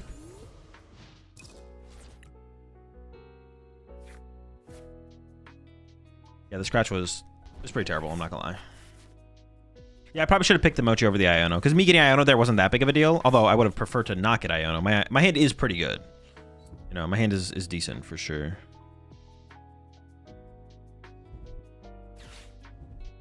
Okay. What are my thoughts on Hydrapple Ogrepon deck? Not competitive. Okay, we can get the Schoolie involved. That's fine.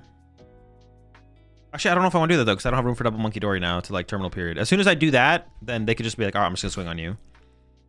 They can swing one hit KO us anyways, but... Are they just going to swing on us anyway? They might just swing on us anyways. I guess they might as well swing on us, right? Like, I'm going to... This matchup is so much worse than it used to be.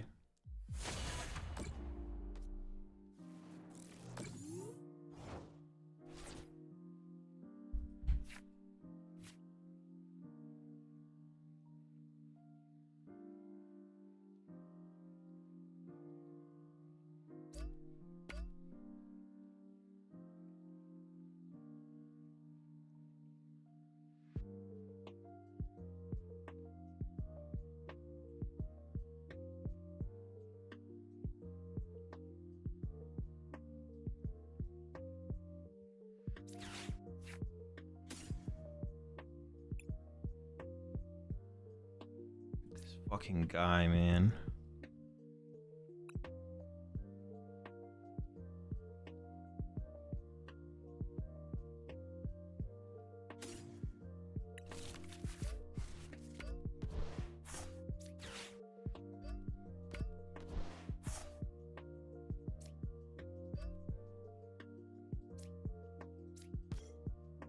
This might just literally just be a bad matchup now. I don't even know. I just don't even know. This just, I mean, this is like, or I just need to be more aggressive, I guess. I need to be more aggressive. I could, like, Zekrom makes things so much more difficult. Yeah, we can't just kind of wait. You can't wait anymore in this matchup. They hit too hard.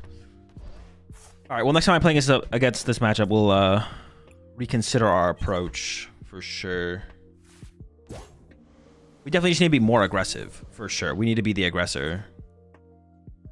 We can't, because previously we could just kind of dirtle and like, we don't even have to get that aggressive. We can just kind of chill, hang out. Literally use Petron to build up poison damage on our active Absol because they really don't want to punch us, but... Armaka boss on Monkey is game over. Is it? How? That's like super good for us if they do that. If they draw 4 prize cards, we 1-hit KO them with Petron.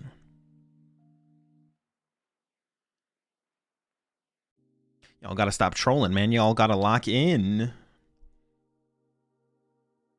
I'm out of E-switches.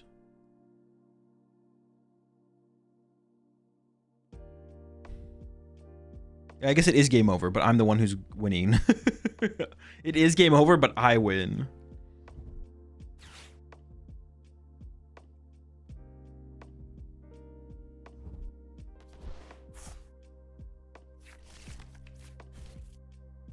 Yo, do it, do it, do it, do it. Maybe they don't see it either. KO Monkey Dory and Mega Absol? Oh, Lily into the counter catcher to KO my Monkey Dory and my Mega Absol? That's so good. What? You go down to 1 prize card left. How can you even lose at that point? Oh my gosh. What an insane turn is about to happen for my opponent. One time. Do it, do it, do it, do it, do it, do it, do it, do it, do it.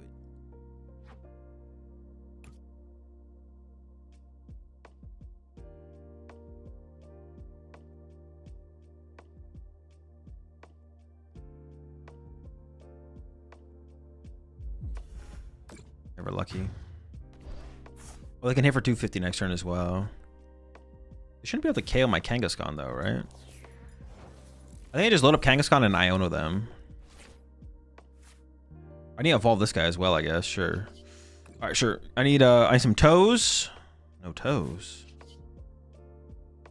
Oh, I got the Iono. I should have Iono'd first at this point. Oops. No toes. Toeless gameplay.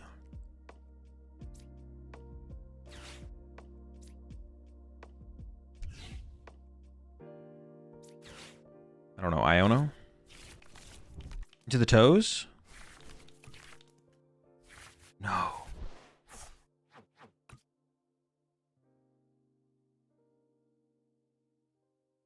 Oh, they have their own patch. Pass? No toes.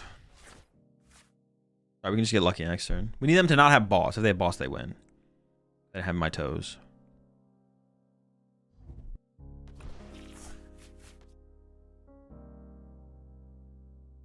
We have Charm the Toes.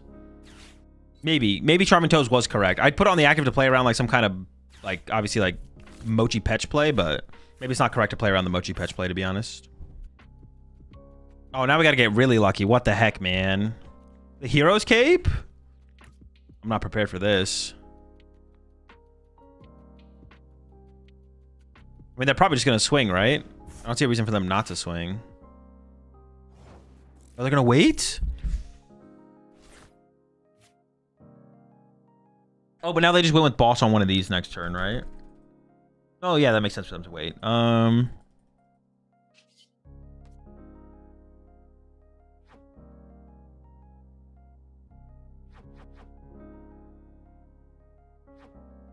If I draw into boss toes here, I could boss KO the Zekrom.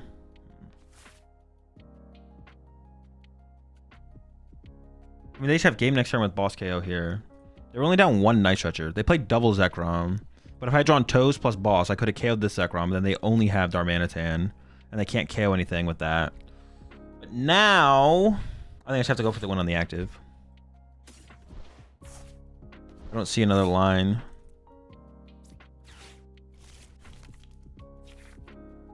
Toes?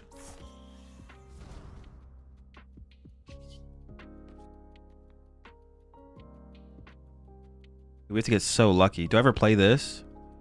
If they don't have boss this turn, they want to run this away in case I don't KO it, but they can't find Reshiram.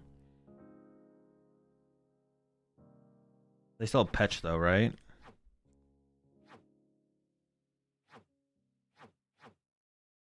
They do still have Petch. I'm just gonna hold the stadium. Keep my draw power for boss around, I guess. We need a lot.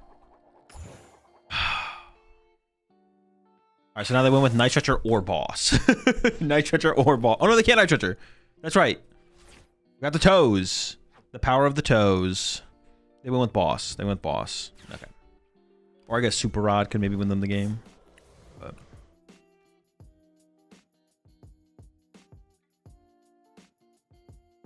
do I want to Luna next turn if they don't have game next turn? I don't think so. I think we have Kangaskhan set up, so we should be good. They used Shred last turn, so they weren't. They could attack 2 turns in a row because they used Shred. They used Shred.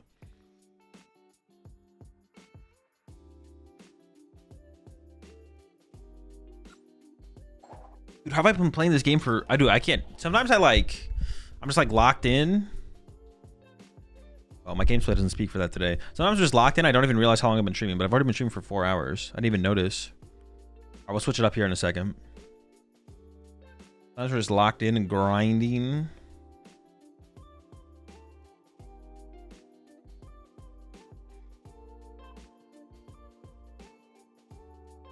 Don't even realize.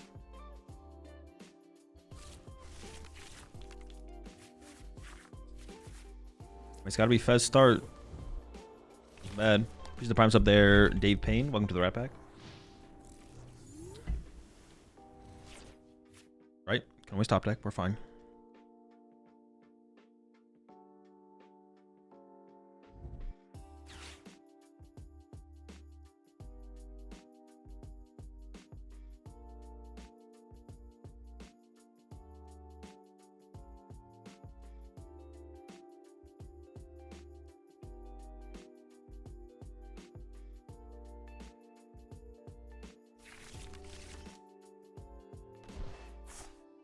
That's not opening Trolley is one thing that you but have you opened Arven so far? Honestly, true. I haven't been opening much of either, to be honest. Trolley or Arven. The podcast will be out on Wednesday, normal schedule.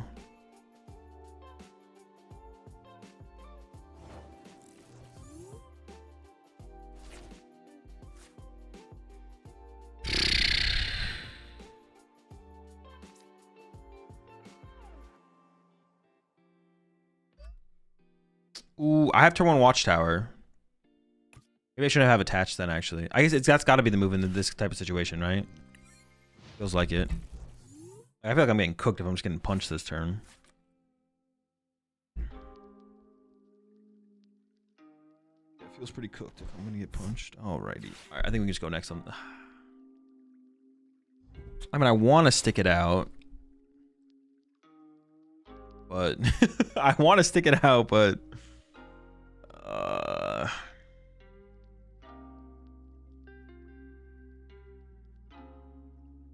What do you think about the Frillish Absol list? It's cool. I don't think it's better than Toad Scroll, probably, though. Room 4 Pokepad next, please? No.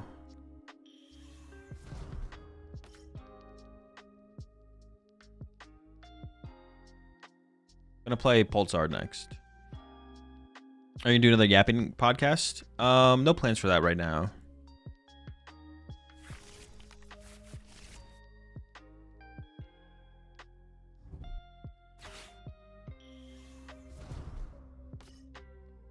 Are you playing to Dango? Just Trolley for double Toad School. Get out the Toad School when you're attacking with Absol, or something like that. Out the Toad School before they can recover their energy, or after they've recovered their energy, just depending on what the situation. Would you say that a C tier deck played by a confident / good player would most likely win over an A tier deck played by a lesser confident player. I mean, just depends on the degree of skill diff. I'm really wanting to play Team Rocket's Mewtwo Spite Ops, but I am getting into my head about not playing an A tier deck.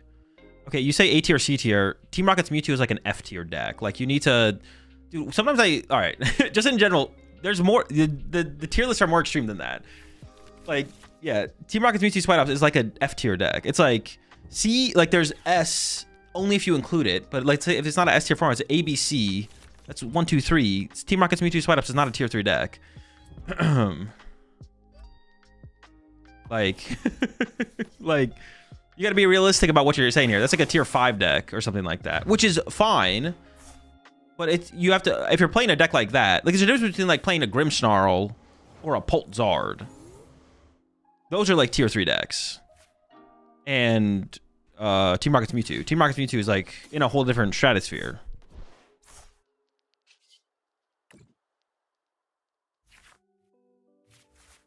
If you do choose, there's nothing wrong with playing a deck like that. But if you play a deck like that, your expectations should be basically nothing. You basically should have no expectations. Now I'll whoop your Absol right now with Mewtwo. Yeah, I mean, probably. It doesn't sound like a good matchup for Absol at all. But if that's like your response, you don't understand the statement.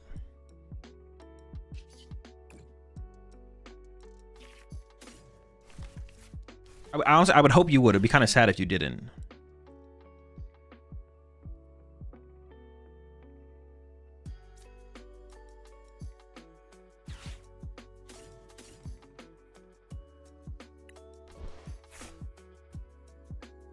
What about Lopunny Dusknoir?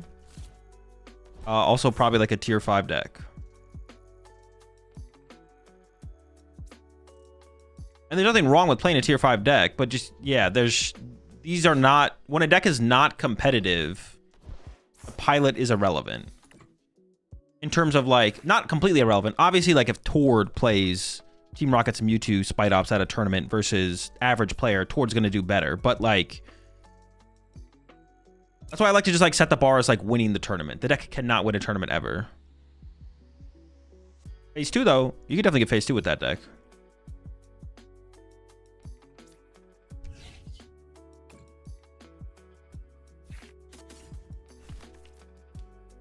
Or did play at a Champions League? That's true. And he did not make phase 2 with it.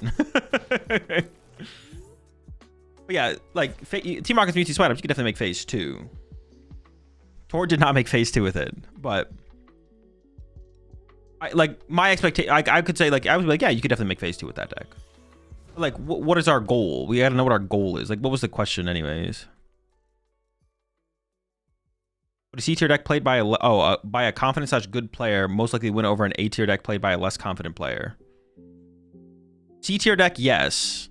So the answer is the answer to your question is yes. But Mewtwo Spite Ops is like a tier 5 deck. It's like it's just not competitive. It's just not a competitive deck. It's not even like ranked. It's not tiered. But yes, a C tier deck played by a better player than a A tier deck played by a less good player could definitely win, for sure.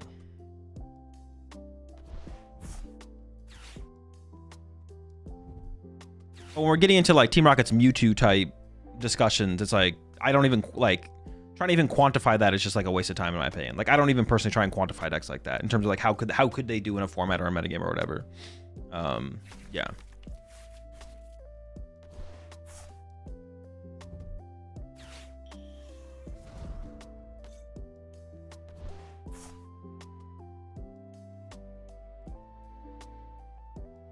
Dude, is my Absol dead?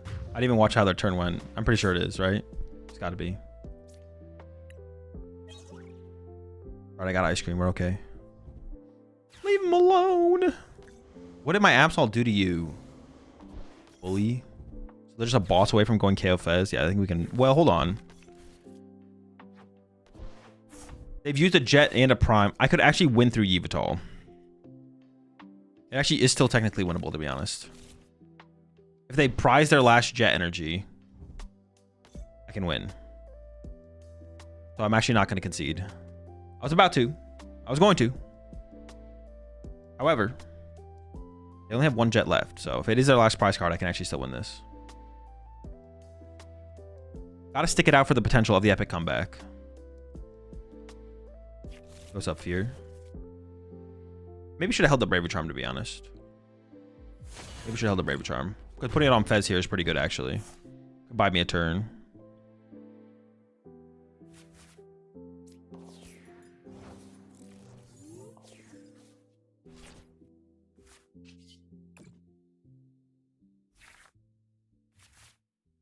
Boss, Yveltal.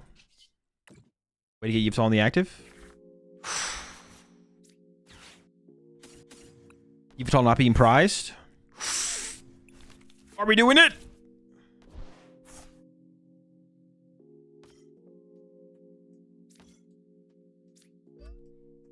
Bringing up.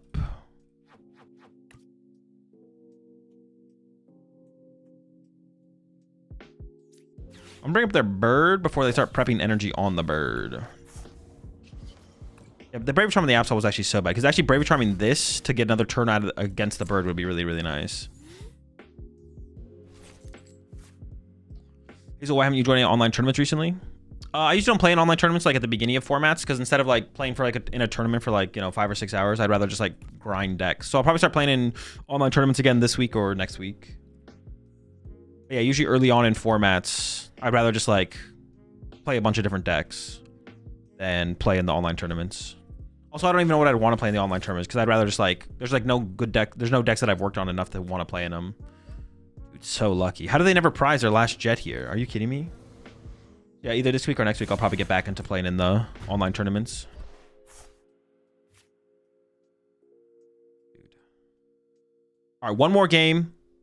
I'm going to get a trolley. You have no interest in pioneering a format? What do you mean? I'm literally playing with new decks and trying to come up with the best ways to play decks and cards. I don't have to play in online tournaments to do that.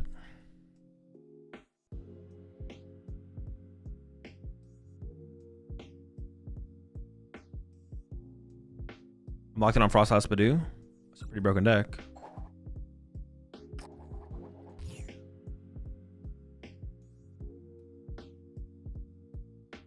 Dude, what is this? What are we copium here? Are you hitting me with the copium? Oh, the jet energy. Sure.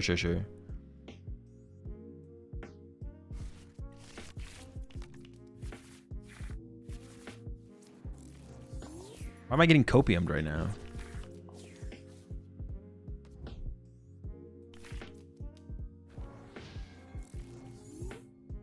During your on-stream testing in these various formats, have you ever really found a competitive deck that's under the radar? A couple times for sure, yeah. I can't think of anything on top of my head. I mean, there's been times where it's like not so much, maybe not like inventing a whole new archetype, but like rediscovering an archetype, I guess. Something like that.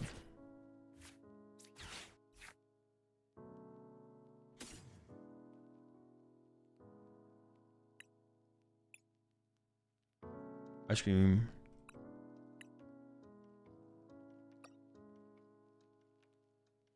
Oh. At first I thought it was prize because I didn't already grab it. I was like, no. Gotta go check. It was there. We're chilling.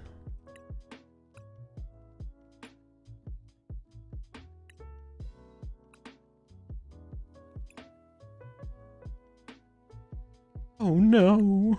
There's a mist.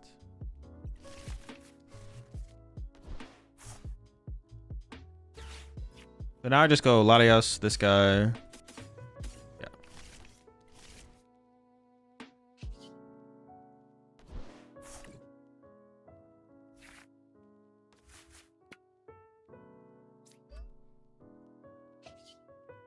Honestly, our start here is actually insane compared to my opponent's start. We have a chance to just like completely run over them. This could just be over basically next turn.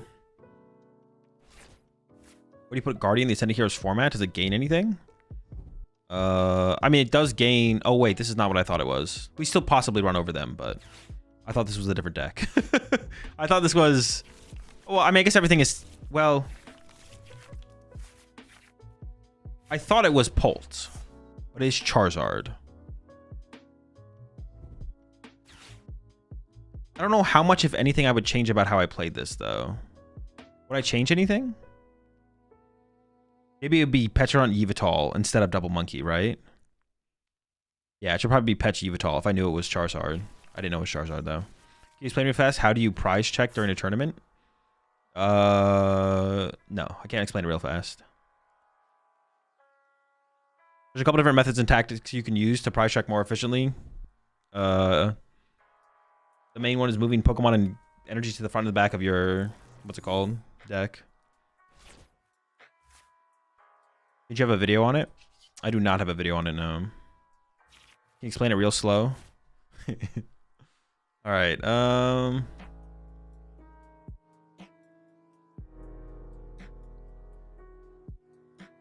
don't really want to punch their Duskull here.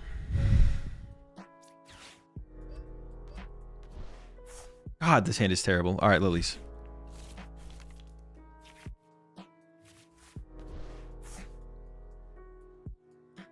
I don't want them to be able to go wide.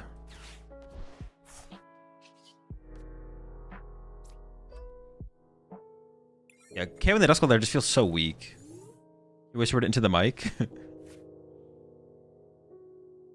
I just need to make a video on, like, I need to come up with, but although with 45 seconds being like the new norm, I need to come up with how I want to prize check anyways, to be honest. So I probably won't come out with like a prize check video until after NAIC, because I'll probably like work on it and practice it for NAIC. Or actually, when's my next tournament I'm going to? LA? Melbourne? I actually don't know which one's first. It's not NAIC though. I know that now. I just stopped and think about it for a second though. Will Absol be relevant post rotation? Probably. It's pretty good. It's a pretty good card.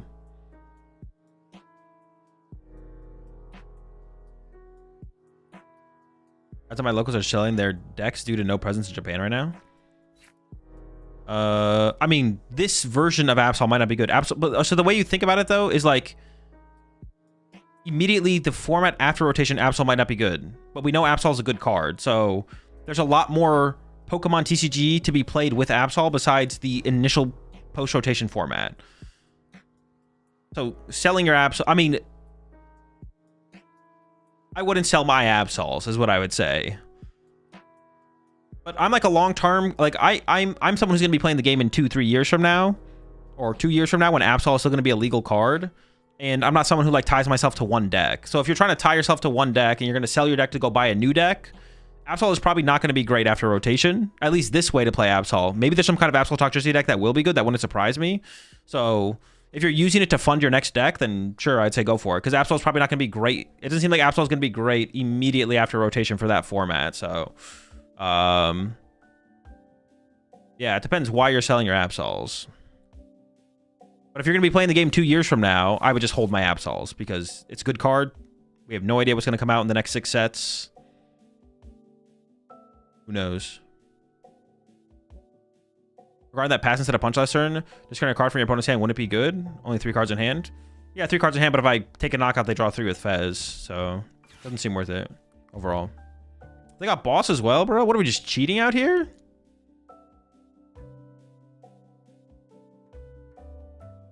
There's no way. What are they gonna go after, Latias? Or the Monkey Dory? Respectable.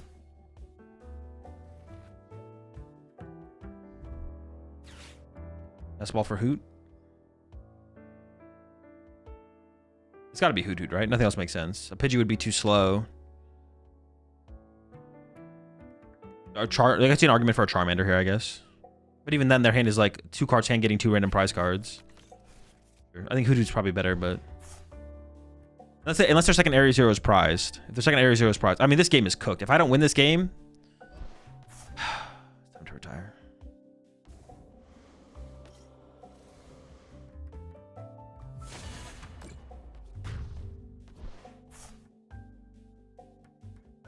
What are we gonna say about Guardian, the Ascension format? Does it gain anything? I mean, it gets the horse. Or do we already have the horse? No, it doesn't really get anything. Does matchups get worse? No clue. I don't know where things are at right now, truly, to be honest.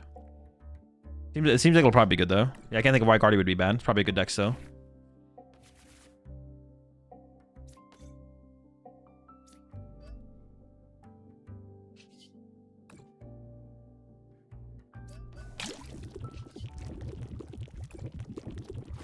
Come on, bro. Don't retire me.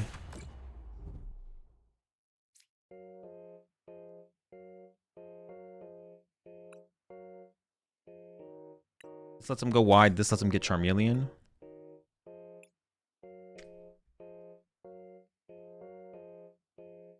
They could go play this plus Ultra Ball for knocked a Hoothoot. I don't want them to be able to do that. They already should have a Hoothoot on their bench, so I should get rid of that.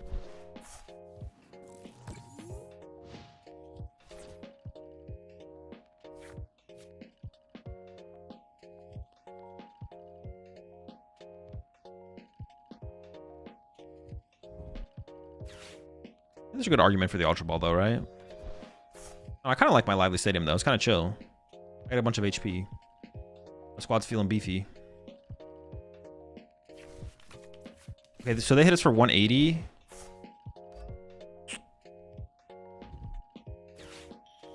Oh, what the fuck?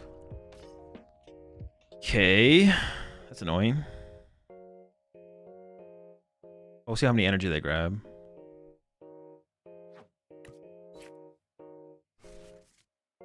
I want to boss their Fez and punch it. I don't want them to just go top deck Jet knockout. Ah. Oh, nice. Now they can't. I'll grab the ice cream, but I don't think I'm going to use it here. So I already get out of range with just Bravery Charm. Oh, but I don't want to take the knockout here either. What am I doing?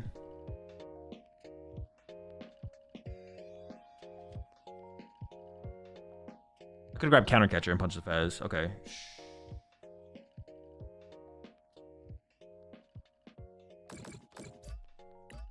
Maybe I do ice cream.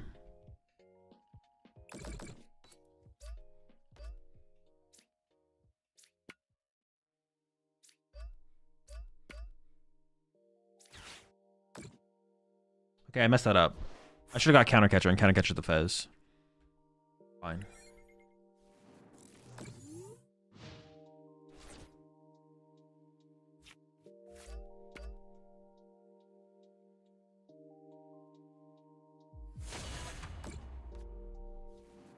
Definitely a mistake, because now I'm not out of range again.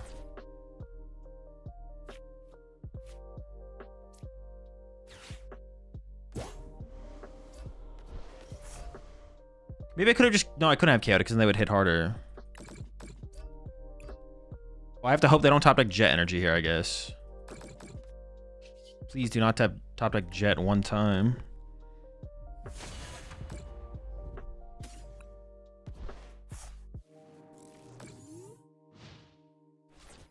I just hard to treat my Absol next turn, I'm not gonna lie. Don't do it. Alright, they didn't do it.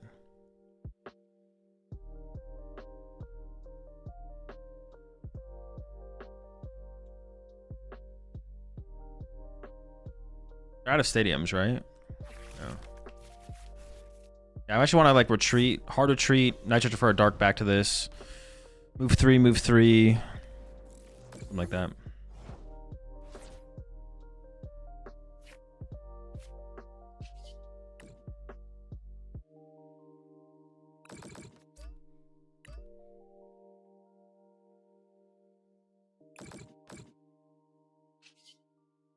Seems fine. Why you take 4? No, because then I can't get through the last one. I need to wait until I get through the last one. This is fine.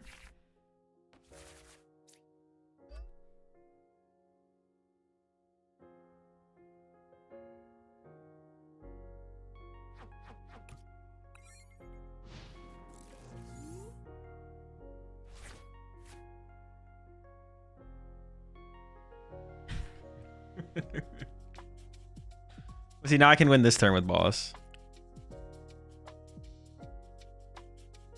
Drawing 4, all that drawing 4 does last turn is like let them push up their Charizard, which is not what I want. Is your current favorite deck? Mega Absol's pretty fun, yeah. It's definitely up there.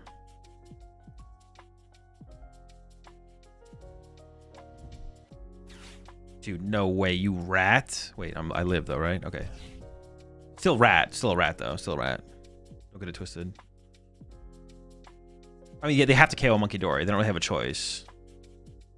Don't pretend you have a choice here. KO my Monkey Dory already. Thank you.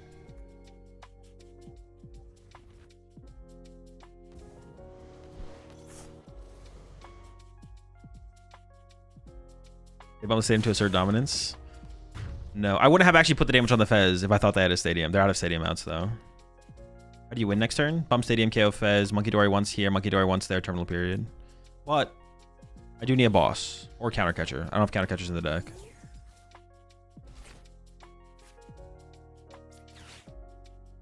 Sacrifice the feet. That increases our odds. The counter catcher is in the deck. The chance that I whiff here is like -0. I don't want to bump the stadium yet though unless I'm going to win. I don't think I bump it unless I win. If I know I'm going to win, then we go in, but 2, 3, 4.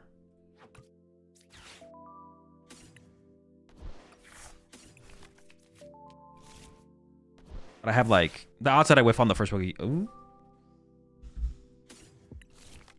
I did whiff. I need a boss or an Arvin. Okay. Very chill.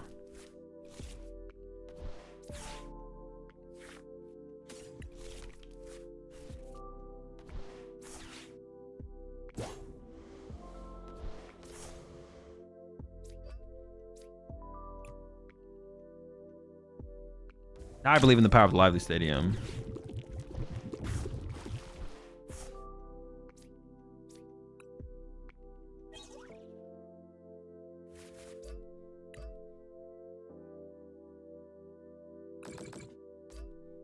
BM, you did just 2 cards instead of just boss? No, it's not BM actually. You're wrong.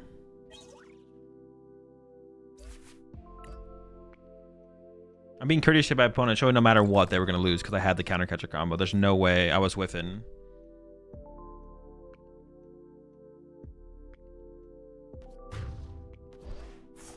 Random Bear now would be tough.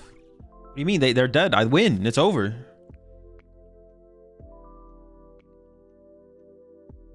Duck MVP. The Duck honestly did carry there. Because if I didn't have Duck, I probably would have lost.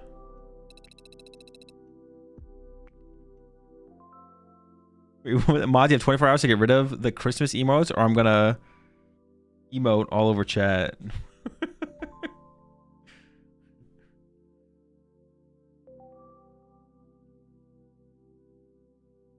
Yeah, I was safe. I was safe.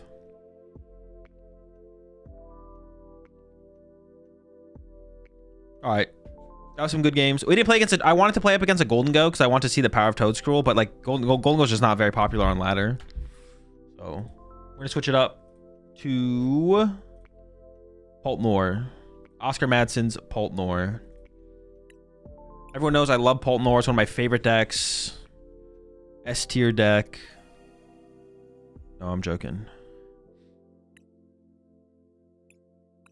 I don't dislike the deck though. Don't get it twisted. I don't dislike Pultnor. I like playing all Pokemon decks. Actually, no. Actually, no, it's not even true. I even like playing Ancient Box. Now, there are some decks that I do hate playing, though. There are some decks I hate playing. Not very many, though. But I don't hate the decks. I just hate playing them. Even Ancient Box I like playing. But man, it was a terrible deck. What an awful deck. I did play it, though. I was reading the forums and it says we're going to have a pre-rotation trainer trial. I think you talked about this before, right? Like something they should do.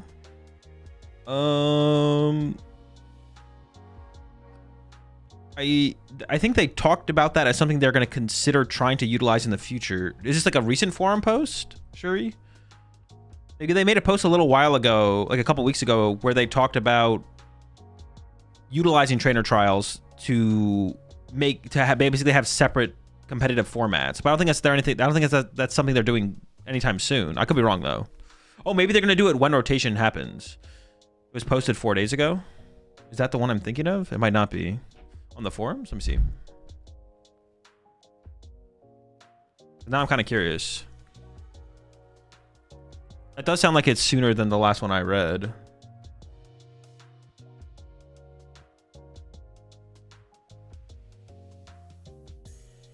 The patch notes post? Let's see.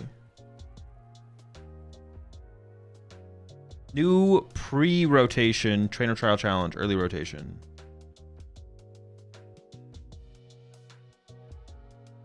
What does that mean?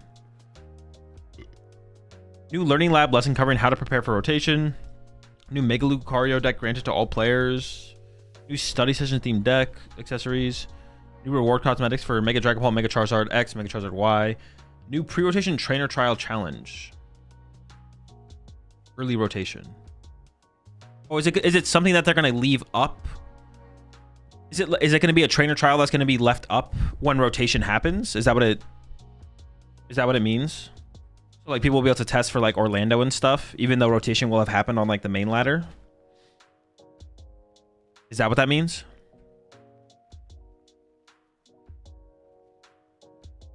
I mean, it's good that they're doing something to try and make it so that like, while the new cards are legal, but there's still major tournaments happening in the time period where the new cards become legal, but the major tournaments don't have those cards legal, that there's some way to play the game on PTCG Live. So that's like a good thing. The thing I don't know though is that, like, there's not that many people who play TCG Live, and the majority, maybe even vast majority of people who play TCG Live just want to play with the newest format. So I don't know how many people are going to be queuing in that. I don't know how many people are going to be queuing on that ladder, to be honest. It's like, there's not that many people who play TCG Live. The vast majority of them just want to play with the new cards. So, I mean, it's good that they're trying it at the very least, for sure. But it's possible it just kind of like fails on launch and it just doesn't work because not enough people actually want to play the game that way for the ladder to be basically active enough for people to be able to find games. So we'll wait and see. It's a good thing they're doing it. Good thing they're trying it. But I feel like it definitely is possible it doesn't end up working out, unfortunately. We'll see though. See how it happens. It's a good thing that it's being tested.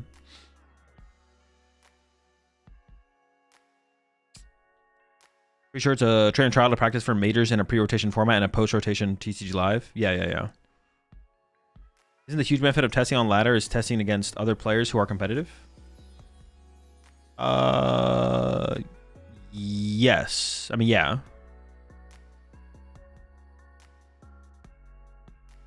For sure. You can play PultZard and be super sweaty. Oh, I'm already super sweaty right now.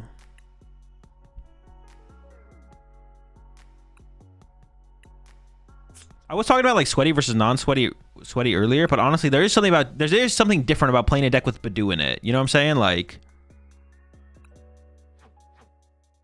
people, not saying they are, but people who play Badoo in their deck, something about them, you feel dirty. People who play Badoo in their deck, they look dirty. You have like a feeling that they're dirty. You playing Badoo in your deck, you feel dirty. You feel unclean. It's just something about this grimy little guy. Like, no matter what happens, if you're playing it, you're playing against it. Like, it just feels, something about that game does not feel right. Something about that match. But we're gonna do it anyways. We're gonna get a little dirty with it.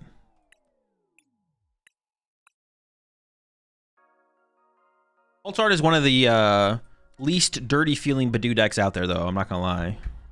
It's like this is like the most honest deck that plays Badoo, I'm pretty sure. Every other deck that actually regularly plays Badoo is like way less honest. This is the most honest Badoo deck. This is the only ethical. This is the only ethical Badoo deck. No other Badoo deck is actually ethical. You're breaking some kind of law, like morally or something, when you play PultZard or Badoo Frostlass, or even like playing. If you play Badoo in like a Gardevoir, there's just something unethical about it. Do I play GLC? No, I don't regularly. GLC.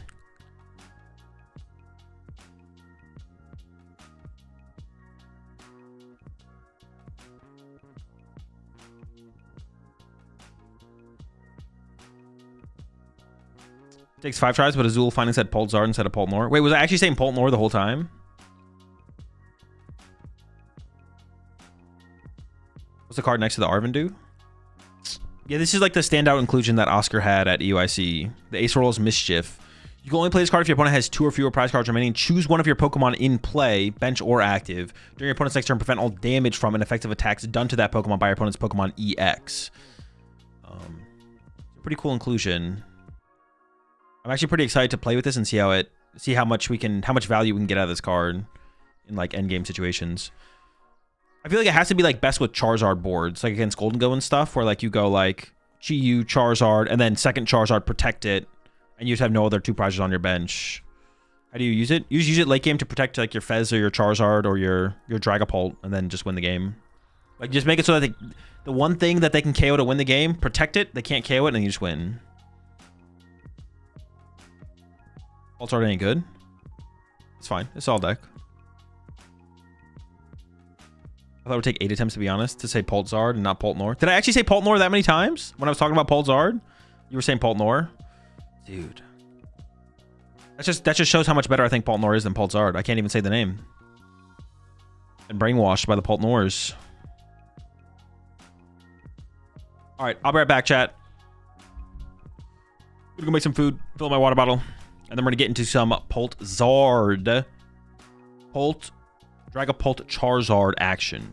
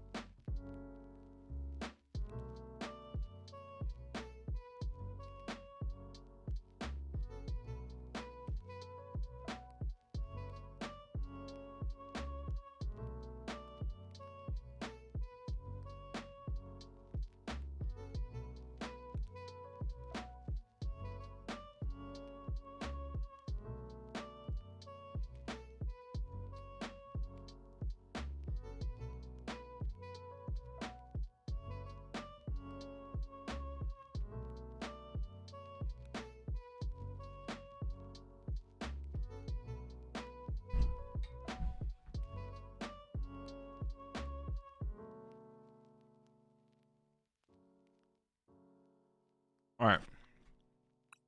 Bruh.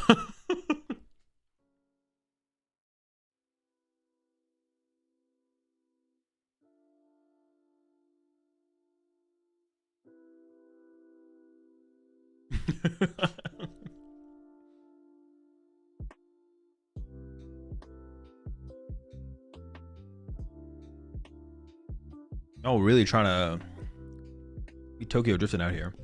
I'm from Brazil and already booked my travel to the Curitiba Regionals. Probably the first with Ascended Heroes. What decks do you think are going to change the most for this meta? I still haven't decided what to play. I mean, Zoroark and Dragapult, I think. Zoroark #1, Dragapult #2, but that's about it, I think. Dragapult's... Zoroark, Frostlass, Munkidori, and then Dragapult. Might be something else, that, but off the top of my head, I can't think of anything else. Usually Lemons there, Cryuga.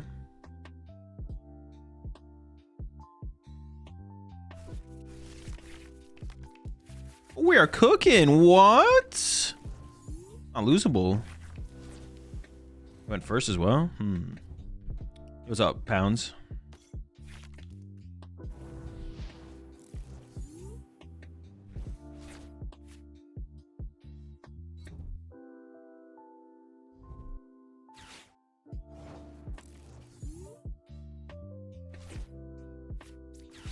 No Mega Lucario? No, I don't think Mega Lucario is very good in the Ascended Heroes format.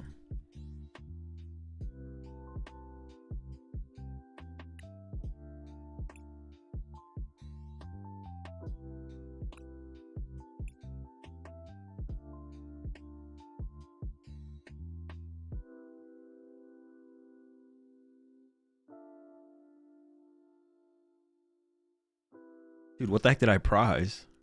Oh no! No, the Ace Arolla's here. Not my Ace Arolla. My Munkidori. Munkidori. Zard's in hand. Dude, what the fuck? I have no clue what I prized. Maybe Charmeleon? Was Charmelon there? Melon might not be there.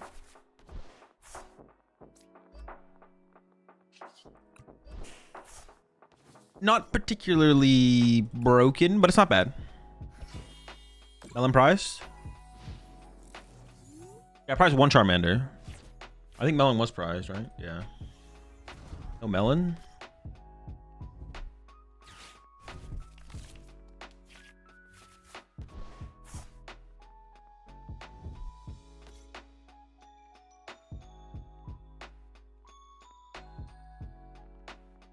Bro, I left my food in the microwave too long. It's too hot. Have you tried Pokepad Slowking yet? I have not yet. Definitely on the top of the list of things to try, though. Might even try it today. We'll see.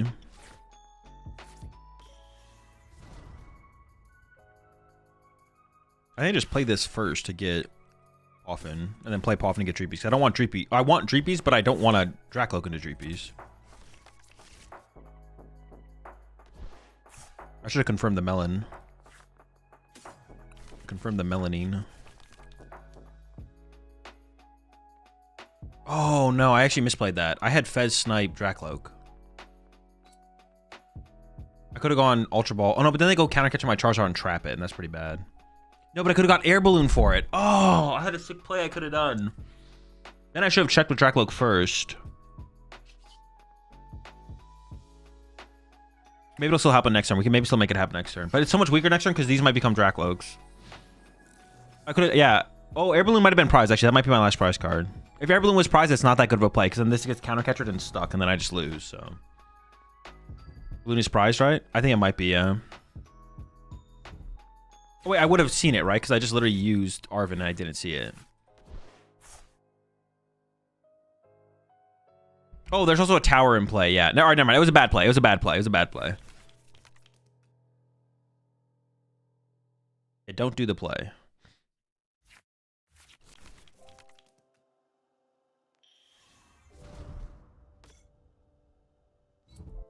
Latios? Oof, okay, thank goodness. It's been scary.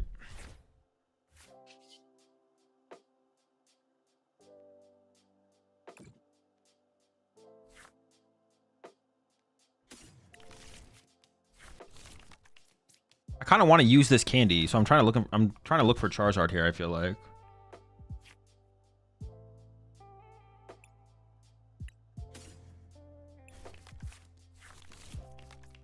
No luck.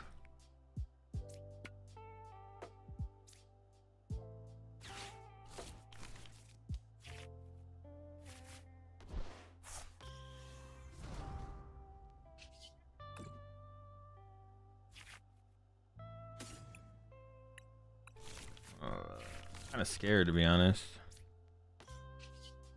We could have KO Draco, KO Mander here with boss energy retreat or Latias plus a Lucha, but I mean, if they got it, they got it. Nothing I can do about it, I don't think. Just go wide and hope for the best.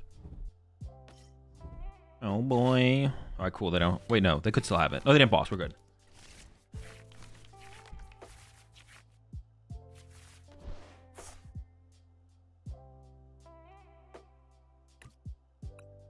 What's on the bottom there? A balloon is nothing actually that good, to be honest.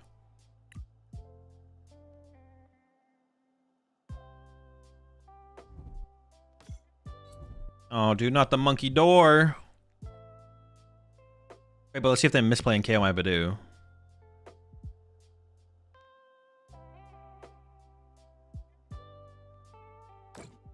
Damn it.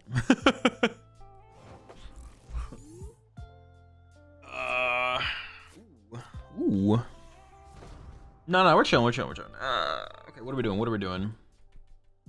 I have boss. I can boss punch this KO Duskull. Seems pretty good to me.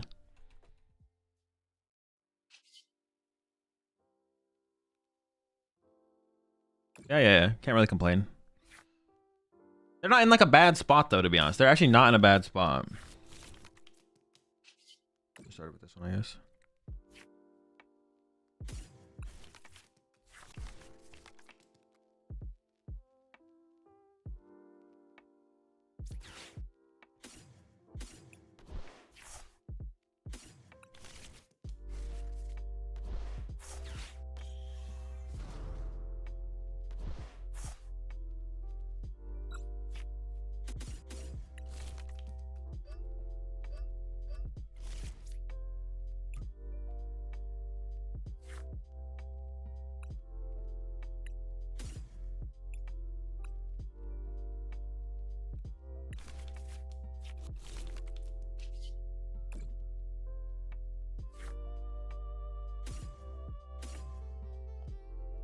No way I'm using this anytime soon. Is there an argument to ever KO the Monkey Dory instead, though, actually? Like, this guy's kind of scary. Oh, I actually could have set this one up to attack with, couldn't I have? I messed this up, actually.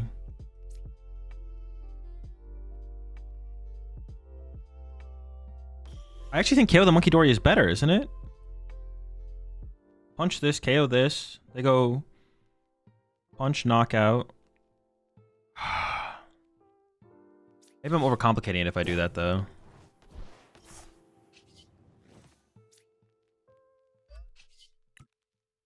Oh, we'll see what happens. I know the Duskull has to go for sure, right? I can't let the Duskull survive. Punch Fez. Punch Fez could have been interesting, actually.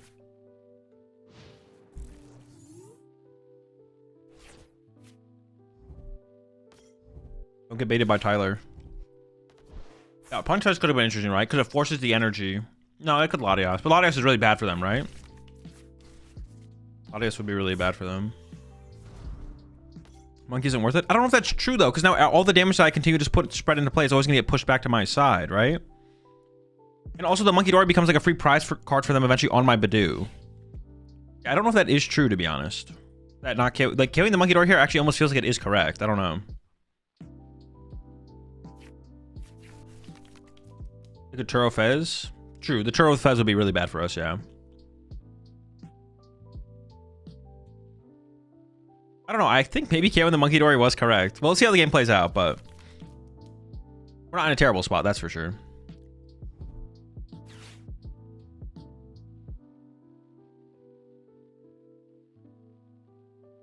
This was a mistake though. I should have tried to attack with this Dracloak this turn.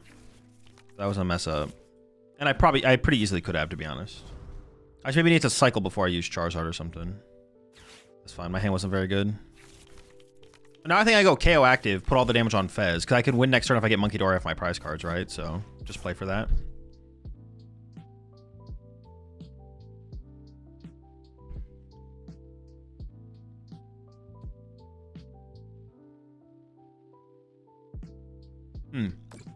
Okay, they didn't do it. They definitely misplayed here. They could have put 30 here on my active. And then gone punch active, KO this. KO in this track look is not that big of a deal. And then gone attack plus snipe this off the bench. They threw there, but don't tell them.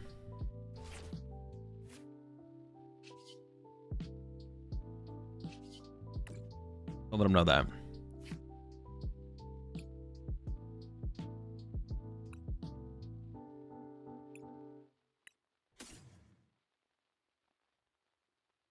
The counter catcher could come up still, actually, to be honest.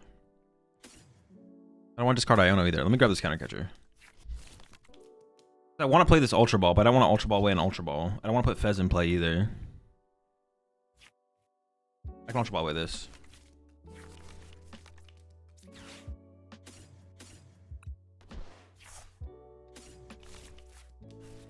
Oh wait, I could have Hawlucha KO Dreepy.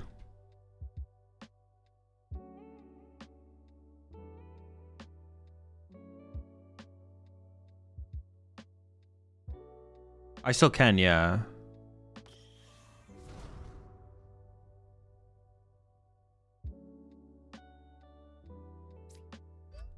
I should have done this differently. Maybe I shouldn't have done it differently. Maybe this is still fine, to be honest.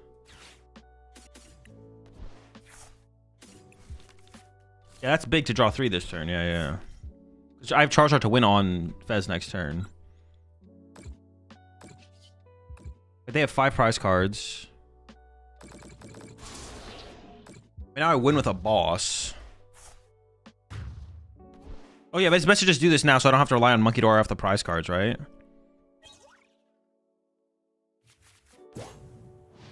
Let's see, but they can go punch. They don't have damage to work with. Punch knockout. Punch KO my active. Plus Hawlucha. KO my Hawlucha. KO the Badoo with... Oh, no, they can't KO the Badoo with Monkey Dory, though. So if I just don't attack next turn, I always... We're fine. We're fine. Okay. We have 3 boss? Yeah, I have 2 boss left.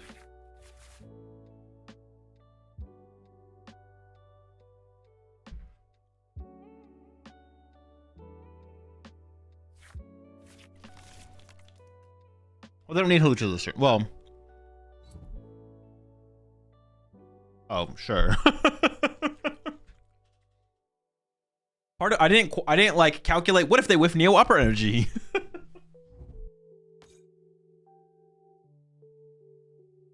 I guess we just win. There's no way we lose this, right?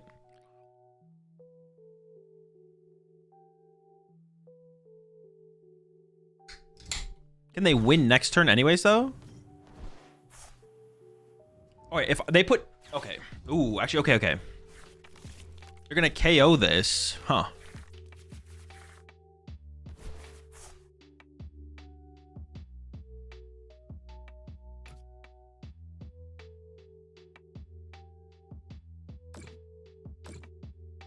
They're gonna KO this with Jet Head. Oh, they're not gonna KO it. Oh, okay.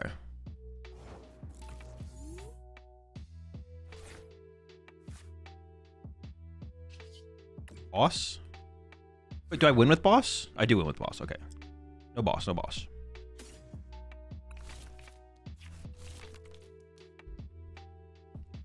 If I put damage in play on their side of the field and don't win...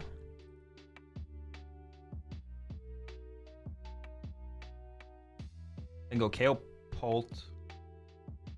Which is what, 10, 11. Punch.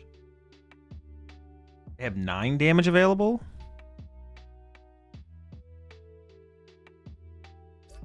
Punch plus, they would attack for 9. They can't win then, right? 10, 11 if they have Turo, though. Their Turo's gone, their Turo's gone, okay.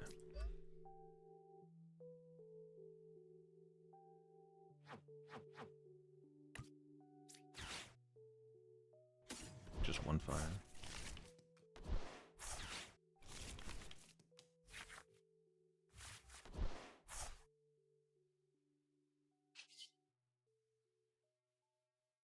I have 2 prizes left.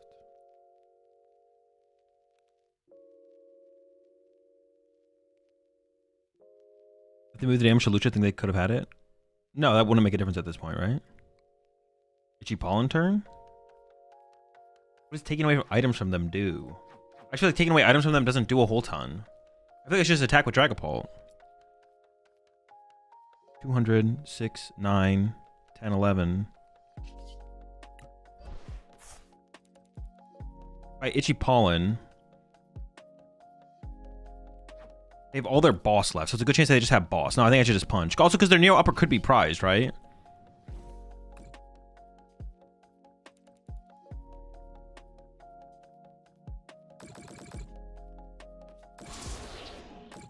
Itchy Pollen takes Counter Catcher Iono away.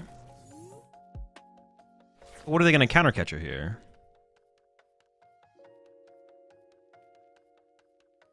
If you put damage in play, then they have KO Dragapult, KO Hawlucha, Badoo, Log for 5. If they moved to Hawlucha? No, it doesn't make a difference. They can move all their damage wherever they want this turn, right? Oh, they put the damage here. Oh, yes, I see what you're saying, Scrub, yeah. I thought you meant the 10 damage that ended up on the Dracloak. You're talking about the 20 damage that ended up on the Dragapult. Yeah, you are right. You are right.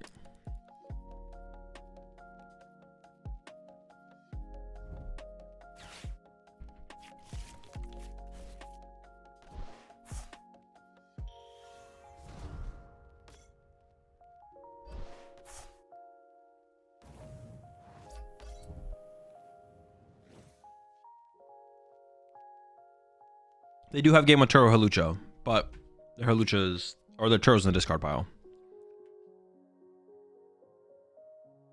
To punch with Healthy Zard? No.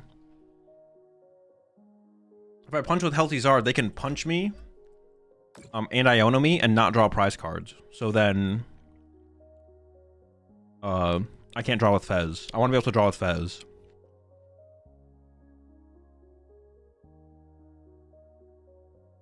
Yeah, I want to be able to use Fez.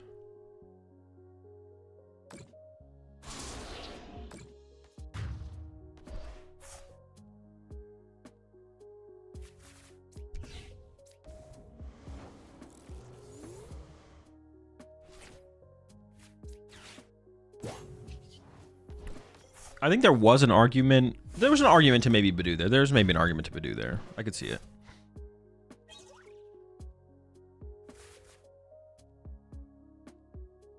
But yeah, once our Turo was gone like it was, there's so many outs for us. When I KO the Dracloak for the draw. On their side, because it gives me Fez. Fez draws me more cards than Dracloak. But there's an argument that I need to find the Fez. Maybe it's close, to be honest. Be getting a... Well, it also gives me bench space for, like, Monkey Dory plus Fez. Like, if I... No, it doesn't. It doesn't. No, it does. Yeah, it'll give me bench space for Monkey Dory plus Fez. Although I don't know if that really matters, to be honest. On their... Yeah. To, like, limit me on their... Well, no, it would. Because if I can go Monkey Dory plus Fez, I can KO their active with Charizard, actually. Giving me a bench space is probably bad. Because then I would be doing 270 with Charizard, and they already had 30 on them. So if I can move 30 over, which I could, then I would win through Monkey Dory. I'll go first. What the heck?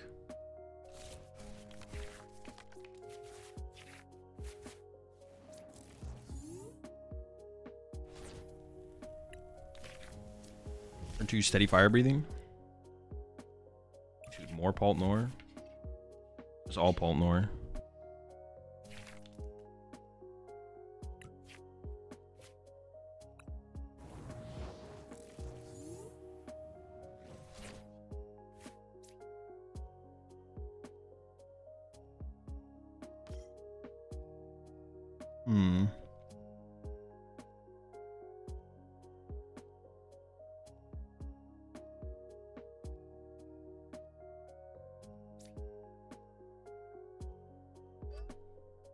Ultra Ball away a boss is just really, really bad. I'm not sure it's worth it to Ultra Ball, to be honest. Getting rid of Candy is fine, but I could ditch a Luminous, I guess. I think the correct grab is Badoo, right? Not Dracloak? Poison Luminous makes the Luminous discard worse, but I didn't know that, of course.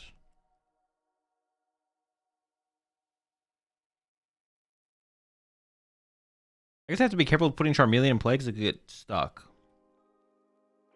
But also losing access to Charizard because they go Halucha KO my Charmander is also bad. Maybe it should have been a Dracloak and then I just steady Fire Breathing KO, right? Yeah, maybe I should have grabbed Dracloak and then just steady Fire Breathing KO the Badoo and just be aggressive, actually. I don't have to go this Badoo route. Yeah, that's probably better, actually. What do you think of Psalm at 60? I don't know what it is.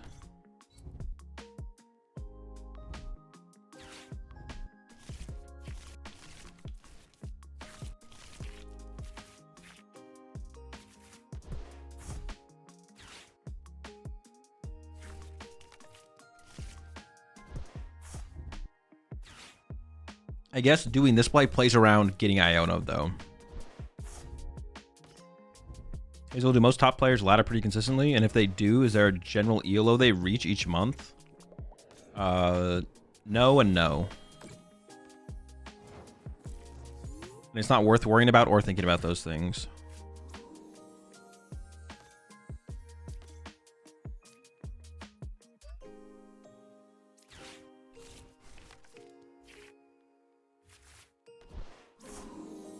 Oh, oops, I attached to the wrong Dreepy. Oops. My mistake. Ooh. Pult? Let me get the Pult here. Although now it's a little awkward, to be honest. My setup's kind of awkward, yeah. Oh, alright, we'll see how it goes.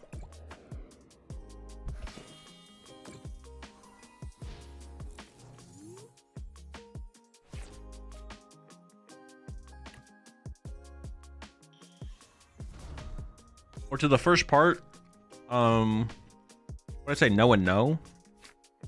The answer is I don't know and I don't know, not no and no. Do most top players ladder pretty consistently? I don't know. Is there a general ELO they reach each month? I don't know. For those that do, I don't know.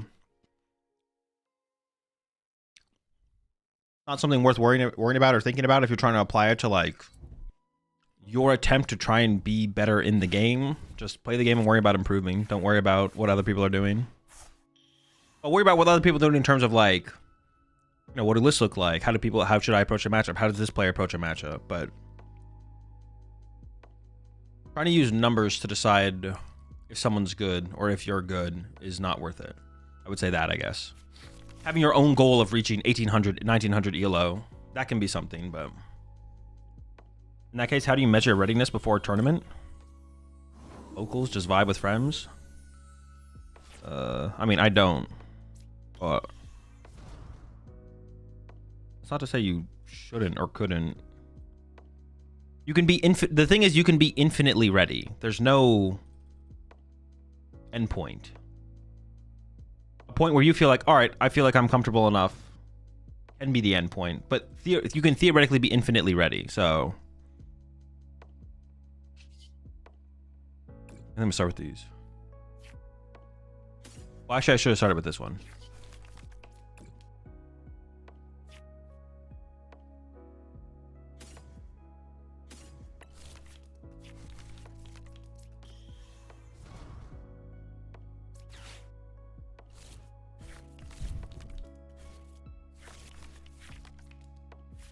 What'd you say? Please don't chat unless you're... If you're not reaching the ELO threshold, please do not participate in chat. Not actually, though, I'm memeing. Or am I? This is actually equal in terms of finding the next one. No, because I can get Luminous plus Dragapult for this one. Oh, the Dragapult's on the bottom of the deck. Dude, messing this energy up is just so bad. I could have already had a Dragapult setup ready to go. Instead, I look like a dingus over here with a Dracloak with a Fire and a Dragapult with a Luminous. Gosh. What's the specific reason for the Acerola in this list versus any other PultZard list? It's just a late game utility card. Or a late game power card, I would say, not utility card. If our opponent has 2 prize cards and we have 1 2 prizer in play, or only 1 2 prizer they can KO, and then if we play, what's the card called? Ace of Roll is on the Pokemon that could KO, then they can't KO it, then we win the game next turn.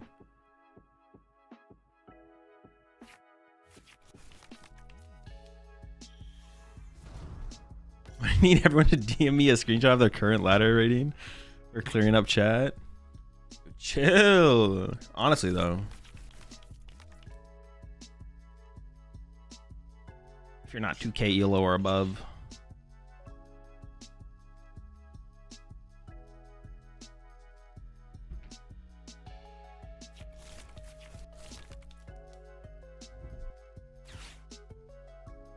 How do you play this deck? You don't. The deck plays you. Pretty interesting.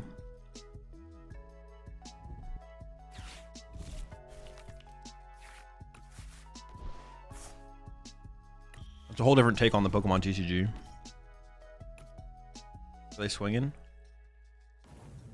Oh boy. Oh fuck? I feel like that's disrespectful.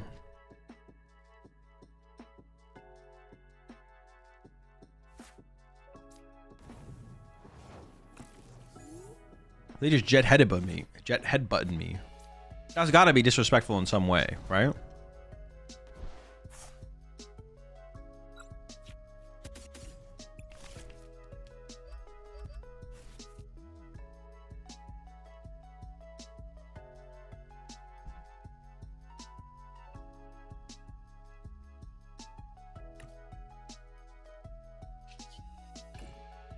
I don't really want to play on Fair Champ if I have to Arven for it. I'm just gonna start with the Lugs here and see what they give me. A bunch of garbage, man.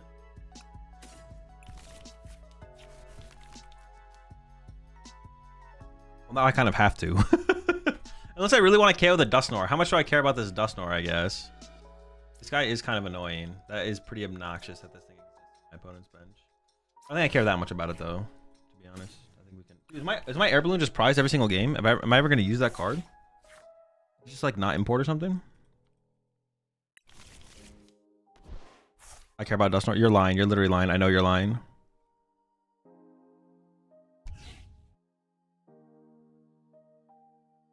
Five. Fetching Charmander seems incorrect. Yeah.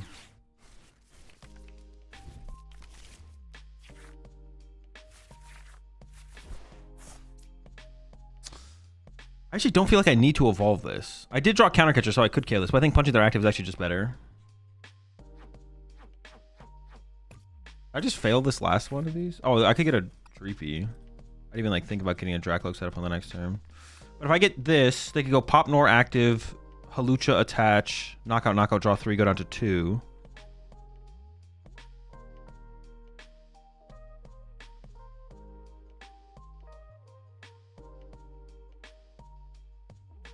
I don't think I grabbed this, but I should have held the Buddy Poffin actually.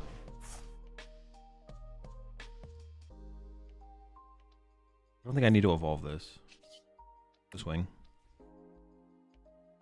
I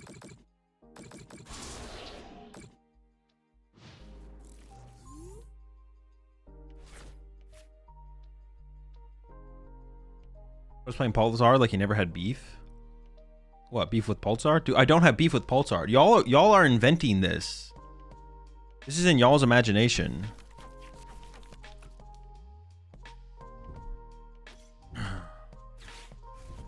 So that makes it way easier for me to win this game now.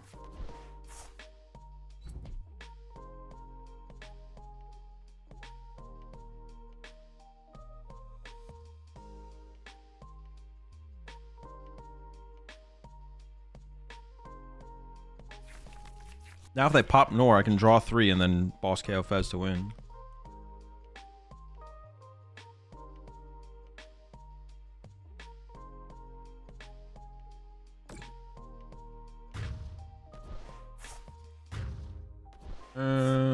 Does that even make sense?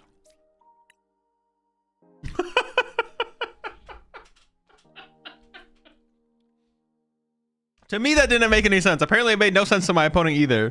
Because they were like, wait, what? Fuck this. This is terrible. Like, who would make that play? I'm out of here.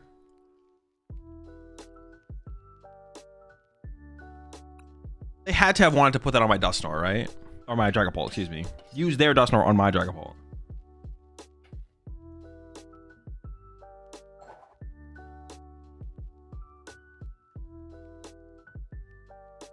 Why did he knock out Monkey? Knocking out Monkey would have also been terrible. Just KO my Dragapult.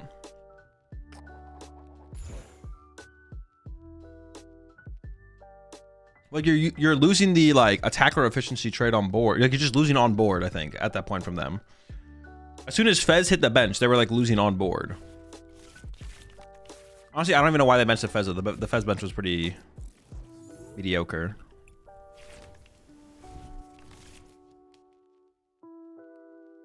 Oh no, this matchup is terrible. Oh no. This is such a bad matchup. Not the Dragonite.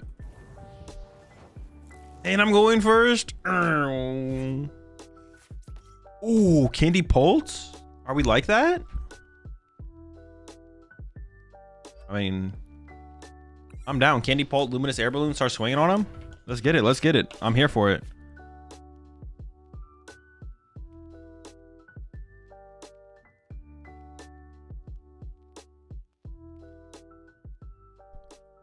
And Halucha? Okay, chill. I don't need the Halucha.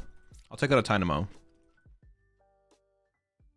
I can't have you cursing my top deck like that. If you put too much pressure on the deck, then it gets nervous and can't perform. Are you KOing Dragonites? What do you mean? We 2-hit KO it the old-fashioned way, bro. Kids these days, bro. Okay, I can't believe kids these days in the Pokemon TCG. How does your deck 1-hit KO a Dragonite EX? You can't even 1-hit KO a Dragonite EX? Is your deck even good, brother? Have you tried Golden Goat? Like, bro, calm down. We'll hit it twice. Like, we're fine. We just chill. Give me some time.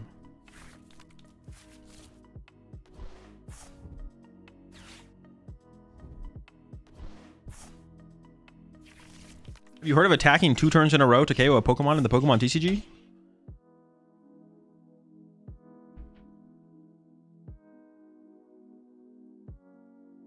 I honestly might just headbutt this Tatsu.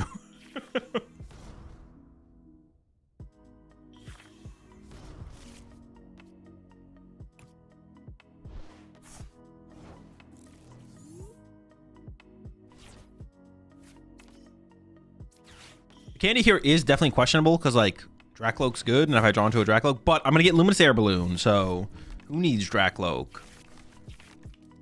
Oh, we got the Air Balloon as well. No, dude, that's the hard card to get. I didn't get the Luminous though. You gotta be kidding me, man. We're so unlucky.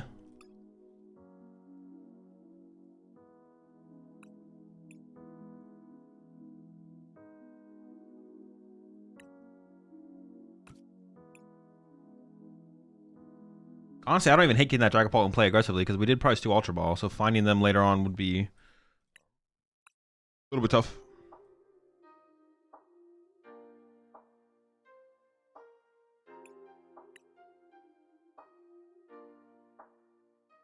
Is this prize? No, Fez in my hand. What else am I prizing here? Countercatcher, Super Rod, Nitro. Dude, what? I have all my cards. You know, actually, I don't think I prized anything. I think I'm playing like a 66 card deck or something. No memes. Might have to get Chiyu involved in the prize trade at some point as well.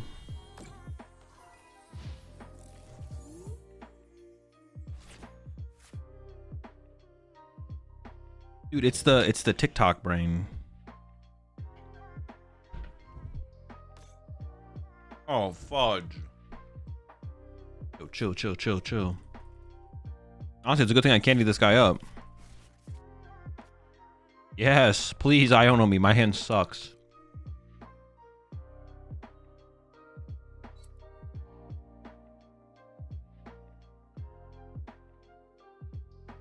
Not playing the pads?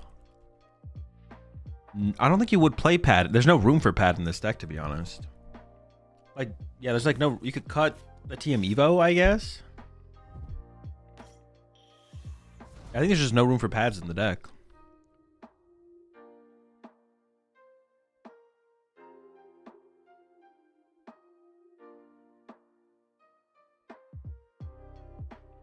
This honestly might be cooked. Ultra Ball? But we need to find Charizard and Dragon Ball. I don't think that's even like good, to be honest. It's not that hard to play Ultra Ball anyways. It's not that big of a deal. We can maybe make room for a couple pads. Yeah, maybe there, Colby. Go down to 3 Ultra Ball, cut extra. Well, hold on, chill. What the heck? Cut third Charmander? No, third Mander's pretty good. I think it might be trolling, to be honest. I don't think you're cooking one as much as you think you are with that one.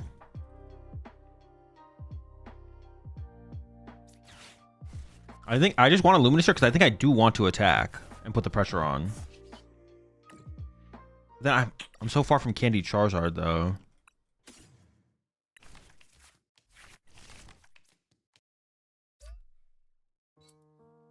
Because like if I attack this turn, that's good if I can Candy Charizard next turn. I mean this always goes here no matter what. We're getting nuked, but I could KO this plus KO the Dynamo and then put 20 here. And they have how many energy do they have in their discard pile? 1. I think I just itchy palm for one more turn. If they have boss KO my Dragapult, we're in trouble. But then I should have put the Luminous on the Dracloak, to be honest. This is a misplay. I need to buy like one more turn before we can get aggressive here. Oh, now I'm gonna get Sob though. Oh, but yeah, now they get to evolve it. I don't know. There's like things they could do. I don't know. Oh my gosh, it's cooked.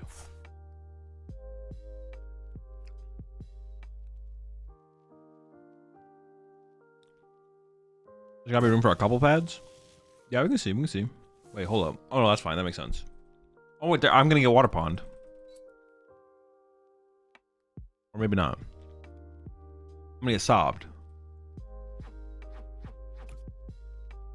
Now I'm confused. I don't know what I'm gonna get, to be honest.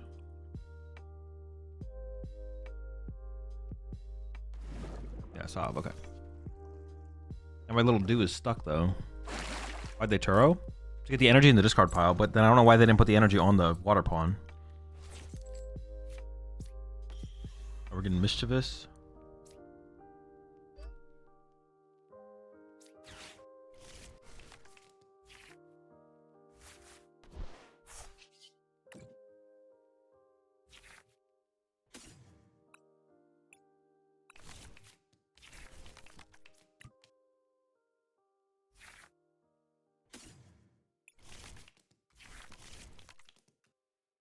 I can candy.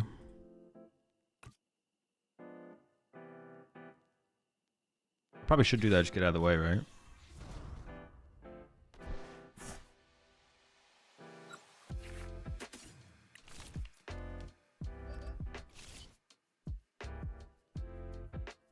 Itchy. Ace Roll's gonna cook this Dragonite? Yeah.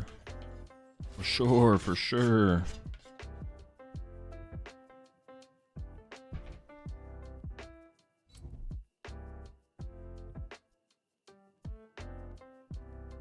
I think that sobs. Oh my gosh. Fuck you, man.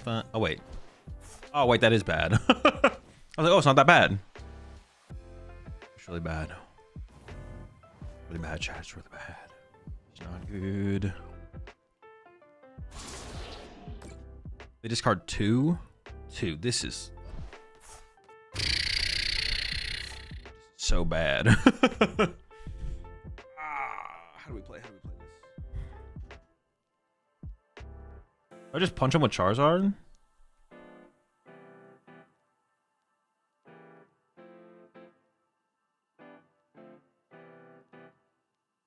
No, I need to spread to this thing. I need to stop Dragonites from getting set up. So I need to attack with Dragapult this turn for sure.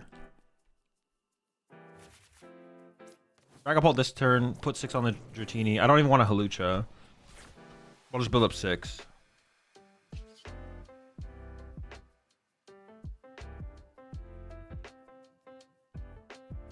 I would even...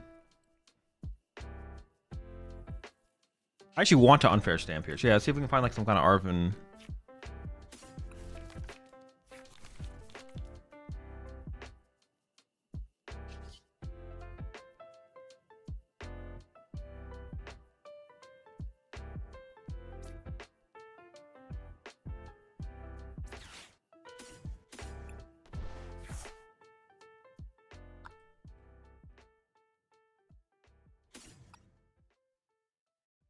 But I prize a Dragapult. Okay. Good to know.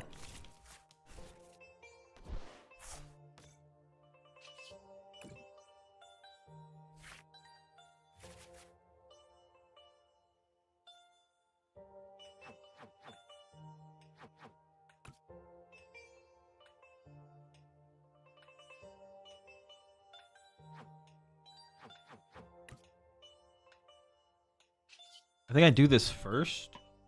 What do we get?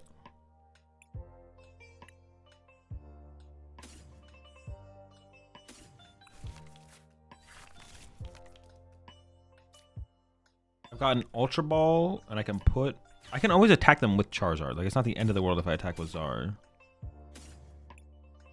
Actually, I think I just get these two. I would prefer to attack with Dragon Ball, so it has to be Ultra Ball now, because I can't use Night Treasure because I put it back, but... Okay. And I have to give up the Charmander, which I don't love, but I guess I have a Night Treasure left. I need another Charmander. Alright.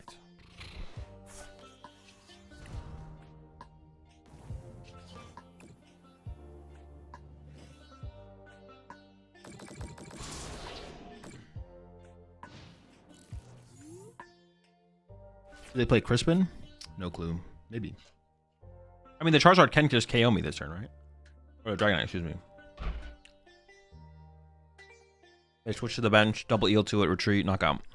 Wait, that sucks. That's so bad for me. Dude, how do I win?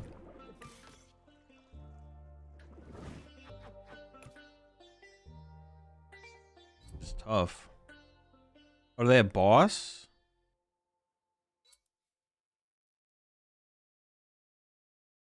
Wait, but this is really bad. Oh, no, they're still just going to retreat back and KO me, yeah. This play was worse. At first, I thought this play was terrible, but it's, like, fine.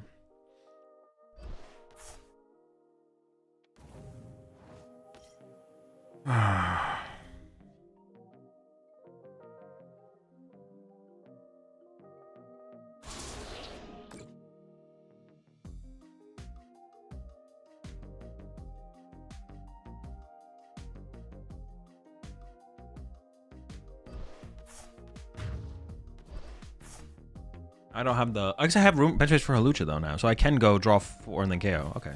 But they can win with Water Pond with a boss. So I lose to Water Pond boss, I guess.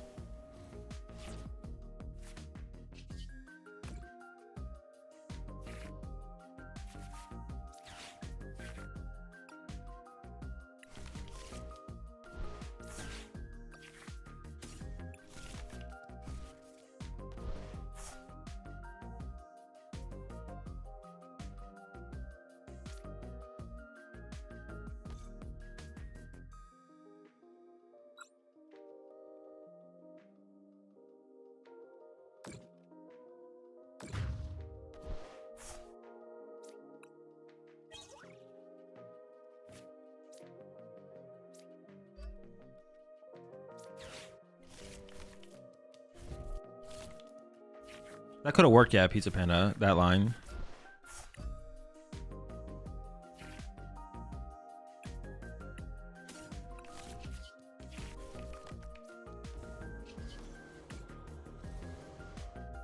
Going KO, KO, draw 3. Oh, but that means I have to put a Lucha in play. No, I don't like that play, actually. Take it back. Wait, no, your play is literally impossible. Wait, the play was just not possible, was it? Oh, no, I could have done it a turn... We need Ace roll exactly on the next turn? No. I think that play actually is just worse. Because by dealing with Dragapult first means I don't have to rely on Acerola when they could Iono me and then just I never find it. Or something like that. No, I don't ever play on mobile, just PC. No, I like this play better because this allows me to like more easily be able to just go hand disrupt knockout and then try and win on the next turn.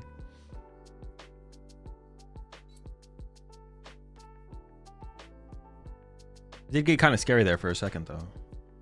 Hold on, is it still scary?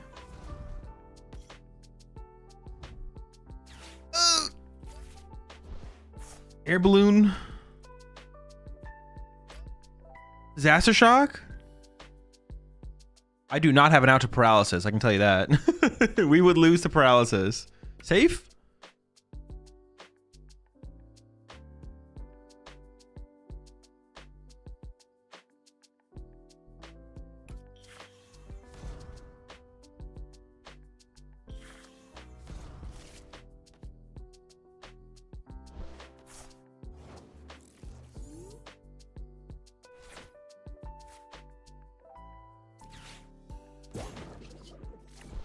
This actually seems like an awful matchup. Like, this seems terrible. Yeah, that matchup seems horrible. Oh my gosh. If they set up. But like, it's not hard. They have Team Evo and stuff. Like, they're gonna set up before I attack with a Pult most of the time.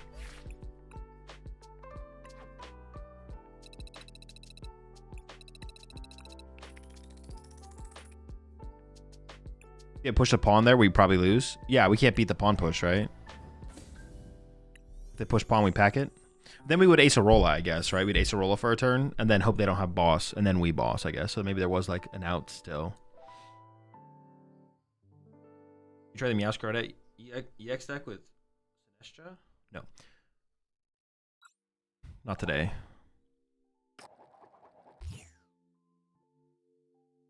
You ever do the puzzles people release? I feel like they have helped me really think about sequencing and different things.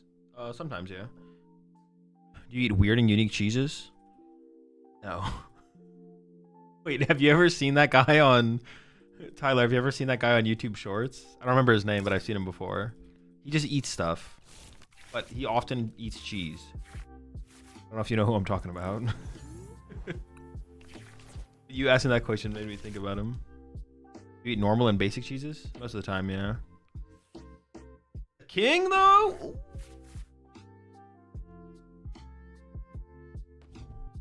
The king can be tough. I'm not gonna lie. The king can be tough. King is kind of him.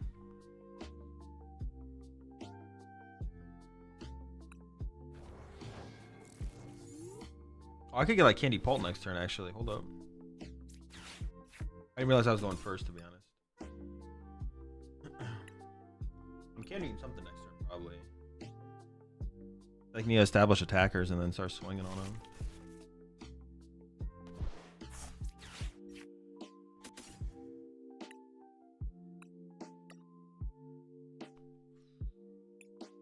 Or Lokes.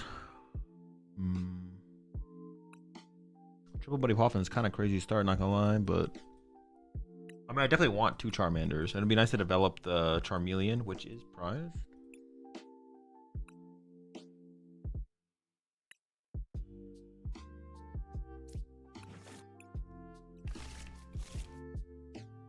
The question is, do I just leave this last bench race open or not? I kind of just don't want to play this because I want to be able to Ultra Ball it, actually. Like, Ultra Ball with this plus this, and then maybe play Lily depending on what I top deck.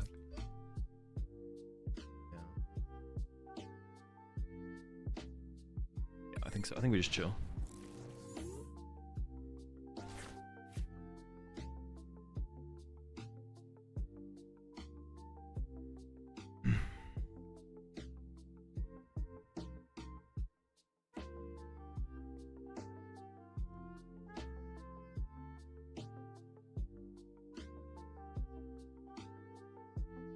Meowth for Acerola? Meowth is not a legal current standard format legal card. Every deck would have Meowth in it right now if it was standard legal. Convention is usually bad, isn't it? I mean, it's bad when it's bad, it's good when it's good. It seems nice to have like something open. I don't know. Probably a terrible matchup, right? It's got to be unfavorable, I think. Yeah, I don't know. They're playing the Xatu build though, which is a much more vulnerable to like Dragapult attacks, so maybe not that bad.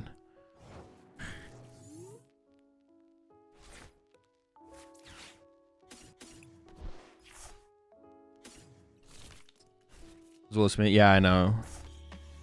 Don't worry, I'll KO your Natu pretty quickly here. Actually, I should have evolved the active because all I needed was a Luminous. Bonk. I actually had the Pult attack. I had Candy Pult there. I did have Arvin beforehand. Oh, I could have got Candy Charizard, right? Oh yeah, I was just unlocked there. Oh yeah, Candy Pult would work as well. Candy Headbutt. Dude. I just want it to be M so bad. Is a little stat peddling? Yeah, I'm just trying to up my damage per game. I can't let my damage per game get too low. I was going for attack with Dragapult instead of just headbutting.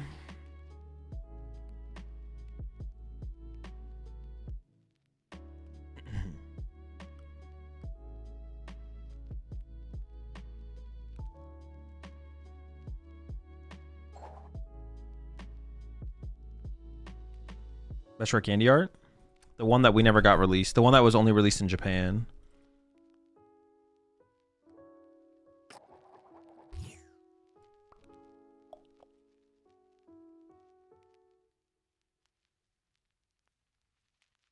Just joining. Do you still say PultZard is bad? That's fine.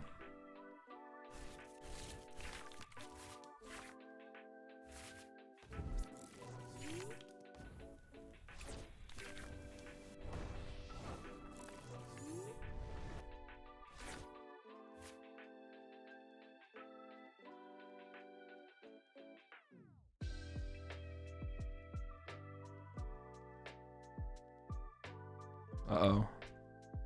I mean, I don't know what they're playing, but if it is Charizard, or excuse me, it is Golden Go.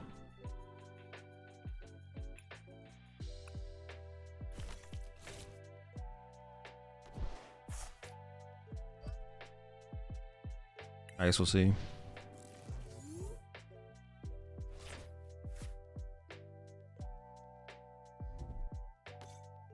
It is Golden Go.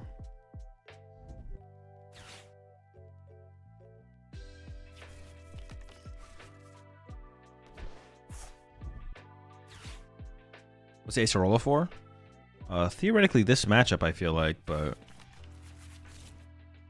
we have to set up and play the game, and so far, my hopes aren't super high for setting up and playing the game. Yeah, Acerola should be pretty good in this matchup, yes.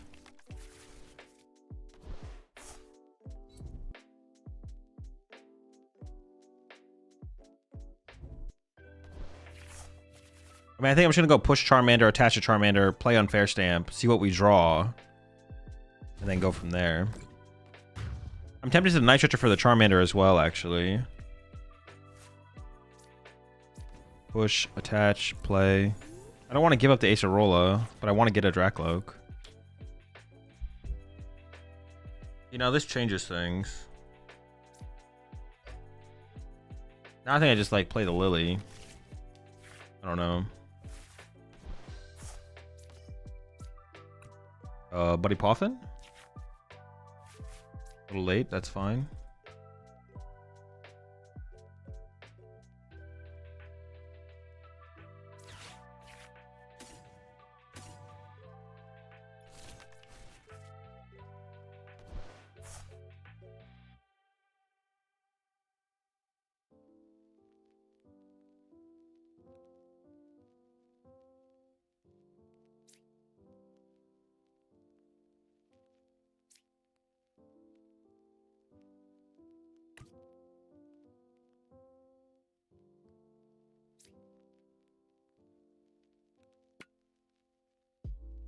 I need to go get... If I had better count on my resources here, I could probably make this decision a little bit easier, but... maybe like this? I kind of like the idea of potentially using Arvin next turn for like Unfair Stamp or something, I don't know.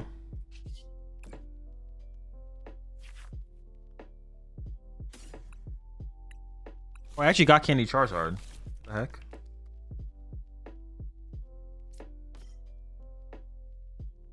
I don't have a Chi-Yu to follow up with. I also have Fez in play.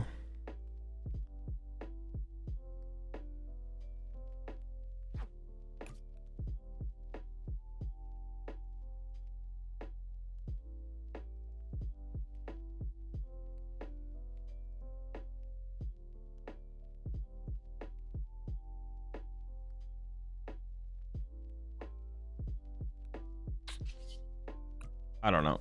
I'm just gonna Badoo. I don't really want to. I could. I don't really want to though.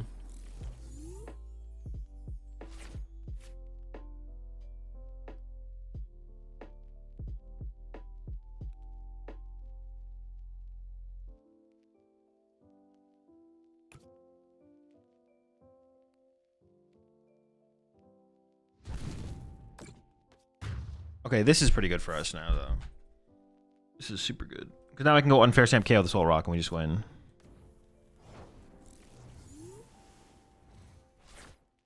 I would like to do it with Chi Yu, right? So let's just draw with this first. Well, I need something here. I mean, I need like a piece here. Come on. Like, I need something.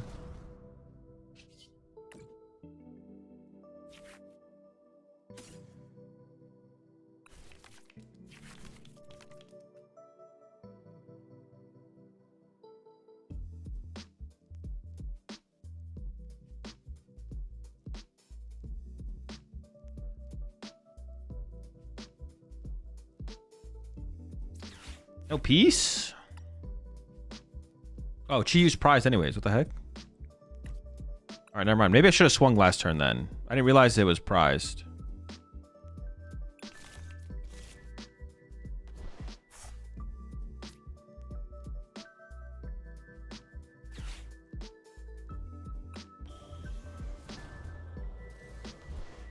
I didn't hate just sending unfair stamp and seeing what happened there. Yeah, that could have been correct, to be honest. There's a decent chance that I draw Candy's Hard KO Soul Rock if I just sent it. I maybe should have just sent it. I think it's reasonable.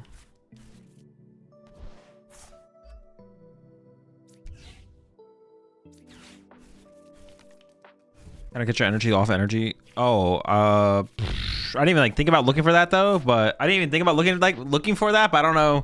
I guess I could have looked for that, yeah. Not bench Streepy. There's a lot, but maybe I actually should have. Maybe I misplayed the boss there.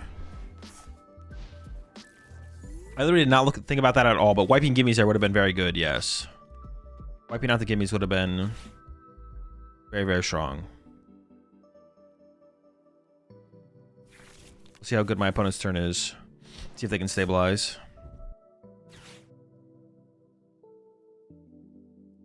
I actually can't take a knockout this turn if I don't get a boss.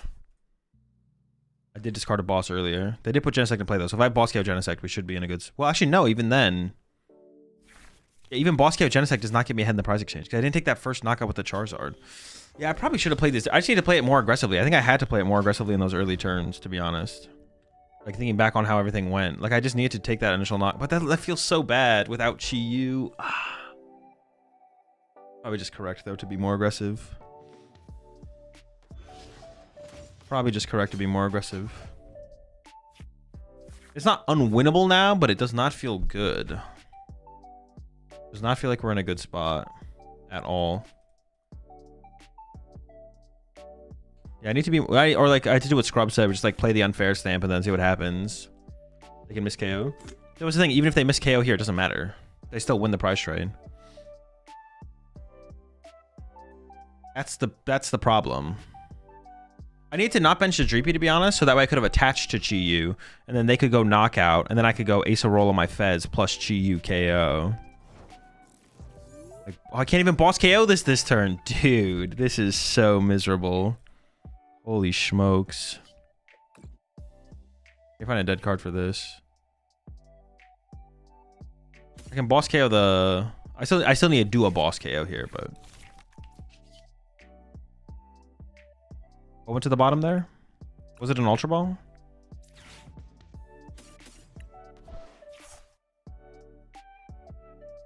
Wait, did I prize 2 Dracloak? I gotta check my prize cards, bro. What the heck?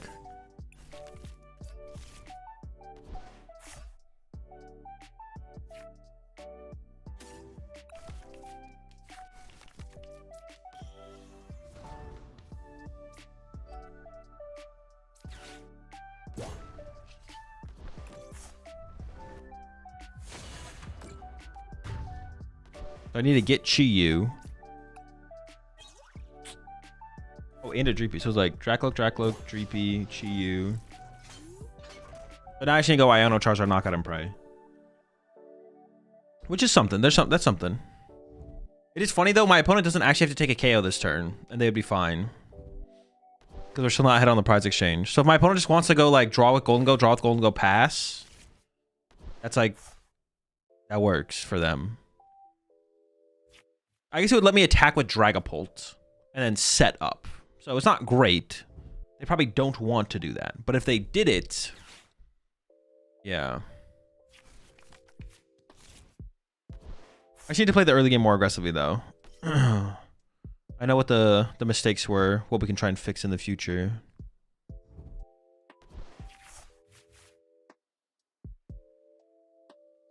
QU being prize does suck, of course, but it is something that we could have... I should have checked my prize card so I could play around it, obviously. Now it's like super unlikely that we win. They still have 4 superiors left. If they whiff, no, yeah, even if they whiff knockout this turn, it just doesn't matter. Doesn't matter. Actually, no, them whiffing this turn actually would matter. Because then I could go... Oh, that'd be so tough to set up.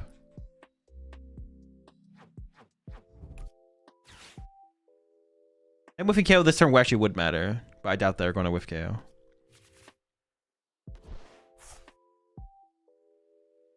This deck does not play Briar, no. No Briar.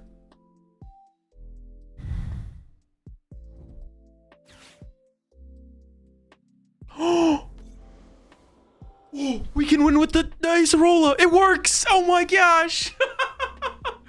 Dude, that is insane. Wait, no, they don't. No.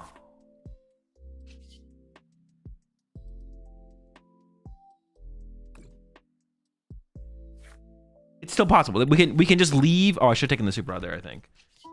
We just leave the Fez in the active.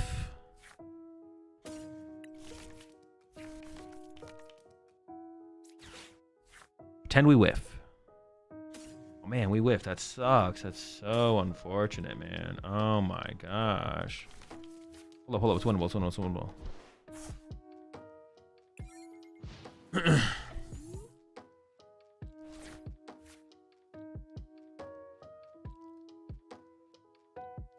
Rod. I should have taken the rod. Yeah, it doesn't matter though. It's fine.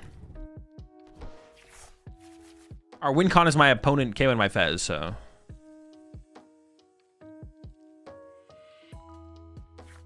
Got the hope bait. Big time hope bait here.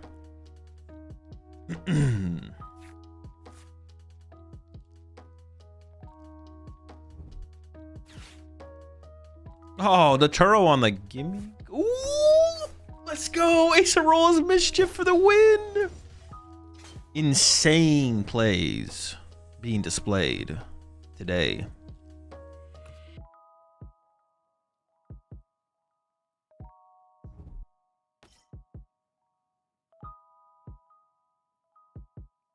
I can't believe it actually happened. That's so sick. They actually whiffed, and then we're just, dude. Wait, why'd they Lana's Aid there? What the heck?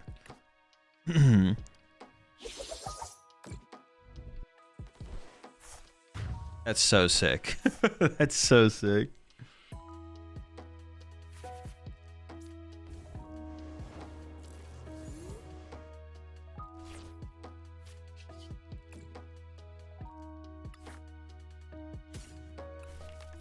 I should put the Fez back in the deck.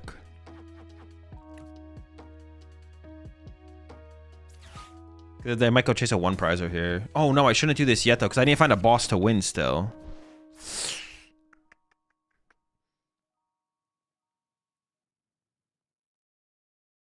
Yeah, I need to find a boss to win the game first. Okay. You could take a one prize knockout, so I want the counter catcher. I'll just get rid of these two, whatever.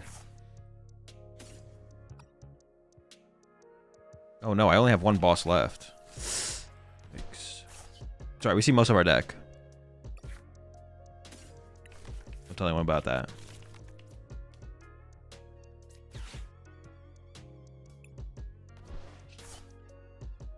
Let's go! That's what it's all about. The Acerola's Mischief. And then we get double... Oh, I should have benched Streepy there. Oops. Because I'm going to get double Dracloak. Dude. Why did I bench Streepy? Punished. Because now if they do... If for some reason they play Iono, which they could. My opponent could play Iono here. Then I need as many outs to the boss as possible. Which would involve having the extra Dreepy on my bench. We'll see, though. We'll see if they play it.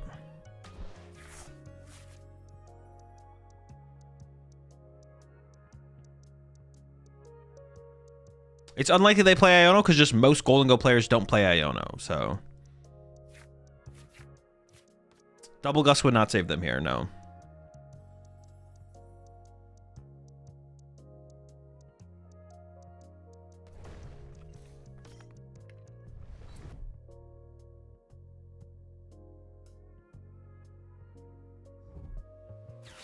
This is actually a misplay from them too. They know I have Fez in my hand, so they know this increases their odds of losing the game.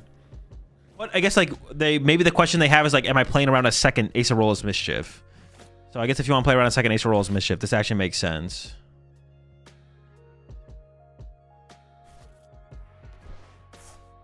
And I mean, if you're playing around one Acerolla's Mischief, I mean, why not play around two, right? All right, and there we have it, folks. The dub. Thanks. Dude, I thought we were so... I misplayed the early game. I just thought we were cooked, man. But then my opponent... I mean, it's hard to call it a mistake from my opponent, to be honest, because who sees the Acerolla's Mischief coming? But then it happens, and then we get the dub. Let's go. This deck basically auto-wins Dango. I mean, the Mischief... with the Mischief now, probably, yeah. The matchup was already probably slightly favored, but now it's probably definitely favored. Or strongly favored. I think it was only like slightly favored before that though. Like it was a pretty close I don't know. We got the unfair stamp in there. It was favored. It was definitely favored before. Maybe a little bit more than slightly. But yeah, the Ace of the Rolls probably puts it quite a bit over the top for sure. Quite a bit.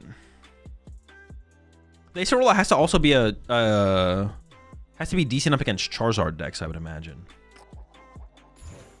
Pretty bad against Dragapult, pretty bad against Gardevoir. Oh no, I could see it being clutch against Gardevoir as well, to be honest. I could see it actually. It could be okay against Gardevoir. When they reach for like a one hit at the end of the game. You take that away from them.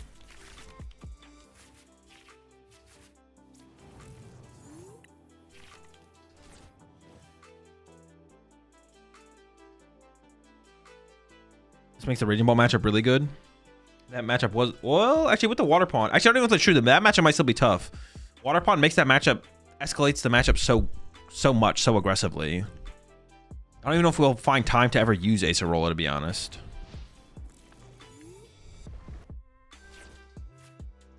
I'm debating on this Arven. I kind of just want to play the Lily. I kind of just want more outs to see Dracloaks and see more cards. I feel like Arven's a little too slow. Probably too slow.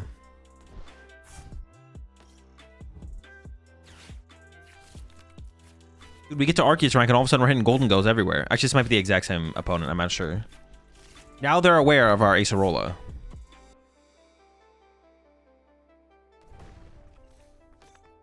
Yeah, Lily has to be the better play here for sure.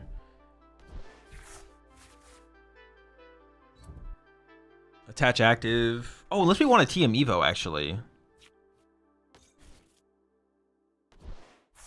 I could actually TM Evo for a Dracloak and a Charmeleon. Like, Badooie, how good is Badooing them here versus Evoing?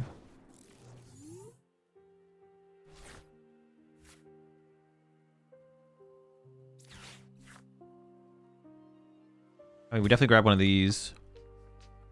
I'm leaning towards the Evo angle, to be honest. As long as it's in there. If I Badoo them, they only get the one Gimme Ghoul. It's pretty good to limit them to a single Gimme Ghoul. Like, they might not be able to get another Gimme Ghoul. Maybe if they had more Gimme Ghouls. The Badoo is probably stronger here because I get to play Lily and they only have one Gimme Ghoul. If they had more Gimme Ghouls, I almost lean towards the TM Evo line. But due to the lack of gimmies, I think I lean the other way. Close, though.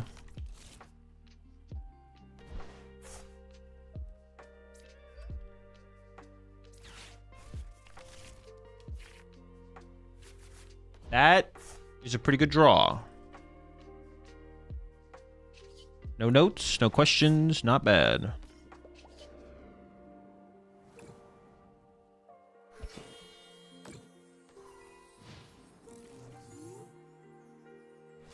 Not bad, not bad. The only thing that's missing is the Ultra Balls are not like, they're fine. But like I need to find Charizard and Fez. And I can't do that out of this hand. Hard to do that out of this hand. It's hard to do it.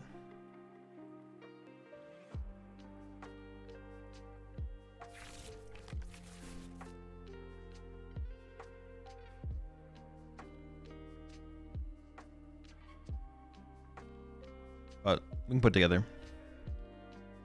If I have to, I could Nitrate for Badoo and Badoo them again, I guess. Far from ideal, but I think I just push Charmander here, right? Let me see what happens. Ooh, oh my gosh. Artisan is so good for me. I can go with Chi-Yu now. That's so good.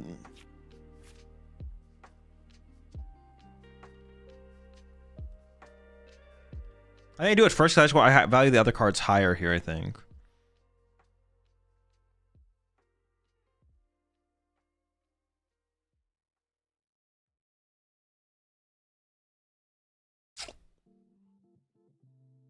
Yo, try Mega Meganium? No, not today. Maybe tomorrow? Maybe the day after that? Maybe the day after that. What? They didn't KO my Charmander? They left me the... What are you doing? What? That is such a bad play. There's one good thing to KO here, and that's Charmander. KOing Dreepy is worse than KOing Badoo because this gives me a pivot to get into Charmeleon now.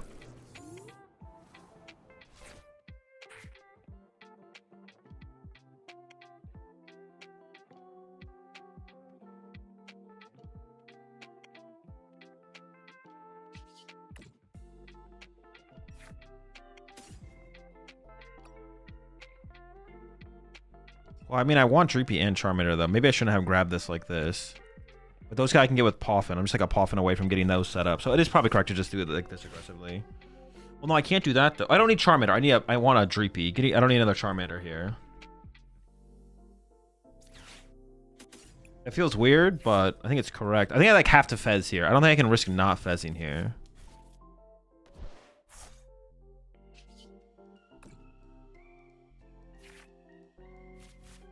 Ooh, it's not good.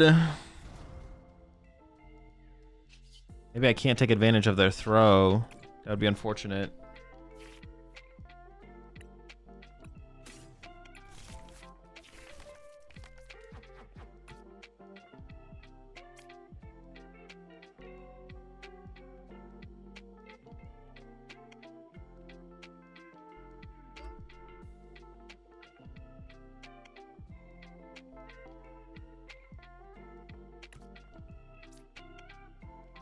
If I find Candy Charizard, I'm fine to go Chi-Yu KO Soul Rock. So I think we just play for that. We got nothing. Could counter catcher the Genesect.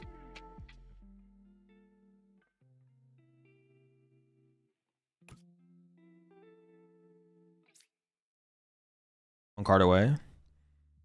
Oh yeah, we were just missing Candy here. Yeah, we were actually not far. This is really bad. But I want Air Balloon if they prize second Air Balloon. It also forces Arven potentially. I think it's got to be... Is it correct?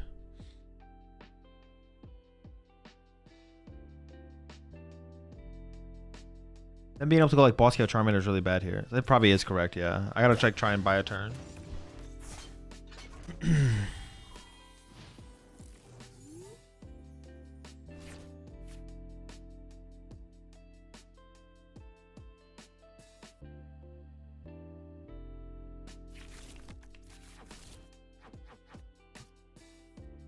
Man, I was so hyped for our turn, but it just sucked. Did we pop in for another Charmander? No, I think this is fine.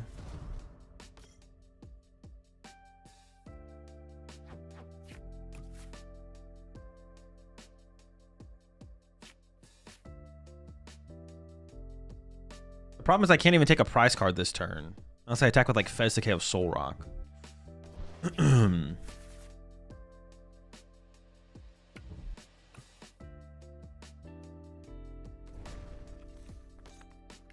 Ultra Ball for Charmeleon?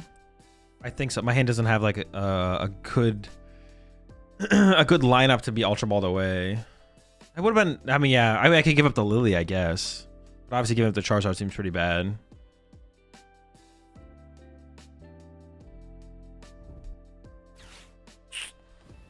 Bruh.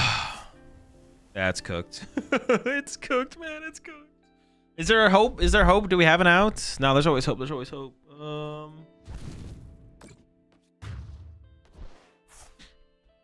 I don't know. Maybe this should have been a Charmander. Maybe you're right. Well, with the boss play, I'm like, they have to get their air balloon and boss. I guess it's so unlikely.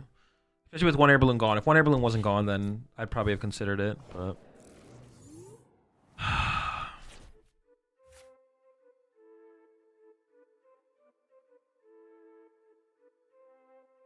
well, I need a little guy. I probably should have actually just got off this so I could Ultra Ball away the Poffin, actually. It's whatever.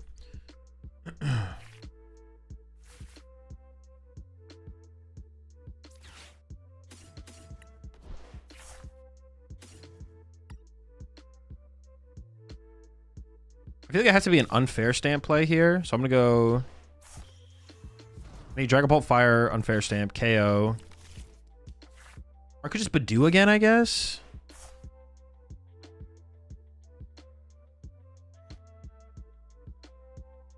And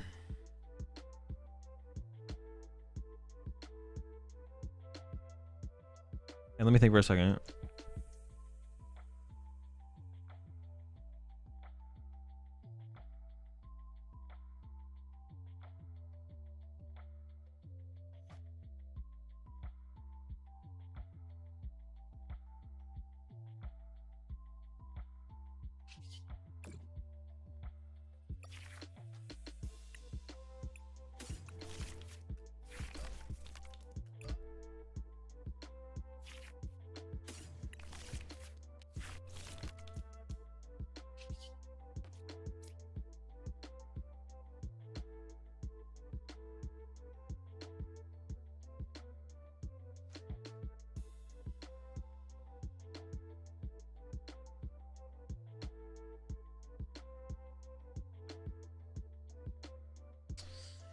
I think we're just too far. Like, we're like one energy attachment away from like having a line, maybe. I just don't feel like there's any real line, though. It feels like everything is just too.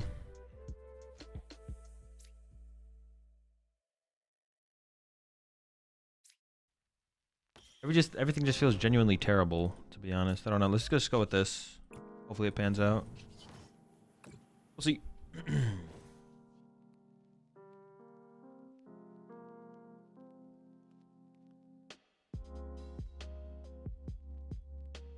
If they prize the last, I don't know. I should already know if they have the last golden go in their hand or not, but I could halucha that, I guess, if it is prized. I don't know if it's prized, though. I think it's like Picnic Basket or Bravery Charm to protect it. We'll see.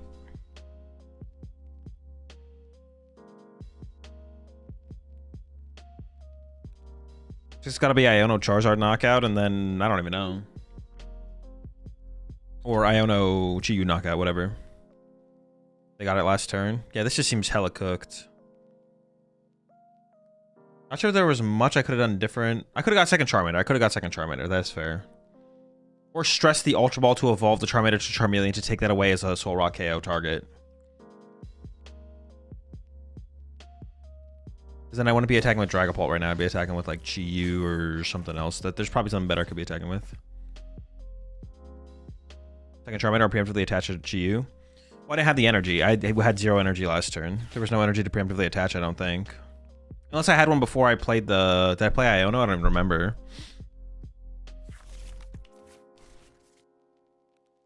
Should you want to attach fire to Chi-Yu? Attach fire to Chi-Yu, let them boss Fez KO? This turn? No, if they do that, I just lose. Well, no, they probably won't have boss Fez. They'll just go KO Badoo, but I can't fall behind another prize card. I don't think so. Right, the turn we attach Luminous to Loke. Oh, sure. Yes. If that was possible, then yes. Yeah, definitely.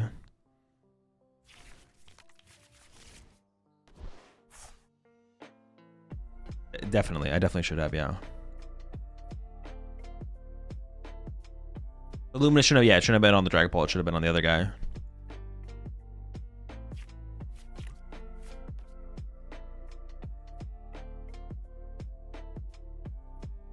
Does it make a Mawile win for them next turn?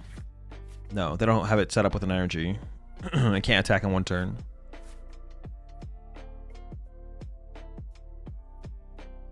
Also, even then, it wouldn't. We lose to a lot of other things. We don't lose to... That's like the one thing we don't lose to.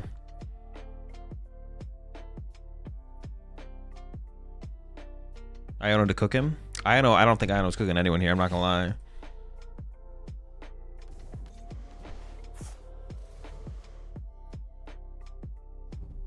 And does this give us an out all of a sudden? Because now I can Acerola my... How many boss have they played? 3?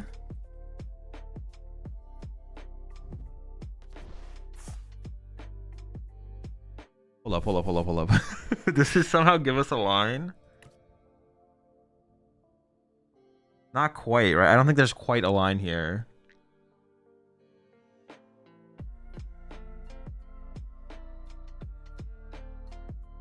I'd counter catcher, maybe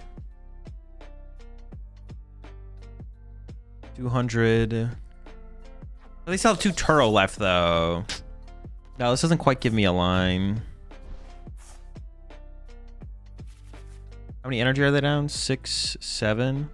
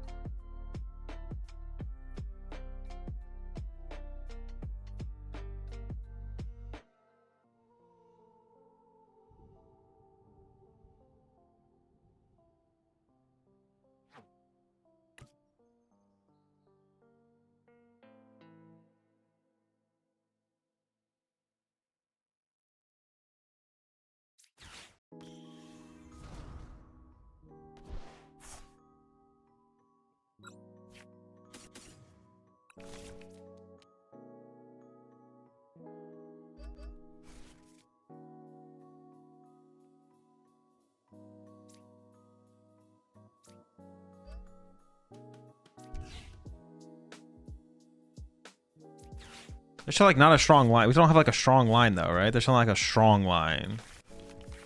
Or unless I'm just missing it. If there is, I'm missing it.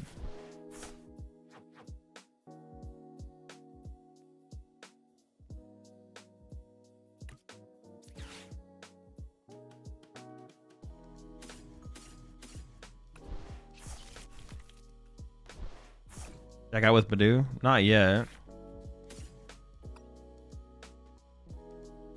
Oh, we could try and dig for... Yeah, we could try and dig for like a stamp comeback play. Sure.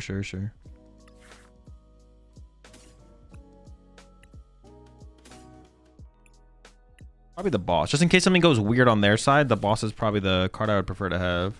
I don't know. Maybe there's hope. We'll figure it out. Yeah, I mean, I guess knockout plus Acerola next turn is pretty good if they don't win this turn.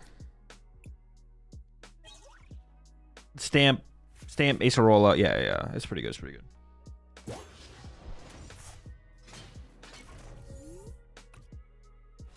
Maybe I should have saved. No, I need the nitrogen to get the fire for the Charizard, right? No, I'm like almost guaranteed energy here. Maybe I just shouldn't put a Drac Cloak back, and I should have saved the nitrogen to get the Drac Cloak instead. Maybe that was better.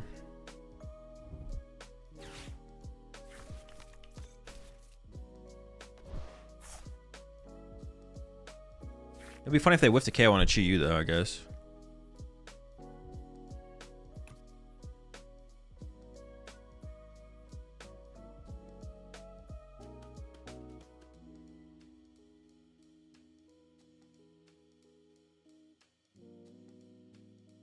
They need a lot of energy attachments in a boss. They do, and they only have 1 boss left. Or they only have Prime left, I guess. It'd be worse if they only have Prime left, I guess, if they're not playing the secret box build.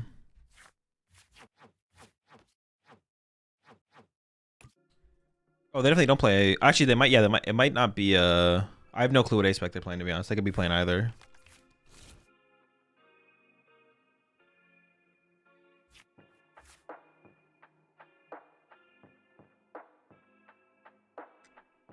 Very good chance that they just beat me here as well.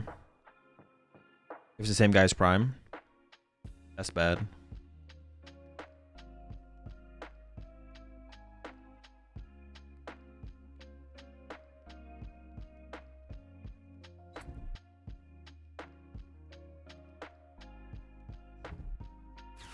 Discussing how Dango goes from 2 cards to 11 out of nowhere. It's pretty good, yeah. It's pretty good. They didn't have like a different thing to discard out of that hand, and they got rid of the Vitality Band? Really? I don't believe that. I believe they had that. Because you could even attach Vitality Band active and it would be effective here to conserve an energy. Leave 1 more fighting in the deck. Draw on 2 for the Lunatone.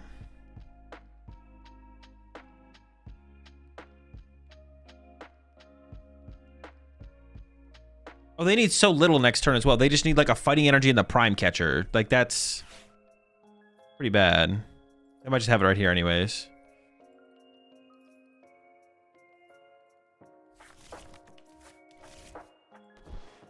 I feel like I'm going to lose. I feel like they have the game with prime. This does not feel good, folks.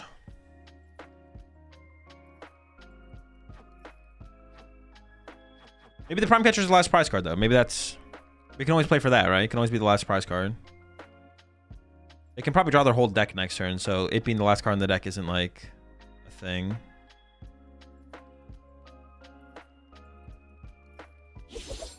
What's the average Dango energy count? 11.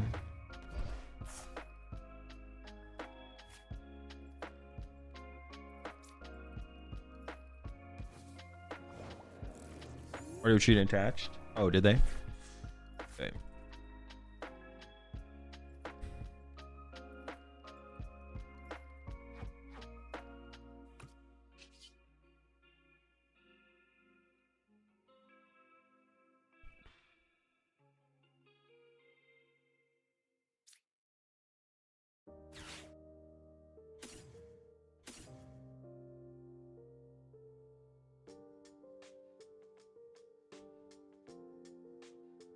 You have game with drag? Boss Pult? What?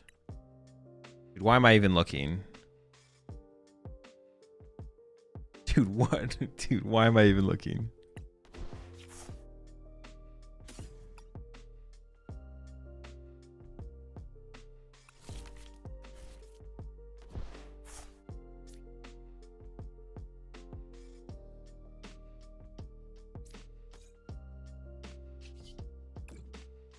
Punch Fez a play? No. Punch Fez could be a play. And I need the unfair stamp now.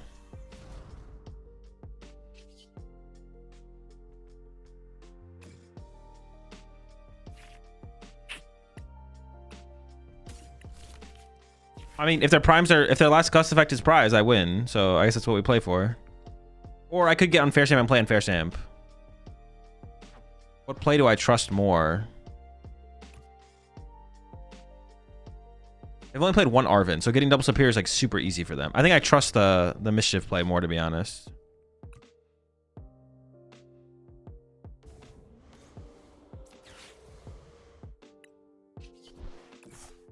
I trust their prize cards.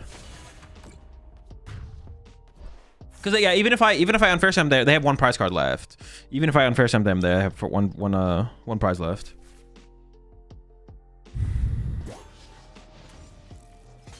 No, my unfair is not prized. It's in the deck.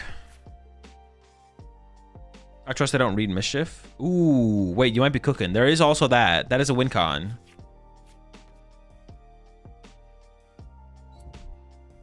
Uh-oh, it's not a good sign.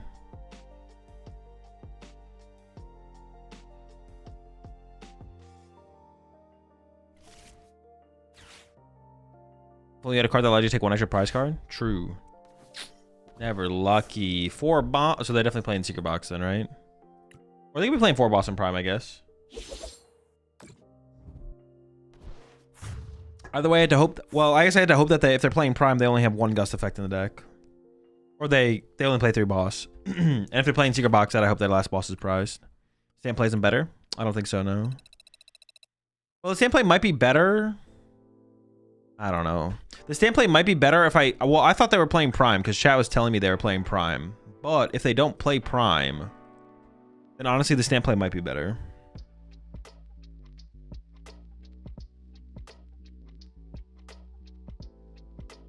But yeah, it comes down to that, I guess.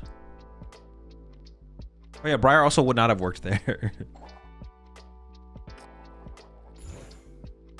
They said it was Prime for the same guy. Oh, okay, okay. I don't know if it was the same guy, to be honest.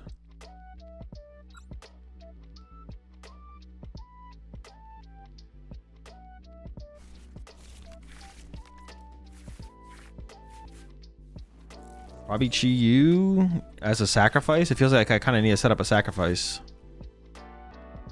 3 mulligans versus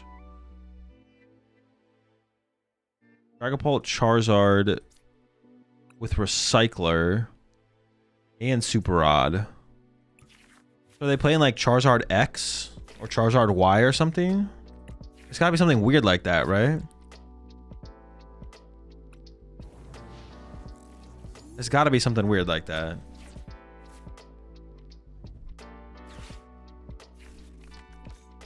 Otherwise, Recycler like makes no sense. Recycler like makes no sense unless you got like something like an X or a Y in there.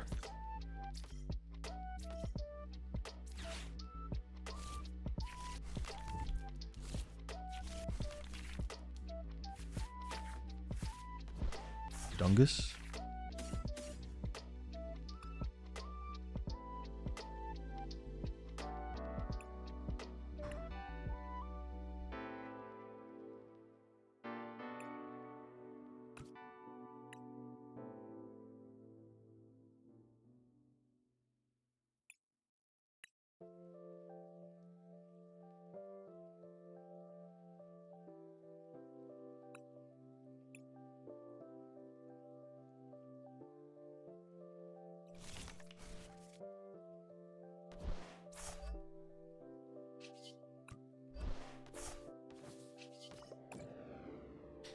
Was the game plan in Mirror to play through?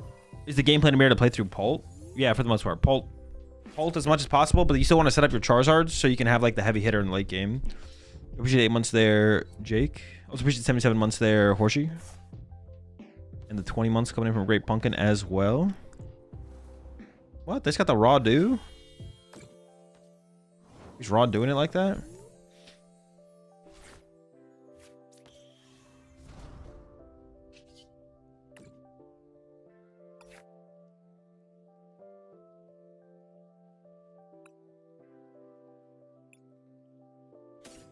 I'm tempted to boss like right now to break their item lock because their turn was so weak. I could like bring up the Charmander and then Itchy Paw in it, and then even if they retreat it sets up the 10 damage to KO it off the bench. So that way, like it makes it feel a little bit better to be aggressive by KOing their Badoo. And then if they don't have energy, they do have energy. If they don't have energy, then I also get to. Well, then I just get to. Well, I guess I don't have that many items to play right now, but theoretically, if I get access to items.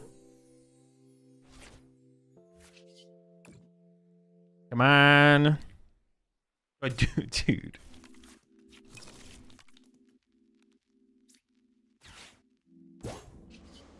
Get me out of here! Now I can't trap the Fez, but I set it up to be KO'd. I brought up and KO'd with a Pult later. Fuck you! That's my thing, bro! That's mine! Wait, hold up! Can we move this Chi-Yu? I do not want to Iono them. Let's go! If my Air Balloon was prized, I would have been pissed.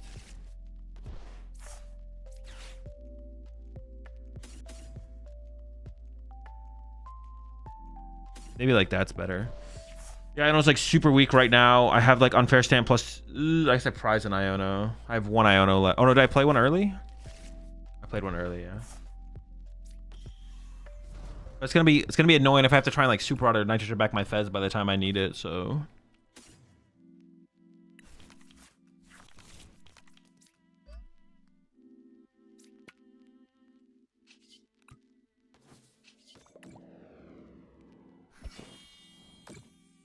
Isn't Lucha better? Oh, Lucha's really good.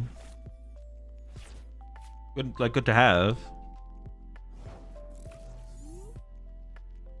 I have a third Charmander in the deck if I ever need Charmander.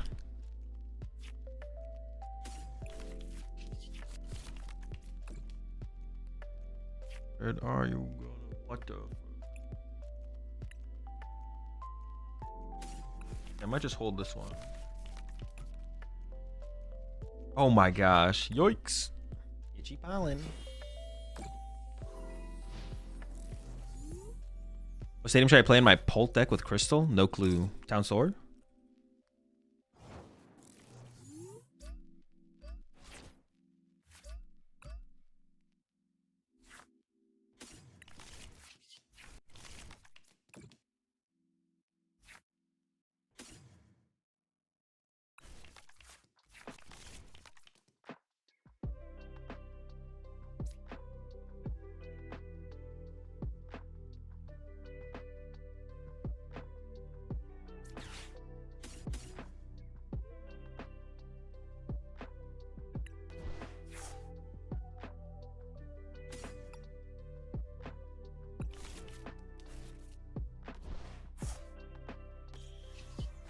Itchy. Do you prefer Shaman or Halucha? Halucha, probably.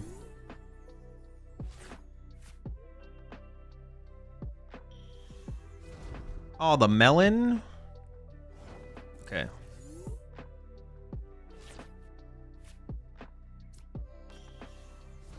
Took a while, but we got there.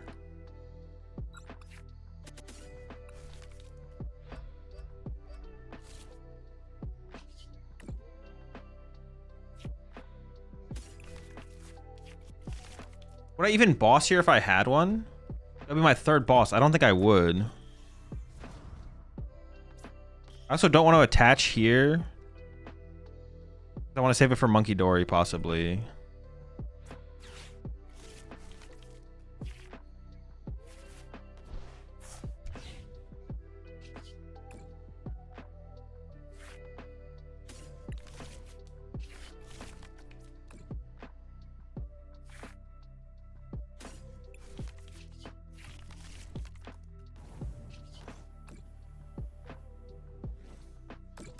This should be a pretty clean dub from here. I don't see how we'd ever lose, but maybe it's possible.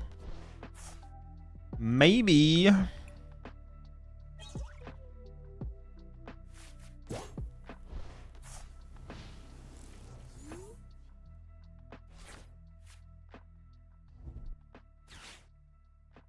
That could be a Dracloak now? What do you mean? The one I just evolved, or? Wait, what the fuck? Okay. I was like, second Fez? Wait, dude, they're popping off! Maxwell at KO incoming? Why would you put that out there like that? Don't say that.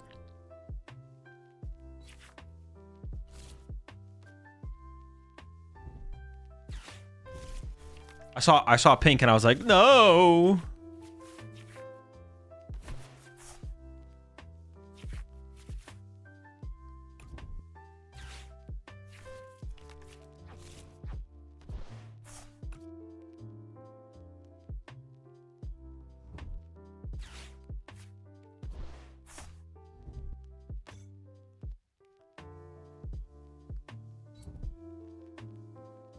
I think I just put like 1-3-1-1 or something like that.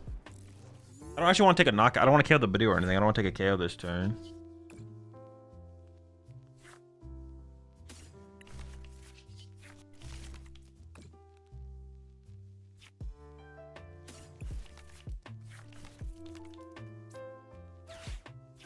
Play this ahead of time.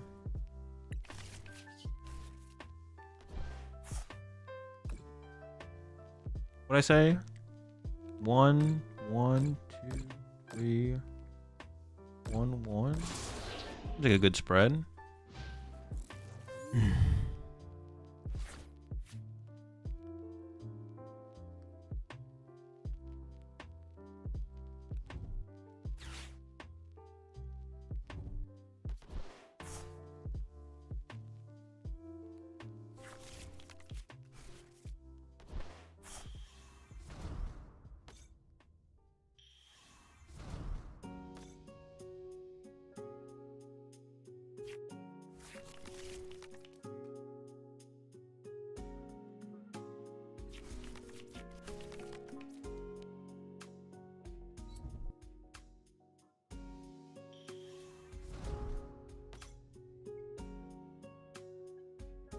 This squad on their bench right now is primed to get KO'd.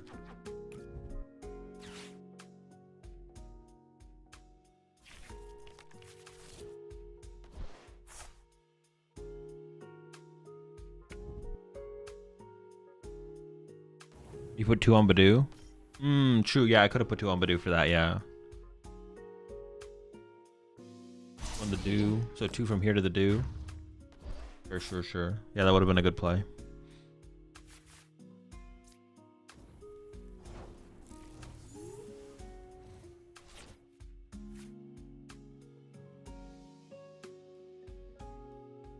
Okay, so let's go Super Rod. Wait a second. I should have Ultra Balled first, actually.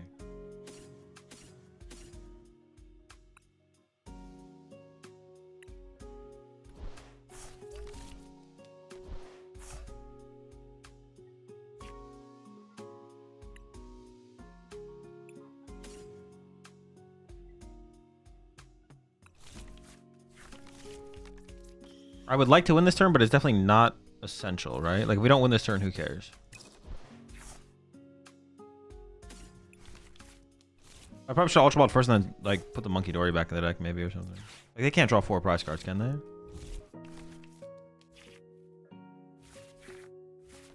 Oh, wait, I don't win yet.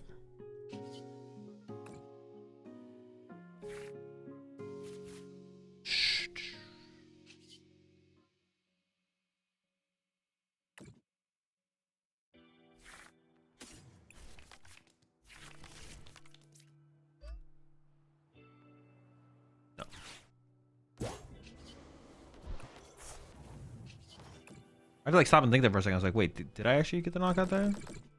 Villain. Why not KO their Badoo? Because it doesn't actually win me the game any faster, and it gives them a bench space and Fez draw on the next turn. So it's better just like wait for a turn and then try and win the turn. Well, dude, how the fuck did they get 3 Dracloaks? What the heck? Just like triple Loke off the triple Badoo? The whole squad? How's Ace Rolla been? It's been fine.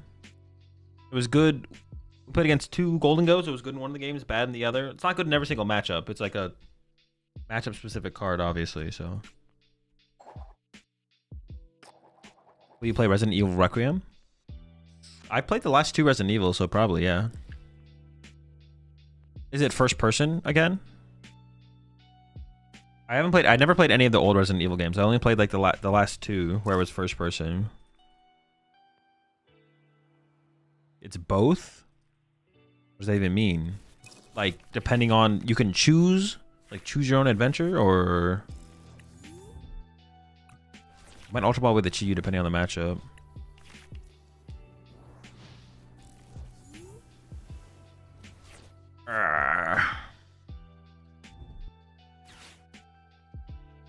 You can choose which type of camera. Oh, interesting.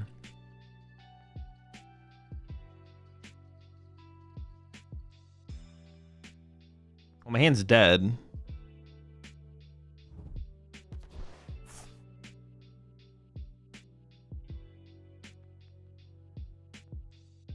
Getting Badoo is like pretty low value. And we get cooked here, but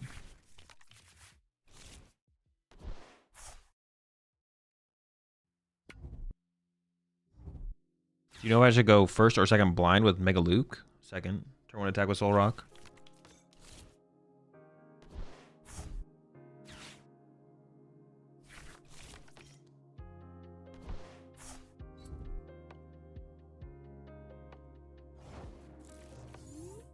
Top deck? Lily? Oh, pretty good.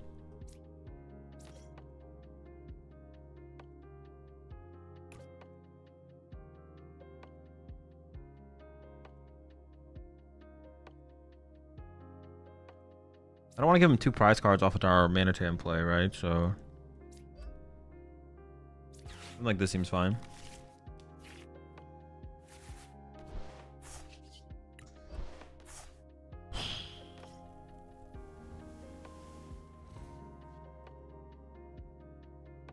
Okay.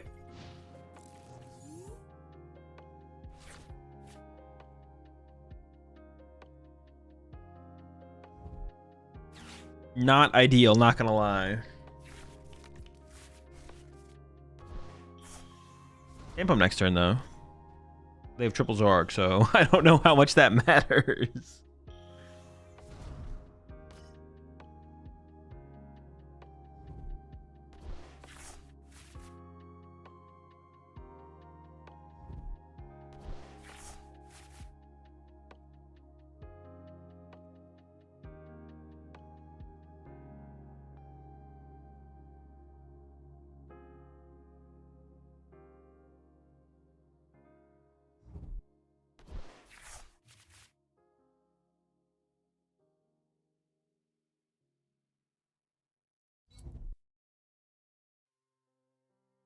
What are the I'm just like looking at Limitless. What are the big online tournaments anymore these days?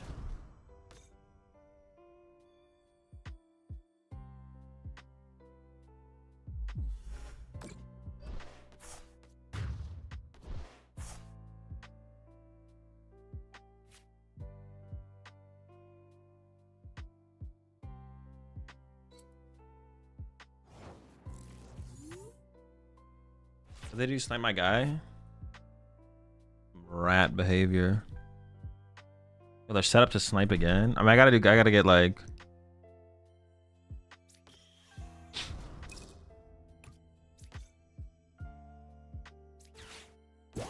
I need to find some stabilization here, I feel like. Let me stabilize, brother.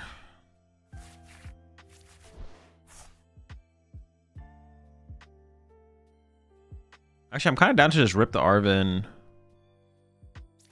Like TM Evo here, I feel like this. Dude, their start was just too clean though. It's too clean. I think it'll be hard for them to move their active here.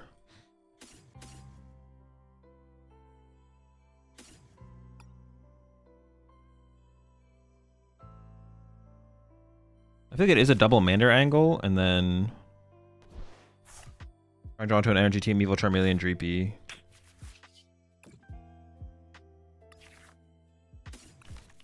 That's fine.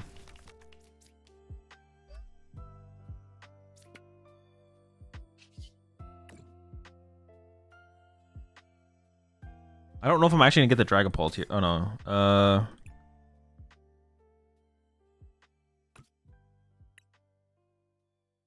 It'd be really bad if they snipe. Yeah, it'd be really bad. Let's do it. Let's do it. I think it's fine.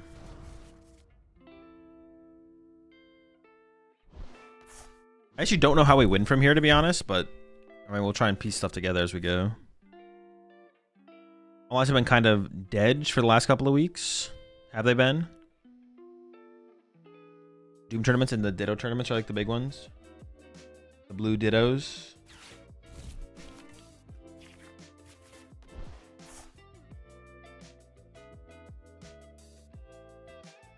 When do the blue Dittos? Oh, let's see one here. Blue Ditto is on the 22nd, which is Sunday. Okay. Well, I'll probably play in the. I'm not gonna play in the Tournament of Doom this week because Champions League. But I'll probably play in the blue Ditto on Sunday, to be honest.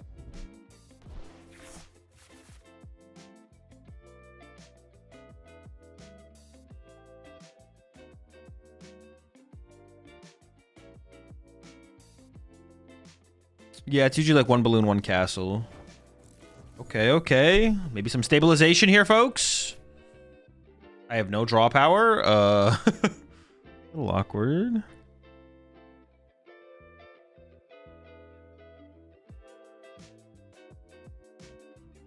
So maybe it's something like this.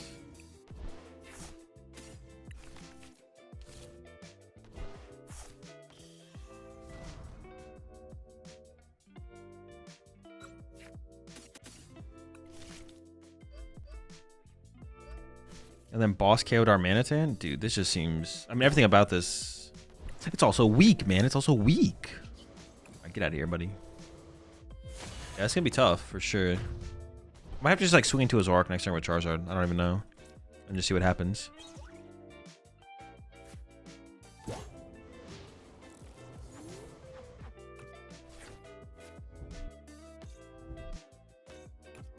Oh boy, they're going wide. The Monkey Dory seems questionable. But whatever. I think it has to just be like punch active. I don't even know if I'm going to play the Iono here. I might just literally punch the active, and then that's it. And then next turn, a Super Odd Iono. Well, I need to find a Luminous, though, I guess.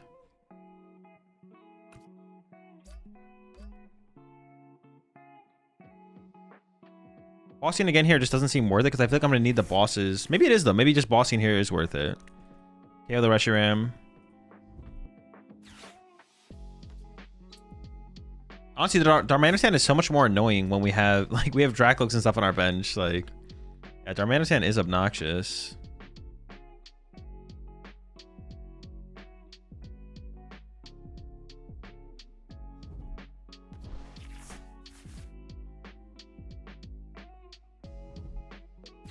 Oh, they're chasing. Oh, that seems bad. Are they KOing or no? Just 170? Oh, and then they can clean it up later with Darmanitan? Sure, sure, sure. I can't even move the active now.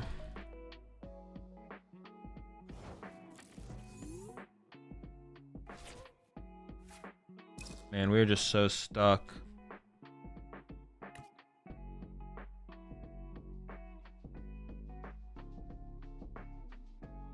What do I have left for Gust? One boss?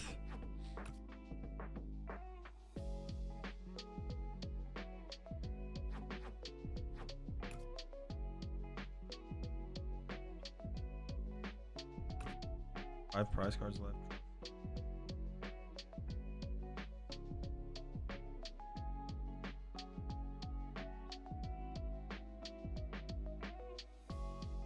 I think I just pass. I don't know. I think I just pass.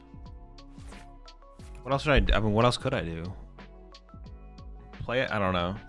If I play as Iono now, how many Iono do I have prized? Oh, maybe I have a third Iono in the deck.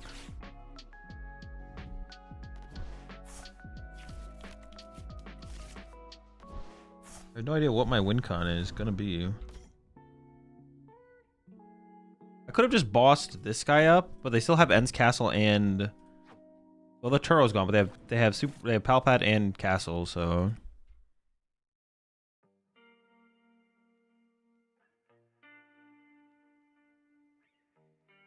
they just take 3 here and then we Zard. Ace roll a Zard, right? Oh, true. If they take 3, sure. Yes. And if they only take 2, then we can Monkey Dory. I probably should have Iono'd, to be honest. I should have Iono'd here.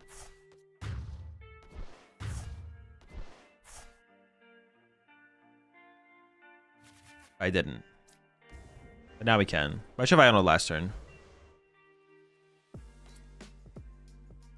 I don't even want to put Fez back on the bench, right? Because I lose the boss Zekrom. I should have Iono'd last turn, yeah. Tried the Golden Go list with Lilies? Not today.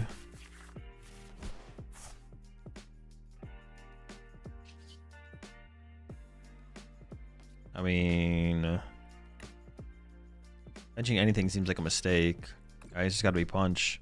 But now they can just punch my active twice, right? Well, I guess I need Ace of Roll. Here's where I need like top deck Ace of Roll or pull it off the prize cards. I don't know if it's prize though. I get freaky with Badoo. I still have 2 bosses orders left. Man, this one's looking kind of cooked. What does Golden Go with Lilies mean? Doesn't every deck use it? No, Golden Go doesn't play Lily. Most builds of Golden Go don't play Lily, but there's a build that plays Lily and the Lily and Legacy Energy.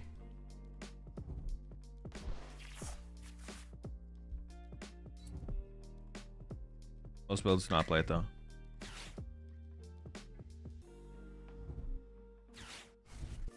I don't have a stadium bump. I was gonna say I could bump the stadium and then trap the thing active, but it's not real.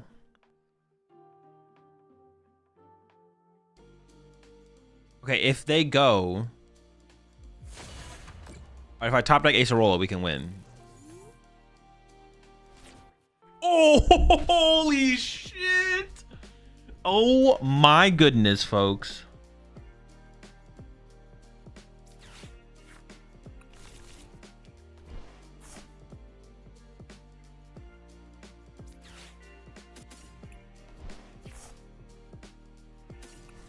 We don't guaranteed win, but they can still combo. They can still combo us. They can combo us. They can combo us.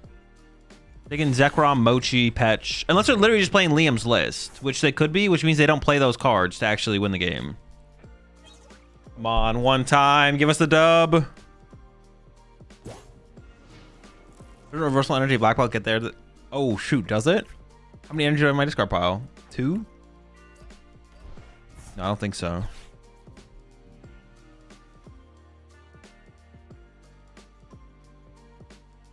Come on. No combo one time. I think they're literally just playing Liam's list, though. I don't know if they have the Mochi combo. They're also down 2 reversals. Also, they push Zork into the active for some reason, so now they can't even patch this thing. I don't think they play the thing. Come on. One time.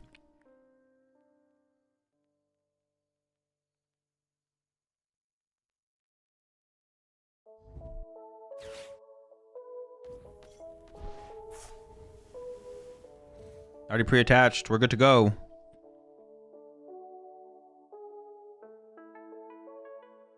Ace roll a dub?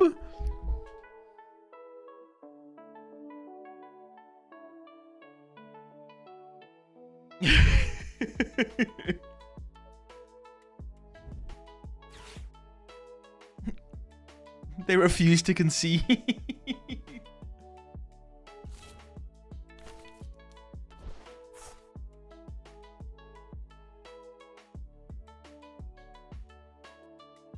Ready goes to Acerola?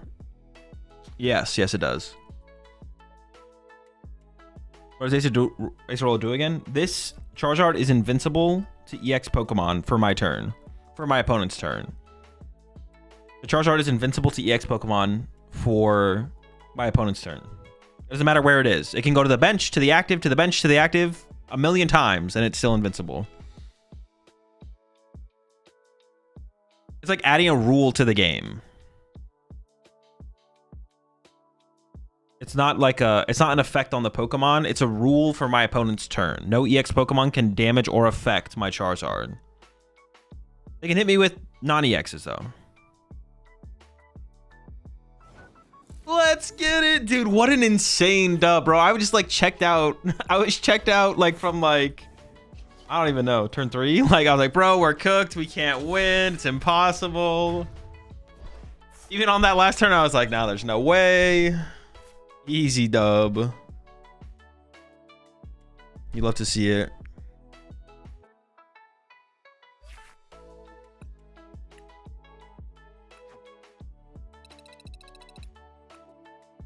Let's go. Rule-wise, what's happened if you place a roller on your active, opponent forgets and calls out attack on active? What happens in that scenario? The attack does nothing, and then it's your turn. It doesn't say your opponent can't attack. It says if the attack happens, the attack does nothing. If an attack were to attempt to affect the... If an EX Pokemon uses an attack that attempts to do damage or affect your active Pokemon, it doesn't do anything. But your opponent attacked, so their turn's over. You resolve the attack, which is if anything to the active, does nothing. Anything to anywhere else on the board or their side of the field, concludes. And then your turn. Then between turns or whatever, your turn.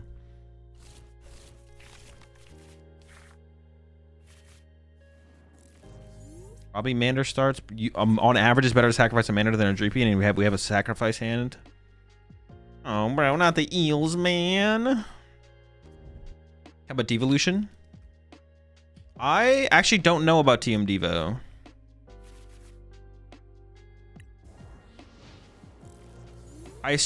Yeah, I actually don't know. I'd have to read, what's it called? I have to read Acerola's Mischief.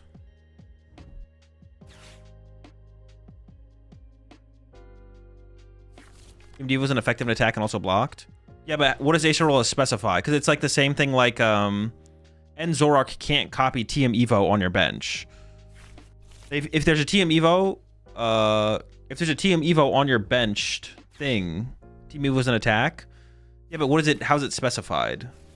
It's the same thing like how Dipplin can't use TM Evo twice, right?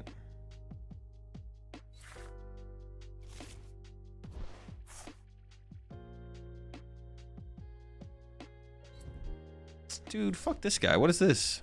This is bullshit. Oh, we're fine. We're fine. We're fine. I'm not mad. I'm not mad. I've never been mad once in my life. Y'all are just lying.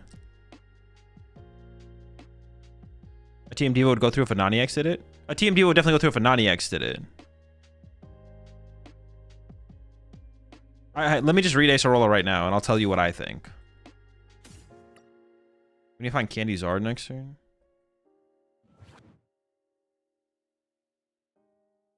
And effects of attacks done to that Pokemon by your opponent's Pokemon EX. Yeah. So it's not attacks that your opponent... Yeah, so it should stop it. It should stop it. If it was worded like attacks that your opponent's Pokemon EX has. Because TM Devo is not an attack the Pokemon has. So the wording is relevant because we have scenarios in the game where the TMs can't be interacted with by certain cards. Let me get these two.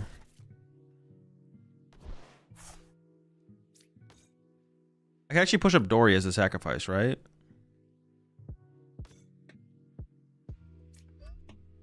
Preserving the Charmander would theoretically be best.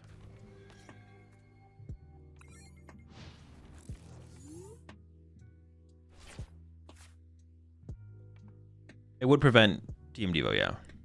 It says effects and damage. That's not the part, Jan, that I am questioning. That's not the part that I'm questioning, Jan. Yes, the effect got chat. The effects part is not the part I'm questioning. You have stuff like Enzorark can't, if you attach a TM Evo to like a Zekrom on your bench, Enzorark can't use the TM Evo. It's not the effects part that I'm questioning. Or like Dipling can't use TM Evo twice. That's the part. It's like, is it an attack? Like, does Acerola specify the Pokemon or attacks the Pokemon has? And it would work. It would work.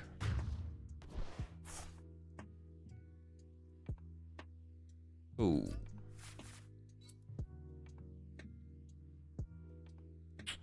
I don't like that. Dude, I'm just cooked, like on board. I'm just literally bodied.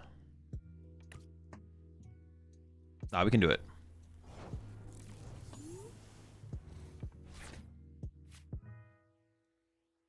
I want Ultra Ball and I want Unfair Stamp here, so I think we just draw first. Or Charizard. Hold up, we're not done.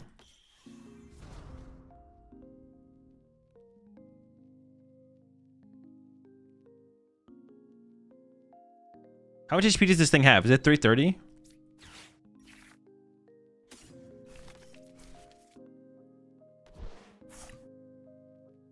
Come on, 2.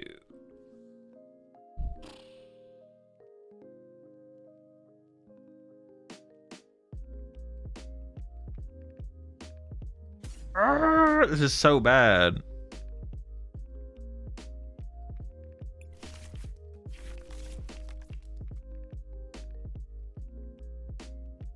Or I maybe wanted Chi-Yu on my bench instead, actually. I think I messed that up. I think I wanted Chi-Yu on my bench over this Streepy. I mean, I have to kill the Iron Hands. I can't let the Iron Hands live.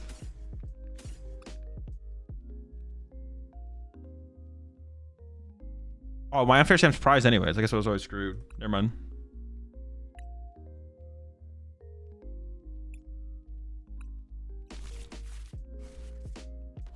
I want the possibility of a Dragapult, so I'm gonna go... I still want the possibility of the Chi-Yu as well. Yeah, I feel like I shouldn't have gotten the Streepy, to be honest. I feel like the Streepy should have been the Chi-Yu, so I could have attacked with Chi-Yu on this next turn.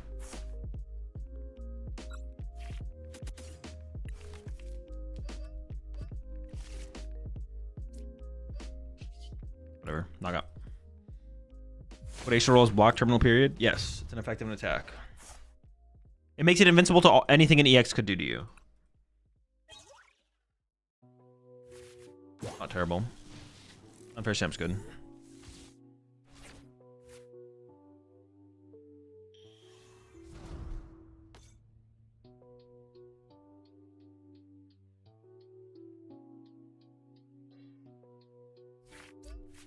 Okay, so they go knockout. Oh wait, yeah, see, oh dude, I'm tripping. Punching them with Dragapult's the play I want to do anyways. I'm gonna go punch a Dragapult, 3/3, the next turn knockout, 4 prize cards.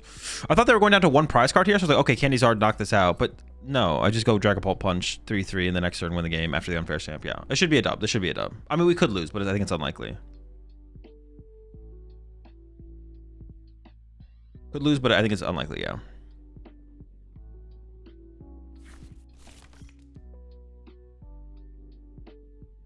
What about this today? Does Team Devo return a Mega Gengar that was cheating to play? Oh, someone in chat already mentioned that. Already answered your question. No, it does not. Does Ace roll block Cornerstone? No. Oh, actually, no, that's not true. Shred attacks go through it. Excuse me. Anything with Shred would go through the attack.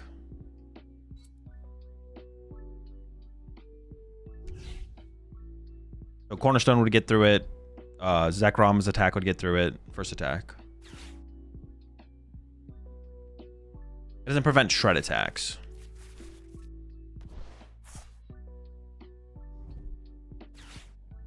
What is this? It's discard all, right? Okay, thank goodness.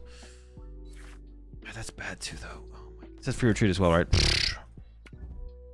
If I unfair stamp into a boss, they're down for. If I unfair stamp them into a boss, which they probably play a lot of, or Prime Catcher, I lose. Maybe it's better. This has free retreat. It's better to counter catcher the Fez, right? So I should go counter catcher, unfair stamp. Okay, and then I go punch, and then I draw 4 that way. Okay, yeah. But then this thing could be loaded up. Is that better? No, it is better. It's got to be better.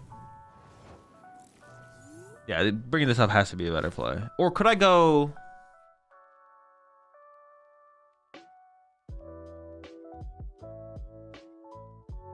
Is there any way for me to bring this up?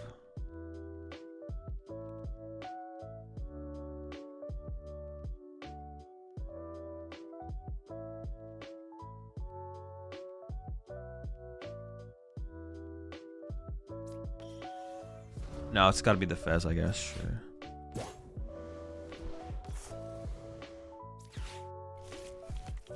Dragon Headbutt Stamp? No, because I can't draw 4 prize cards on the next turn. That's what I was trying to come up with, but it's not a line. There's no line there.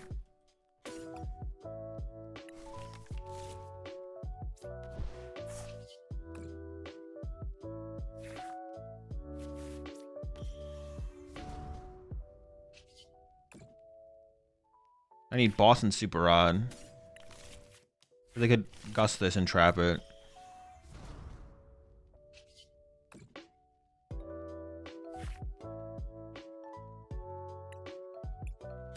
First, okay, sure. Yeah, Boston Super Rod, like I was saying. Sure, why not? Oh, I didn't even use this one yet. Yeah.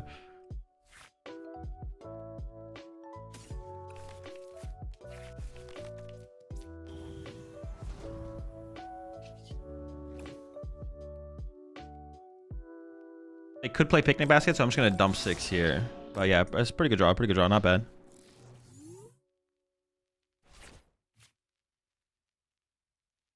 Now we literally can't lose to anything with Boston Super Rod. We can lose to them KOing a 2-prize Pokemon, but they can't beat us any other way besides that.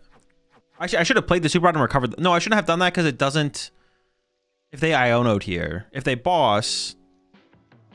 Oh, let's go. If they Iono there, then I have 3 Fire Energy in my deck that aren't boss. But they can't Iono... They can't Iono and boss, but if they boss, then I just have the Super Rod, so we're chilling. Correct to hold, correct to hold.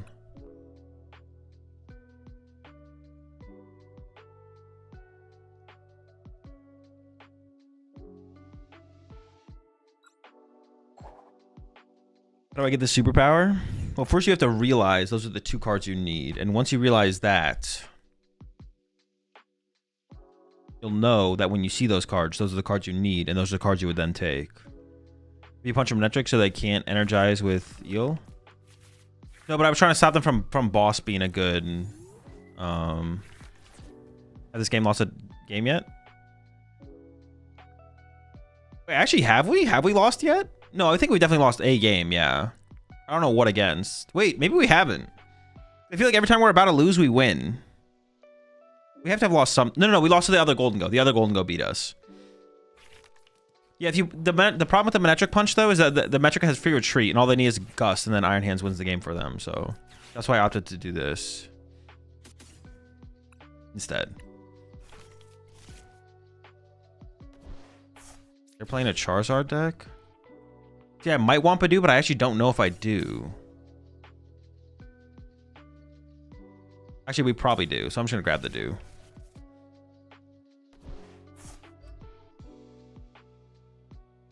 I don't know what they're playing, but I probably want the Badoo.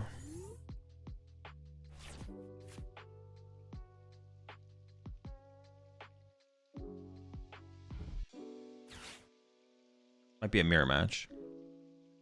It'll be interesting. I wonder if Petrol will be any good after rotation. It'll see play for sure.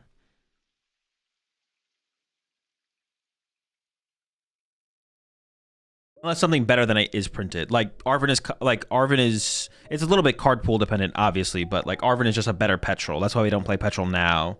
But when Arven rotates, usually a supporter like that, like an Arven or like a Petrol, is actually good. Like the best one of them is good. The question becomes which one is the best one. And currently Arven is better than Petrol, so. But once Arven rotates, it'll be time. It'll be Petrol's moment, you know? Petrol's time.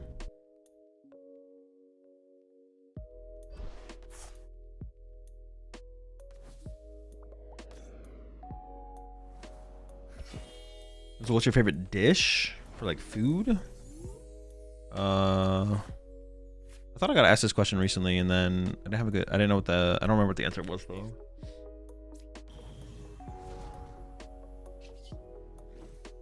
I'm actually like tempted to just TM Evo out Dracloaks. I think I am just gonna do that.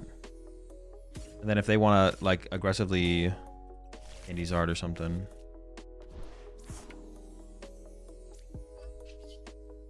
I just don't think I care. Then why'd I get the Badoo to begin with? If it was like normie Zard, right? If it was just like normal Charizard. But it's not Charizard. It is Zard Pult. If it wasn't Zard Pult, then I don't think I would have got the, well, I want the Badoo in case it was Zard, not Zard Pult. But it turned out it was Zard Pult. So now the Badoo is like, feels worse than just TM Evo in there.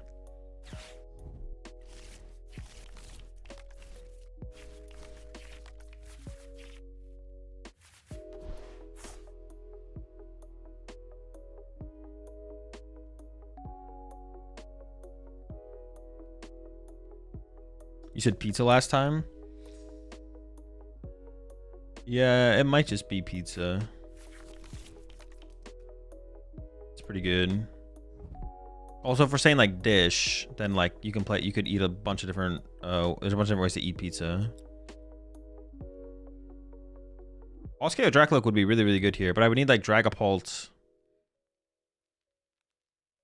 I could Recon Directive first, but I'm really tempted to play the Lily, to be honest.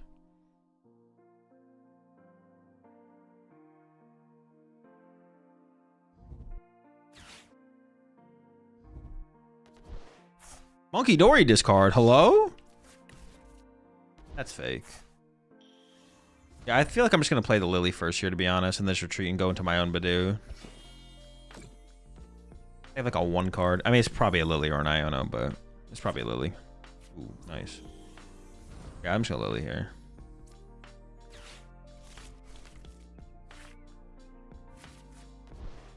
Well, next turn, we kind of got nuts, to be honest. Actually, sure, it's better than the Ultra Ball. Jeez. I actually need Monkey Dory here, to be honest. That's like the only piece we're missing.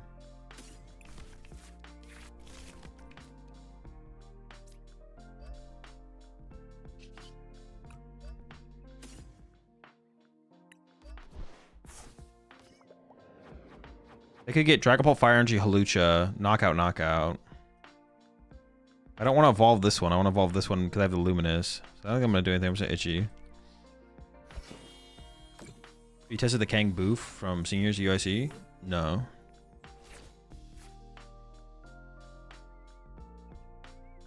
I don't plan on it either. I'll revisit Kang Boof in the future at some point for sure, but no, my broken hand. What? Are they down 2 Ionos now? They are. Do we not want to just put pressure on with Phantom Dive? No. I just want to chill. Yeah, I don't want to Phantom Dive there.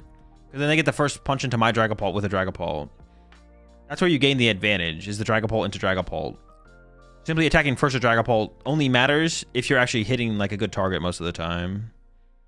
If I had Boss KO Dracloak, I probably would have done that for sure. Boss KO Dracloak, spread some damage to the bench, sure, I'm down. Should we set up a 4th Loke? If I had drawn a Dreepy there, I would have benched the Dreepy because yeah, the 4th Loke wasn't prized. But I didn't get one.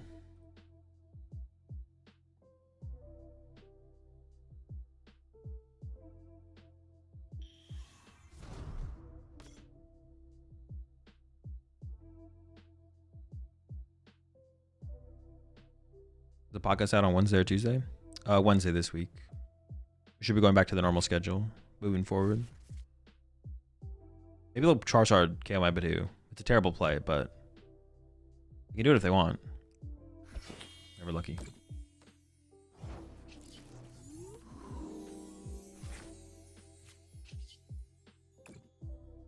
Also, actually, leaving the benches open for Monkey Dory might be higher value, actually, than Dreepy, depending on how we drew. I don't really want to play that. If I get a Lily here, I'd probably Lily instead. Alright, Luminous for my Monkey Dory is fine.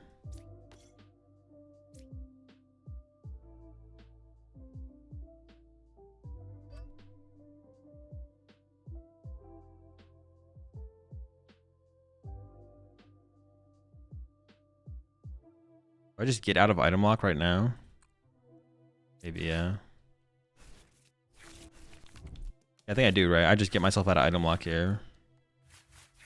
Well, actually, I don't have to. I have boss Dragapult in hand now, so I don't have to do that actually.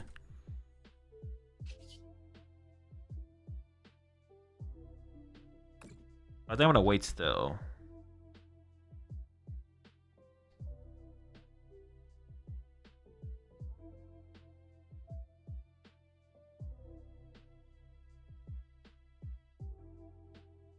Oh.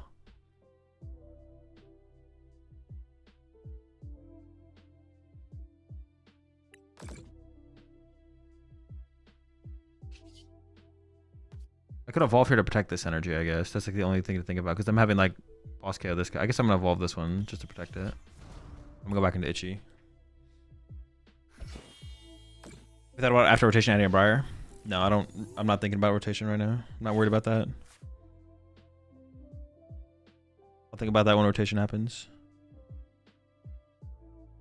I mean, they could have. I think we're fine. I think we're fine. No matter what they do, I think we'll be okay. If they don't attack this turn, we're in a really good spot.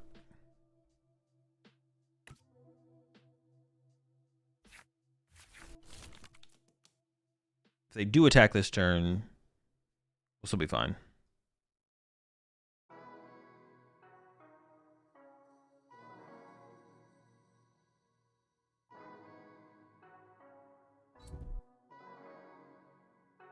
Dude, if they let me wipe, okay. I was like, if they let me KO double Love here, it is over. Honestly, even this board state is kind of cooked for them, I feel like. That's not a boss. And attacking with Dragapult into my Badoo seems really bad as well.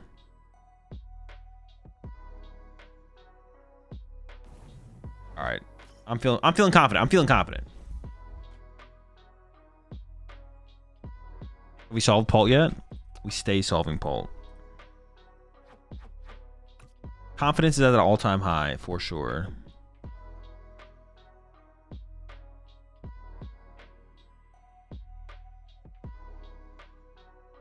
I feel like they just shouldn't Phantom Dive and they should just wait. Okay, that's a good play. That is a good play.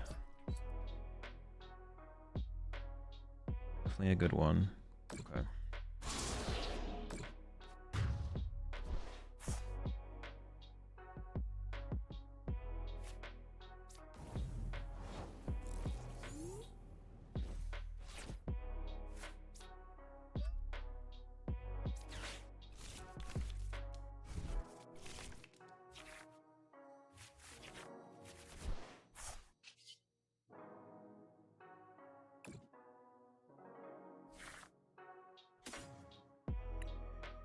Actually, no. I'd want that on the bottom to be able to Charizard with, right?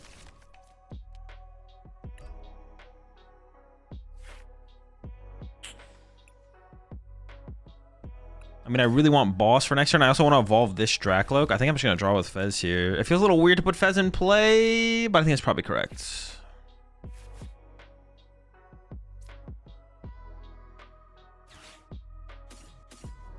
Oh, no, I had Arvin for Countercatcher in hand, right? Oh, maybe I did mess that up, actually.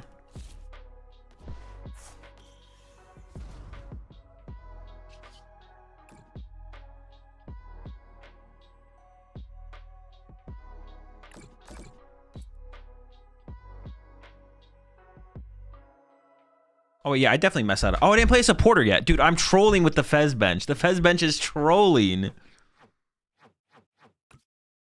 Big time trolling with the Fez bench. Because I really want to play this Lily. I could just play the Lily after I cycled. I still drew back into like a pretty good hand. On a Monkey Demander? Because I want to be able to KO this Dragon Ball with spread damage. Ooh, it's fine, it's fine. I did expect more, but it's not that bad. Also, I don't want to take a KO here because I don't want to give them Fez draw either. I'm going to KO this next turn with spread damage. Or I don't have to KO this one, actually. We'll see what I do. We'll see what I do. I'll probably make my play off of what their play is. Something like that. Yeah, I also don't want to get unfair stampede. No, I just don't want to take a... Taking a KO here would be really bad the more I think about it. Yeah, taking a KO here would be really, really bad.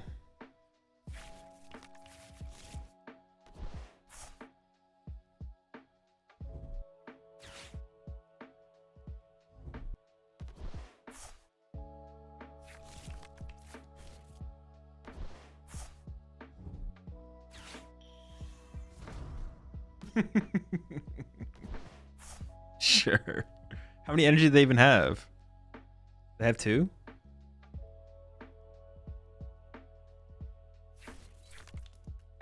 Aw, only 1? I wonder if happens if I boss that.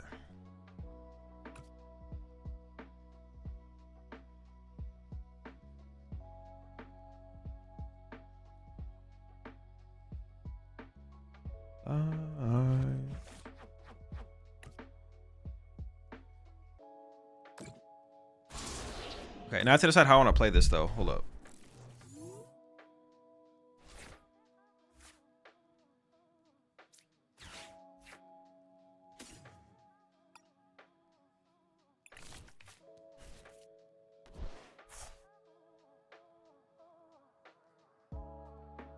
Moves.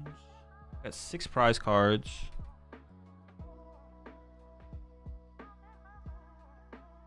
$210. I want to keep the air balloon.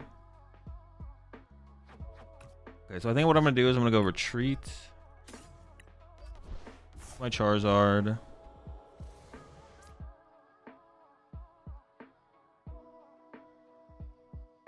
I don't mind hitting up fire here. Dude could come up.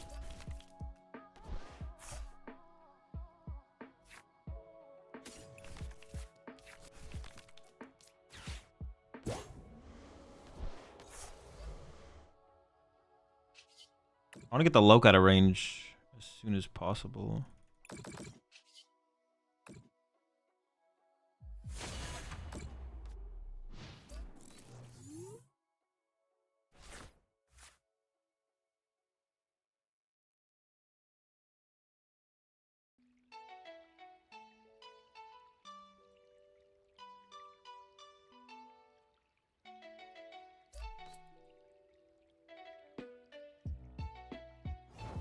Chill. I got it.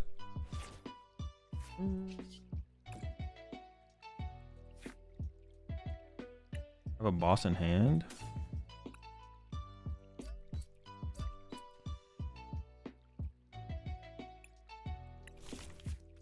I take the KO on Pult and PultZard with Pult. Because if they top deck an energy, they KO my Pult. I don't want to give them prize cards, do I? They draw 2. I might be like over. I might slightly be overcooking that. I'm not gonna lie. I might slightly be overcooking.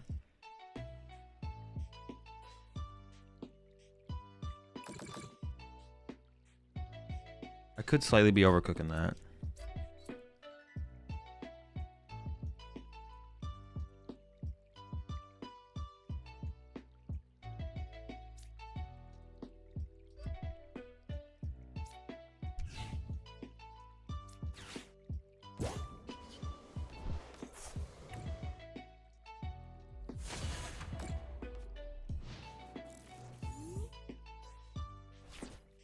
Yeah, I just, this makes it so like I'm just like super safe though, right? Like they need to work so hard to chase. I'm currently short in energy here. I am missing an energy, but I have luminous left. Yeah, I have two. Oh, I have one luminous, 2 fire. One luminous, 2 fire. Oh, actually, I shouldn't have done that because I cycled the deck. Oh, I have 1 fire, 1 luminous prized. All right. No, this first. What do I have? Oh, I could Lily for 8 still. Hold up. Nice. Oh, I could have got the luminous off the prize cards as well.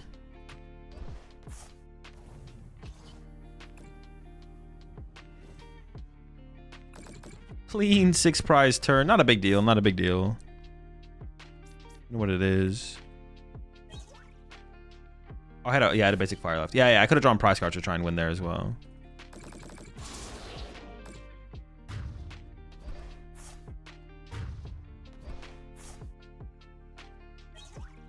Oh. Quad. Stretcher was also an out. True, Stretcher wasn't out. So, like, looking for Arvin first off the Dracloak 100% made sense.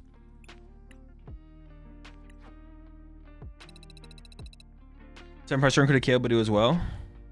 I think I was 1 short. I think I had perfect math on the stuff, didn't I? I think I didn't have a damage extra. No damage extra. No damage extra.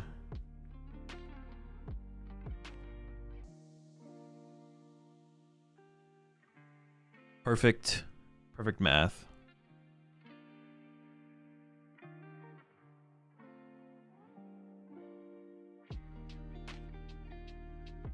You discard Nitrogen turn 2? I don't think so, no. I'm pretty sure it was in the deck. I just saw it in the deck there when I used the Ultra Ball. Why you don't aggressive onto Badoo? Yeah, KOing Badoo is just miserable in these matchups. We definitely ain't ever doing first. We ain't ever punching their Badoo first, that's for sure. I think if the meta shifted and decks were playing battle cages, what would you cut for a stadium bump?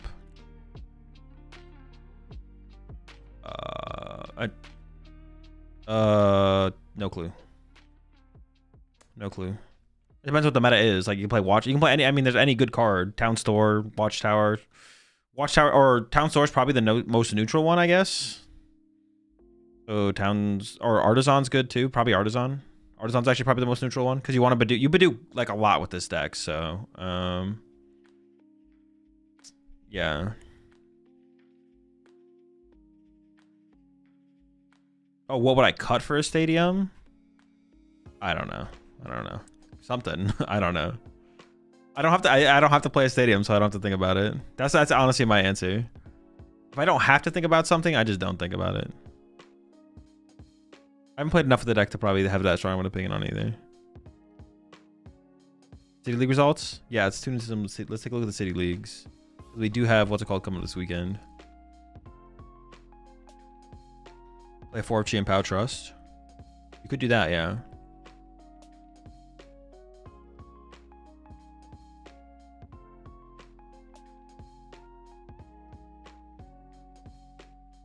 Be considered a different ace spec?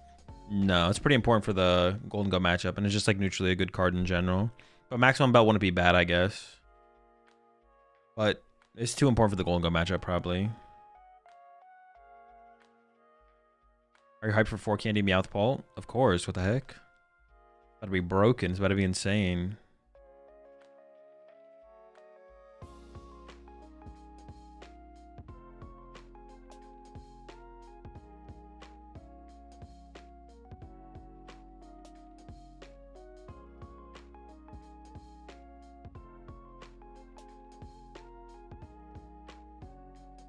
How does this look when I click on a list?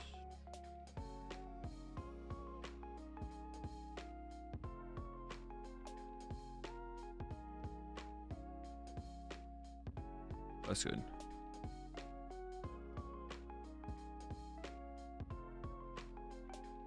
Four Roto Stick. Are we sticking? 4 Roto Stick and 4 Team Rocket Transceiver. Dude, we're finding the supporters. Honestly, I actually don't hate this. I do hate the 8 energy, but besides that.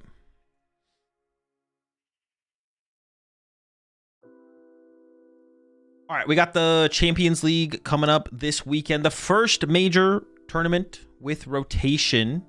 So let's take a look at some City League decks. Let's see what's people are playing, what's winning. Kind of get a preview for maybe what to expect from the Champions League coming up this weekend. And I'm just gonna like look at it. We're not gonna look at just the winning decks. Take a look at a couple of the City Leagues and look at all the decks in them, because a lot of them are gonna probably start to look pretty repetitive after a while. First one, Team Rocket's Honchkrow getting the dub. And there's nothing crazy. The big standout here with this list though, 4 Rotostick and 14 Rocket's Transceiver. But honestly, I don't hate the idea of that. If we're going all in, I kind of like the idea of that. I did try Rotostick in the deck, and it felt kind of like whatever. But honestly, if we're going all out, and we're seeing it all the time, and we're constantly cycling with it, I could actually see like a quad Rotostick build like this being the best way to play the Honchkrow Team Rocket's Porygon deck, for sure. Dragapult build here. Let's see how much they've changed. I don't think I was seeing Unfair Stamp in Dragapult builds last time I looked at them, to be honest. But Unfair Stamp is the A spec, so it's a Judge. Dude, that just feels so bad. But honestly, this build, also it's no Dusknoir, actually. Interesting. No Dusknoir is a little weird.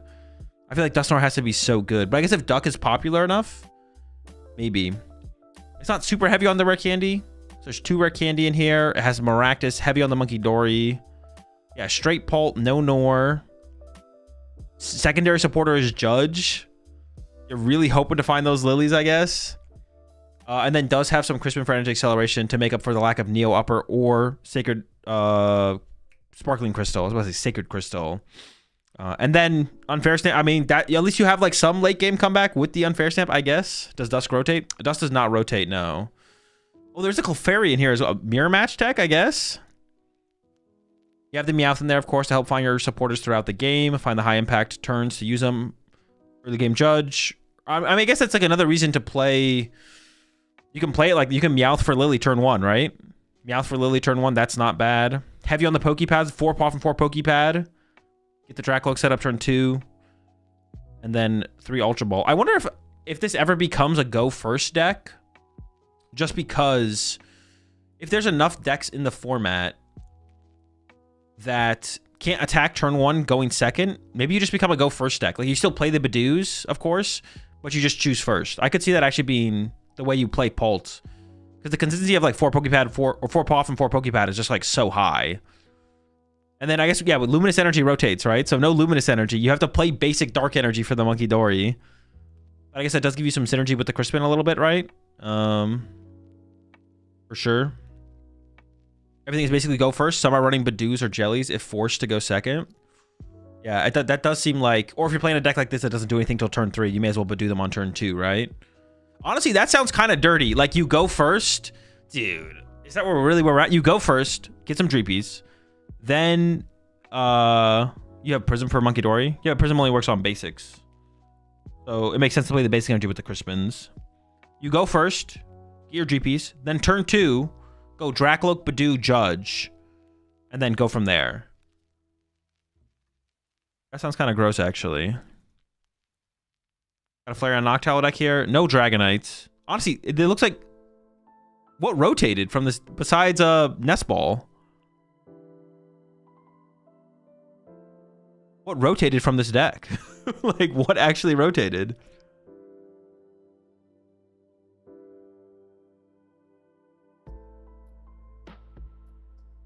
It's like all here. The gang's still all here. Pidgey? Yeah, you don't have the Pidgeot anymore. No Dragonite in this build. Mew. But no one's playing Mew anyways, right? Everyone's playing Pidgeot at the end. It looks, I mean, it looks pretty good still. Like, it looks like it has most of what it had before. We got a Venusaur deck here. Venusaur, Meganium, Ogerpon, the Regigigas. Briar. Nothing too great. No healing cards. It's kind of like the grass box. I mean, it's almost like Ogrepon's like the main attacker in this one, to be honest, though. I mean, you attack with Venusaur sometimes, sure, as well. Jet Energy does rotate, yeah. Cynthia's Garchomp list. We've seen pretty similar builds to this. Nighttime Mine. Terra Pokemon attacks cost a colorless more. I wonder what matchup. What is that for specifically? Ogrepon's, maybe? It's like an Ogrepon tech. Is playing one of the new fighting energies. Prevent all effects of attacks used by your opponent's Pokemon done to the fighting Pokemon this card is attached to.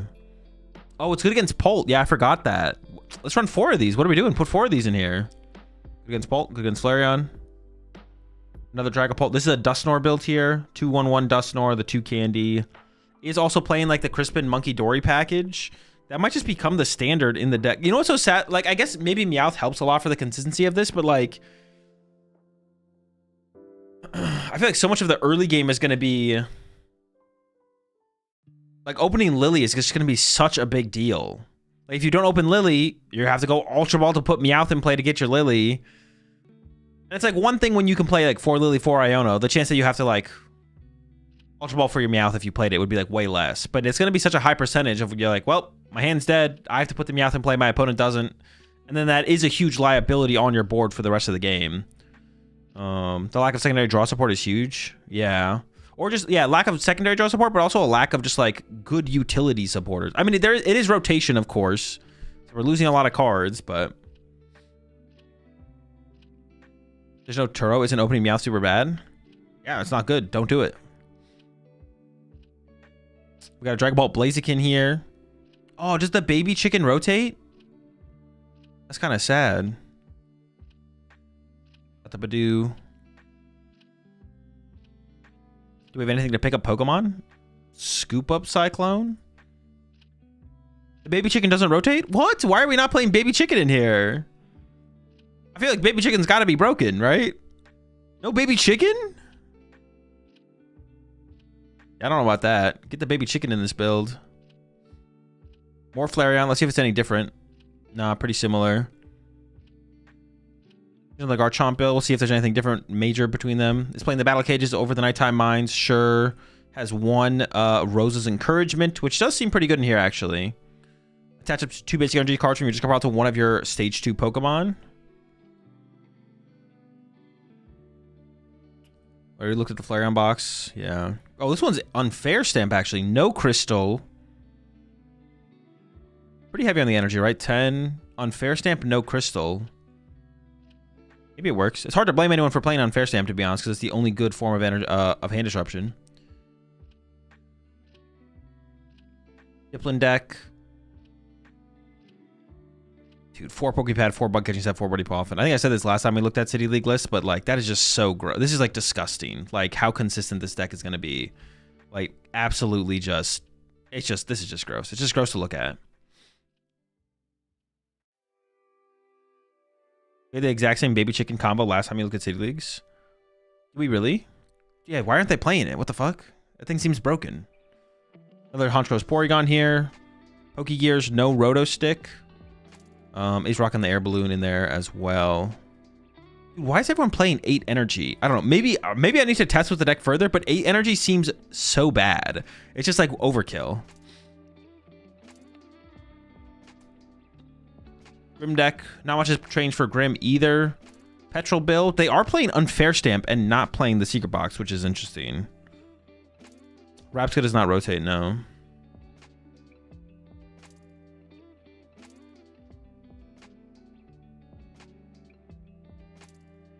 Yeah, it's interesting to see the Unfair Stamp. Once again, though, and this is what I actually said this when I talked about rotation recently. I was like, I feel like starting out, we're going to see people try and get more creative and stuff, but I wouldn't be surprised to just see every deck become an Unfair Stamp deck. And because it's the only good form of hand disruption. So you get like a free, in the early game, you get the potential of like a free gamble of being like, well, I'm not in that good of a spot, play Unfair Stamp, if my opponent breaks from here, I win. And then you just win. And then mid-late game, you're like, well, I'm the only one playing the good hand disruption, so that gives me a chance to win that I didn't have before. As long as you can make the deck operate without Unfair Stamp, I don't know, it seems kind of reasonable to just be like, well, I'm just going to play or I'm just going to play the Unfair Stamp and then if my opponents don't play it, I have like +2 win conditions of just like they take the first KO, I unfair stamp, they break, or late game, mid game, late game, I do the unfair stamp. I have the only good form of hand disruption. So, yeah.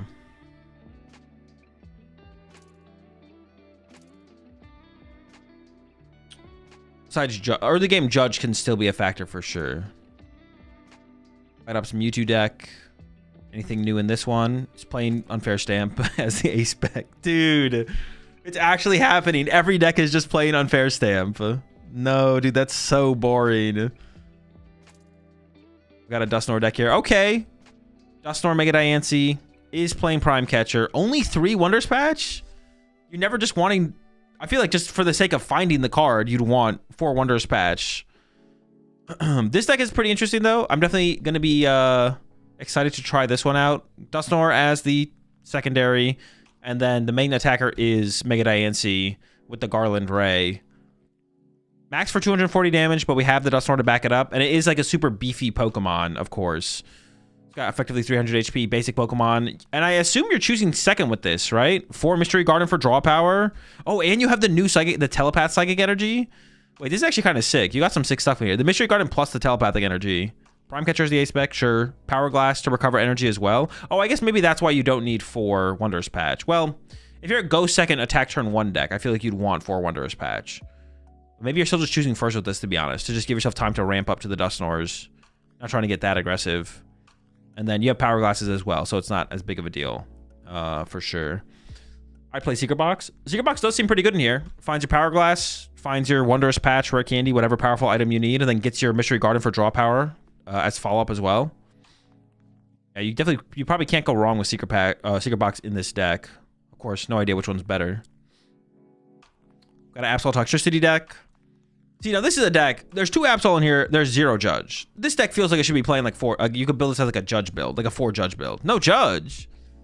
What? It does have the unfair stamp, so you do have that powerful combo there. And then it has a couple 1 prize backup attackers, the Baby Petch, the Brute Bonnet. So much unfair stamp, man. Wait, wasn't the Diplin deck even an unfair stamp deck? Bro.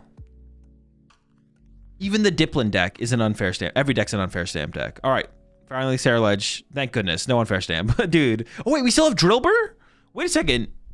Yo, this deck might be fine. I thought this deck would probably be dead with the lack of... We still got the Burr, though? We got Burr and Blender? Yo, Sarah Ledge might be fine. I thought it would be dead because the lack of Vessel. We did lose Vessel, but... That's not even that big of a deal. Got the Explorer? I mean... I guess, yeah. I don't want to play Explorer, though. Do we have to play Explorer? That's unfortunate. That's unlucky. Just lost Squawk. Yeah, Squawk wasn't that big of a deal, though. That's, like, fine. Explorer's got to be awful. Well, no, it is a terrible card, but you maybe have to play it. No E-Search? No, you'd never play E-Search. E-Search is just bad energy. You'd always rather play more energy. There's no, like, extra utility to playing an energy search. Area 0 Underdepths plus 2 Drillbur? Probably not. I don't hate the idea they lost Research. That's true. But I mean, like, yeah. But they didn't lose actually, like, that much. I thought it would, like, the deck list would, like, look worse. I would look at it and be like, ooh, this is disgusting looking. But it actually doesn't look that bad, to be honest. It looks all right. I could see playing 2 Drillbur for sure. The only problem, though, is, like, starting Drillbur is, like, really, really bad. And you'd increase your odds of starting Drillbur by, like, a lot if you played 2. So it's kind of an L. Honestly, Larry's Skill. We still have chill. We still have Carmine. We're not Larry's Skill. We have Carmine still. It's not that bad for Sarah Ledge. All right, this specifically says Dragapult Meowth. What does this list look like? Double Meowth. We got 2 cats, just 1 Dark Energy, a Briar. They got the Briar. Dusknoir line, of course. Crispin, unfair stamp. This is definitely like a slower build of Dragapult compared to the other ones we've been looking at. Has the jammies as well. Is rocking the jamming tower.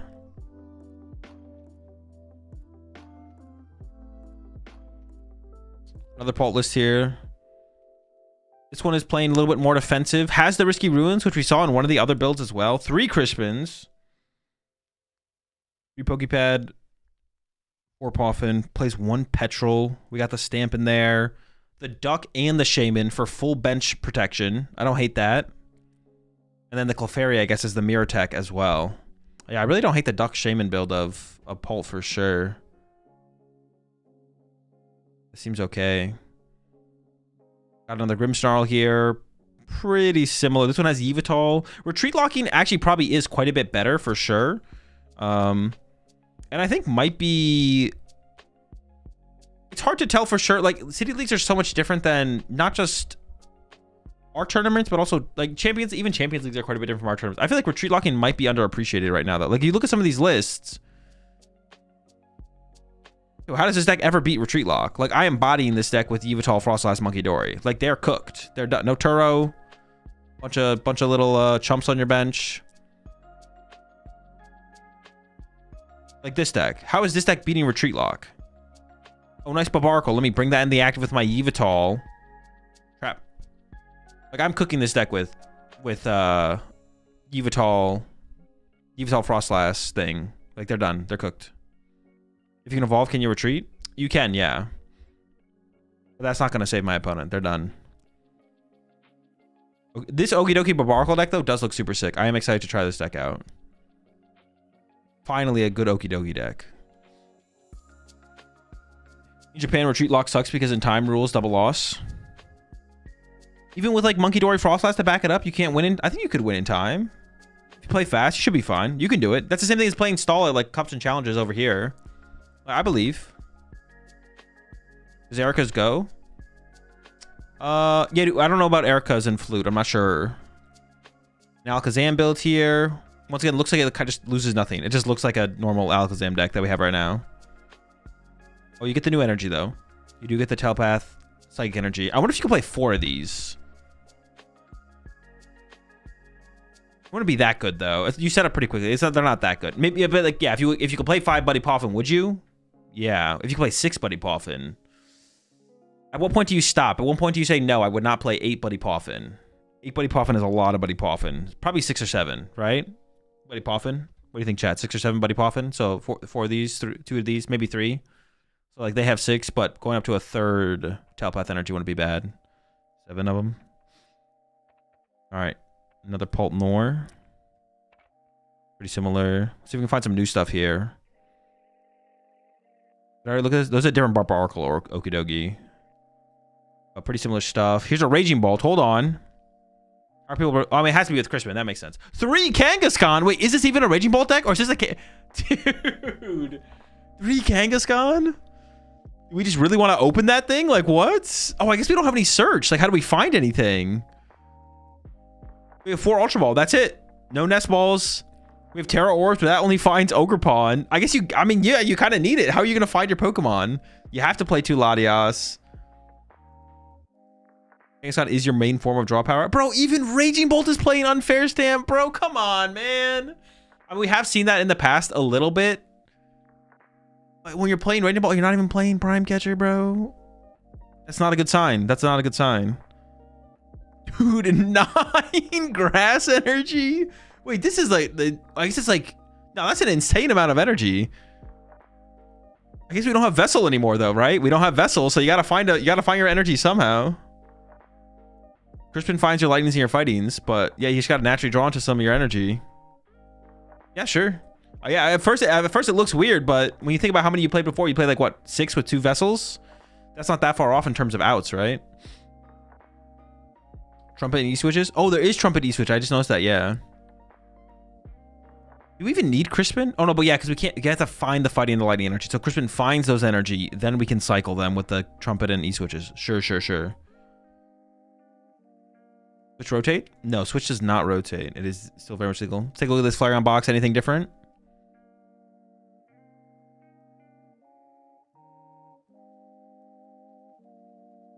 Another Dusknoir Diancie. Still playing the Prime Catcher, but yeah, pretty similar build to what we just saw. He's playing whatever this, however you pronounce that, 150 from one of your psychic Pokemon. You heal it.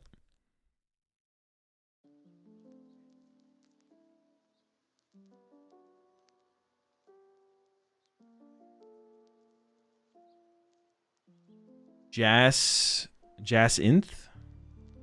Which ace pick do you think will match on Mega Greninja deck? I have no clue. We got a Greninja deck here. Greninja EX. With a 1/1 Starmie, of course. Honestly, as your initiator... well, is EXP share still legal? Well, you don't really want this thing to die. It's probably just a good option in the early game. You don't have to use it. I was thinking like you send this up initially with an EXP share, then the EXP share triggers to the Greninja. Yeah, I don't know. Not sure on the 3-2 split for Lightning and Fighting. I could see it being fine. EXP share does rotate? Okay.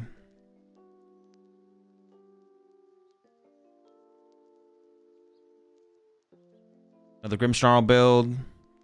Once again, on the unfair stand, bro. That's so sad to see. That's just like, but I understand. I get it, but it's like sad. People still playing the Mega Starmie deck. Yeah, this deck seems like it's a lot less popular. More people have Shaman in their decks to kind of counter it. Wait, this one doesn't even play Frostlass.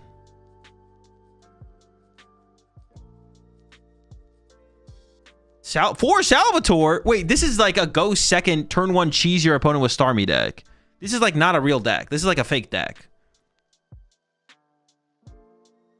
This is some Mickey cheese for sure. You're literally choosing second. I guess it's if it is a go first format, you're going second and hoping to cheese them with turn one Mega Frostlass or turn one Mega Starmie and just take over the game. Dude, this is some insane cheese. This is the cheesiest deck I've ever seen. Like, what? That is straight cheese. All right, Terrabox. What does Terrabox look like? Just Water Pawn and Ogre Pawn. Pikachu's still legal, right? No Pikachu? Interesting. Maybe you don't need him, I guess. Water Pawn's the early game. Clefairy, KO's Dragapult. Is there any other big Pokemon that you need Pikachu for? I feel like Pikachu would still be pretty good. Ogre Pawn, Kangaskhan. What about Tank Kangaskhan? Does Tank Kangaskhan... That seems like it's still probably okay, right? Oh, but you have to play like 4 Crispins or something? You can make it work. You can make it work. We don't have Turbo Energize anymore, right? You could get Mega Audino involved, but I don't really like that guy, so... Gotta avoid him at all costs. Just run Joltik. It might be the time for Joltik. It might be the time for Joltik. I saw a build running Smoochum. Oh, the Smoochum. That could be the move, actually. I kind of like that. We lose Boofers? No, Boofers should still be around. I guess we don't have Arven. It'd have to be Petrol Trolley. Man, that sounds miserable. Man, so much about this next... I mean, that's rotation, though. Kind of. Sometimes. Sometimes it's not, though.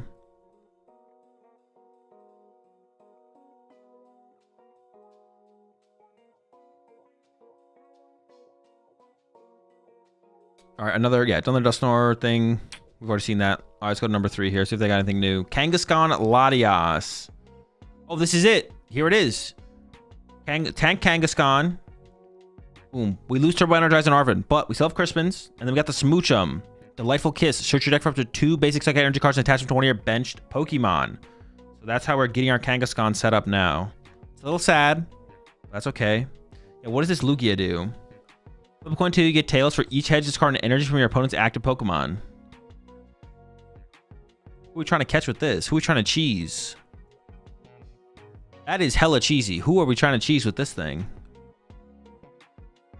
Oh, it is beefy too, though. It is beefy. We have Bouffalon. Oh, and we got the handheld fan? Wait, hold on. Dude, that is just so cheesy. Yeah, we don't have Braver Charm anymore. What's a good tool card to put on our Kangaskhan? Is there even a good tool card? Is it handheld fan? Is that it? That's the best we got? So it's, once again, a little sad. It's a little sad. Or Petrol. Yeah, turn 1 Arven. Need the Petrol. Need the Pokegears. Has Clefairy in here, which makes sense for everything else we have in here.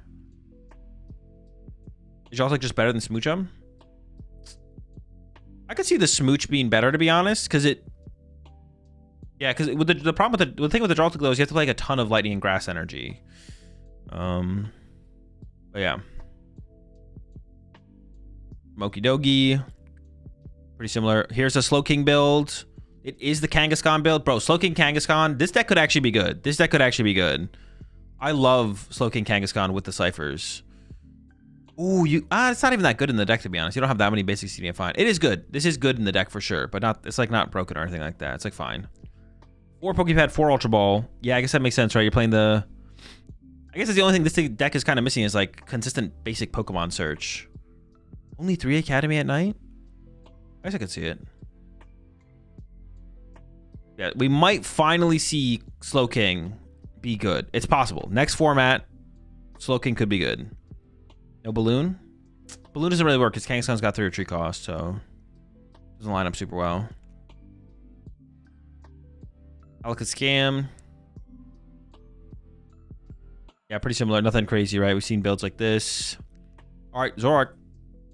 See what they're rocking. Oh, does Reversal Energy rotate? Heavy on the Mochis, 2 Mochis. Only 1 Petch, though. Double Zekrom as well. Geez, so you can't even attack with Darmanitan anymore. I guess, like, Golden Go also rotates, so the matchup that it was most relevant to attack with the Darmanitan is also gone. So this might still just work out, right? Might be fine. Ooh. What? 4 Ultra Ball and 3 Cyrano? We just have to, like, not... Is, like, whiffing that bad? What the fuck? That is insane. If you whiff, do you just lose? Do we need to find the Zoroarks that aggressively? Dude, that is so much. Dude, that is so much Pokemon Surge. 4 Ultra Ball, 4 Poffin, 3 Pokepad, and 3 Cyrano on top of the 4 Lilies. That is so aggressive.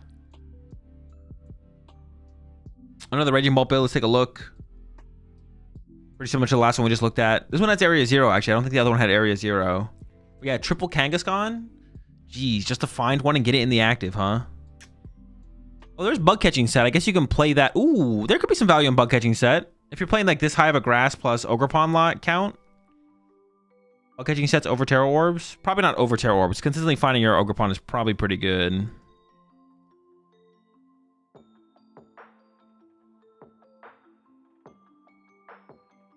Let's take a look at one more Bolt list. Oh, okay. I'm glad we did. Joltik Bolt. Honestly, especially if it is a go first format, I kind of like this. You choose second, Joltik, dump a bunch of energy in play. Next turn, Raging Bolt attack. Put a couple lanes on a couple bolts. I don't like that Joltik in there. You get to also play the 1 prize Galvantula, which can help with the prize trade. Still, of course, rocking the Kangaskhan. You kind of need that for onboard draw power. And this one has the Baby Koraidon as well as a 1 prize attacker. Pretty cool. Lucario. Yeah, has the legacy energy. Almost every build that I've seen has that legacy energy in here. It also has this Carbink. Is this a mirror tech or what is this a tech for? It's a psychic and fighting type as long as it's in play. If your opponent has 2 or fewer prize cards remains, the attack does 100 more damage. 170 times 2, 340. That KOs Lucario. And you can, if it's set up, KO Dragapult if you have Clefairy in play. So it's also good against Dragapult, I guess. Carbink Clefairy combo in the deck. And then just one of the special fighting rock fighting energies. Once again, though, I'm noticing a lack of... There's a lack of being able to deal with Retreat Lock in here, though. I'm just saying, I'm just putting that out there. What you all choose to do with that information is up to you. More Grim action, we've seen it. Oh, actually, this Grim is playing 3 Iris's Fighting Spirit. They're not playing 4 Petrol. Once again, unfair stamp. Super boring, super lame. Retreat Lock stocks. Yeah, I mean, if it doesn't get like identified as like a super powerful play really early on and like decks adapt to it, then I could see Retreat Lock being like super powerful for the first rotation tournament over here. Definitely. Dragapult Dusknoir. Ogerpon Meowth, is that just Terra Box? Nope. So, dude, 4?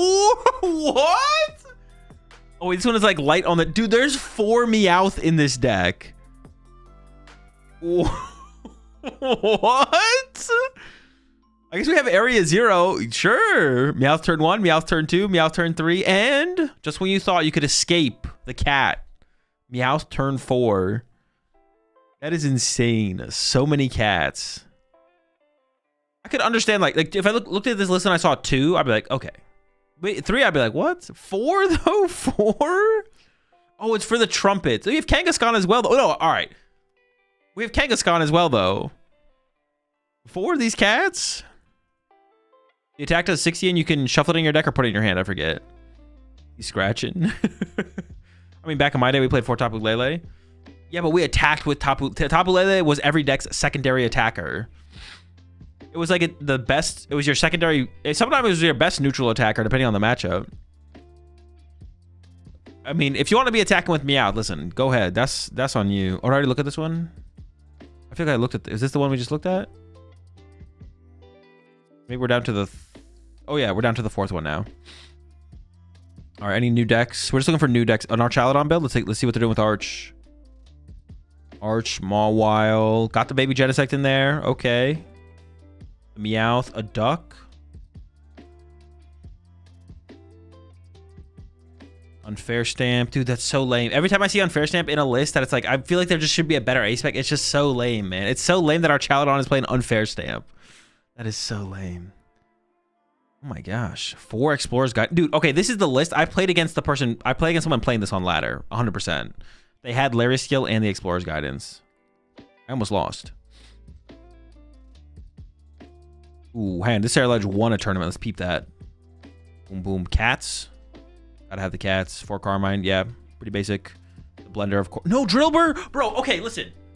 I could understand. Dude, you know, people just don't believe, man. People don't believe. I could understand not playing Drillbur in this format, right? You got Vessels. You cycle the deck with the Vessels. Okay, sure. But after rotation, we're not playing Drillbur? What? You gotta be kidding me. This can't be real. It's fake. I don't believe it. Dribbler's got to be correct to run in the deck now. If I was wrong previously and Dribbler wasn't correct, sure, fine. I do not believe for a second that Dribbler's not correct post-rotation. He's got to be the guy. Got the blowtorch in there as well. No respect for my boy Dribbler. That's what I'm saying. Another chicken with no baby chicken? Dude, why are we hating on the baby chicken? Yan Mega Bolt. Yan Mega first, Bolt second. And Crispins. Yan Mega is beefy. So yeah, I guess you initiate with the Yan Mega. Bolt your follow-up. Okay, okay. I could see it. 3 Cyrano as well. Yeah, I could see it. I could see it. Prime Catcher. Good to not see an Unfair Stamp. Here's his Arc build without the Darmanitan. Trying to be an aggressive prize trade deck. Which honestly does seem pretty good. Actually it has 2, interesting. 2 powerful Rage Reshiram, only 1 of the end Zekrom. I assume that specifically has to be like for the Pult matchup, right? Like you want to be able to respond to getting hit by a Pult or something like that. That is weird though, that it wouldn't be 2 Zekrom. Because you have a way to enable with Zekrom, but if your opponent doesn't punch your Zoroark, you can't do it. Interesting. This is called Pult Latias. I'm expecting like Mega Latias when I see the Latias there. Another Zoroark deck. This one has Hero's Cape. 3 Brock Scouting. 3 0. Oh my gosh. That is just so much Pokemon Search once again. There's so much. There's so much. Right, we got a couple new decks here. We have a Jellicent Mega Diancie Monkey Dory deck. Huh. I mean, turn 1 Frillish, turn 2 Jellicent. I could see it. Diancie to... I mean, item lock's good. Everyone has like a 3 or 4 boss in their deck, though. You don't have a Team Diva to work with. Yeah, I don't know about this one. This one seems a little bit off to me, I think. It seems like a little bit too slow and a little bit... Then everyone is so supporter-based. I don't know. I feel like people aren't going to be struggling to get around your Jelly. But it's just on Pokepads and Buddy Poffins. Maybe there's something there. Maybe. Hey, there was another deck I want to see here. Sharpedo, is that the one? In that... Yeah, Sharpedo's the one. Unfair Stampedo. Gravity Mountains. Yeah, nothing crazy in this build either. He's playing the Wally's Compassion. Honestly, this looks like a Sharpedo deck you'd almost play like right now. Cool Scrapper, Mega Signal.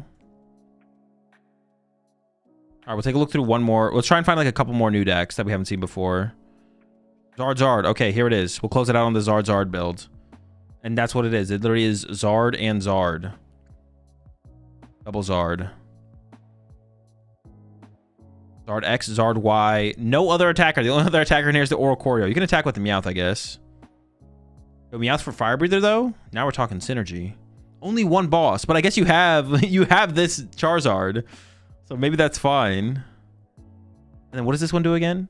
If you go first, you can use the attack during your first turn, search your deck for up to 2 basic Pokemon and put them onto your bench, then shuffle your deck. The Volbeat. That means the Illumise is also still legal, right? Interesting. No board recovery card is so bad. What do you mean board recovery? I feel like this deck should almost just play 4 rare candy. Just go for turn 2. Well, there's no way to are you talking about no way to recover fire energy? There's only an energy retrieval in here, but they play 15 basic fire, so they should be okay. Like Turo Penny. Oh, I see what you're saying. Yeah, no mobility supporter. Anything else new in this one? No. All right, let's take a look. Let's find one more. Let's find one more deck we haven't seen yet. Why did it do that? Why are the decks... Wait, am I trolling? Oh, I am trolling.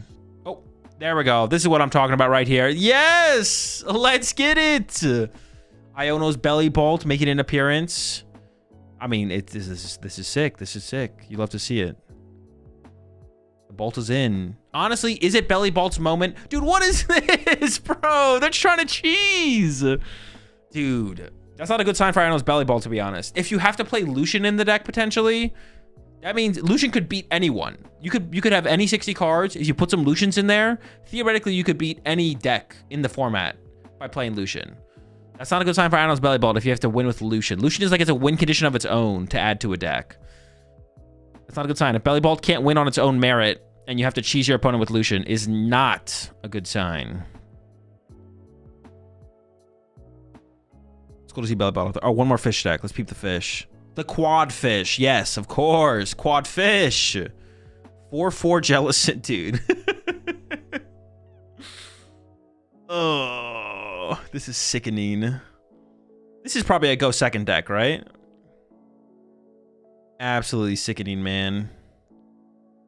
Probably a go second deck, though. Just get the fish, item lock, evolve to the Jellicents, continue the item lock.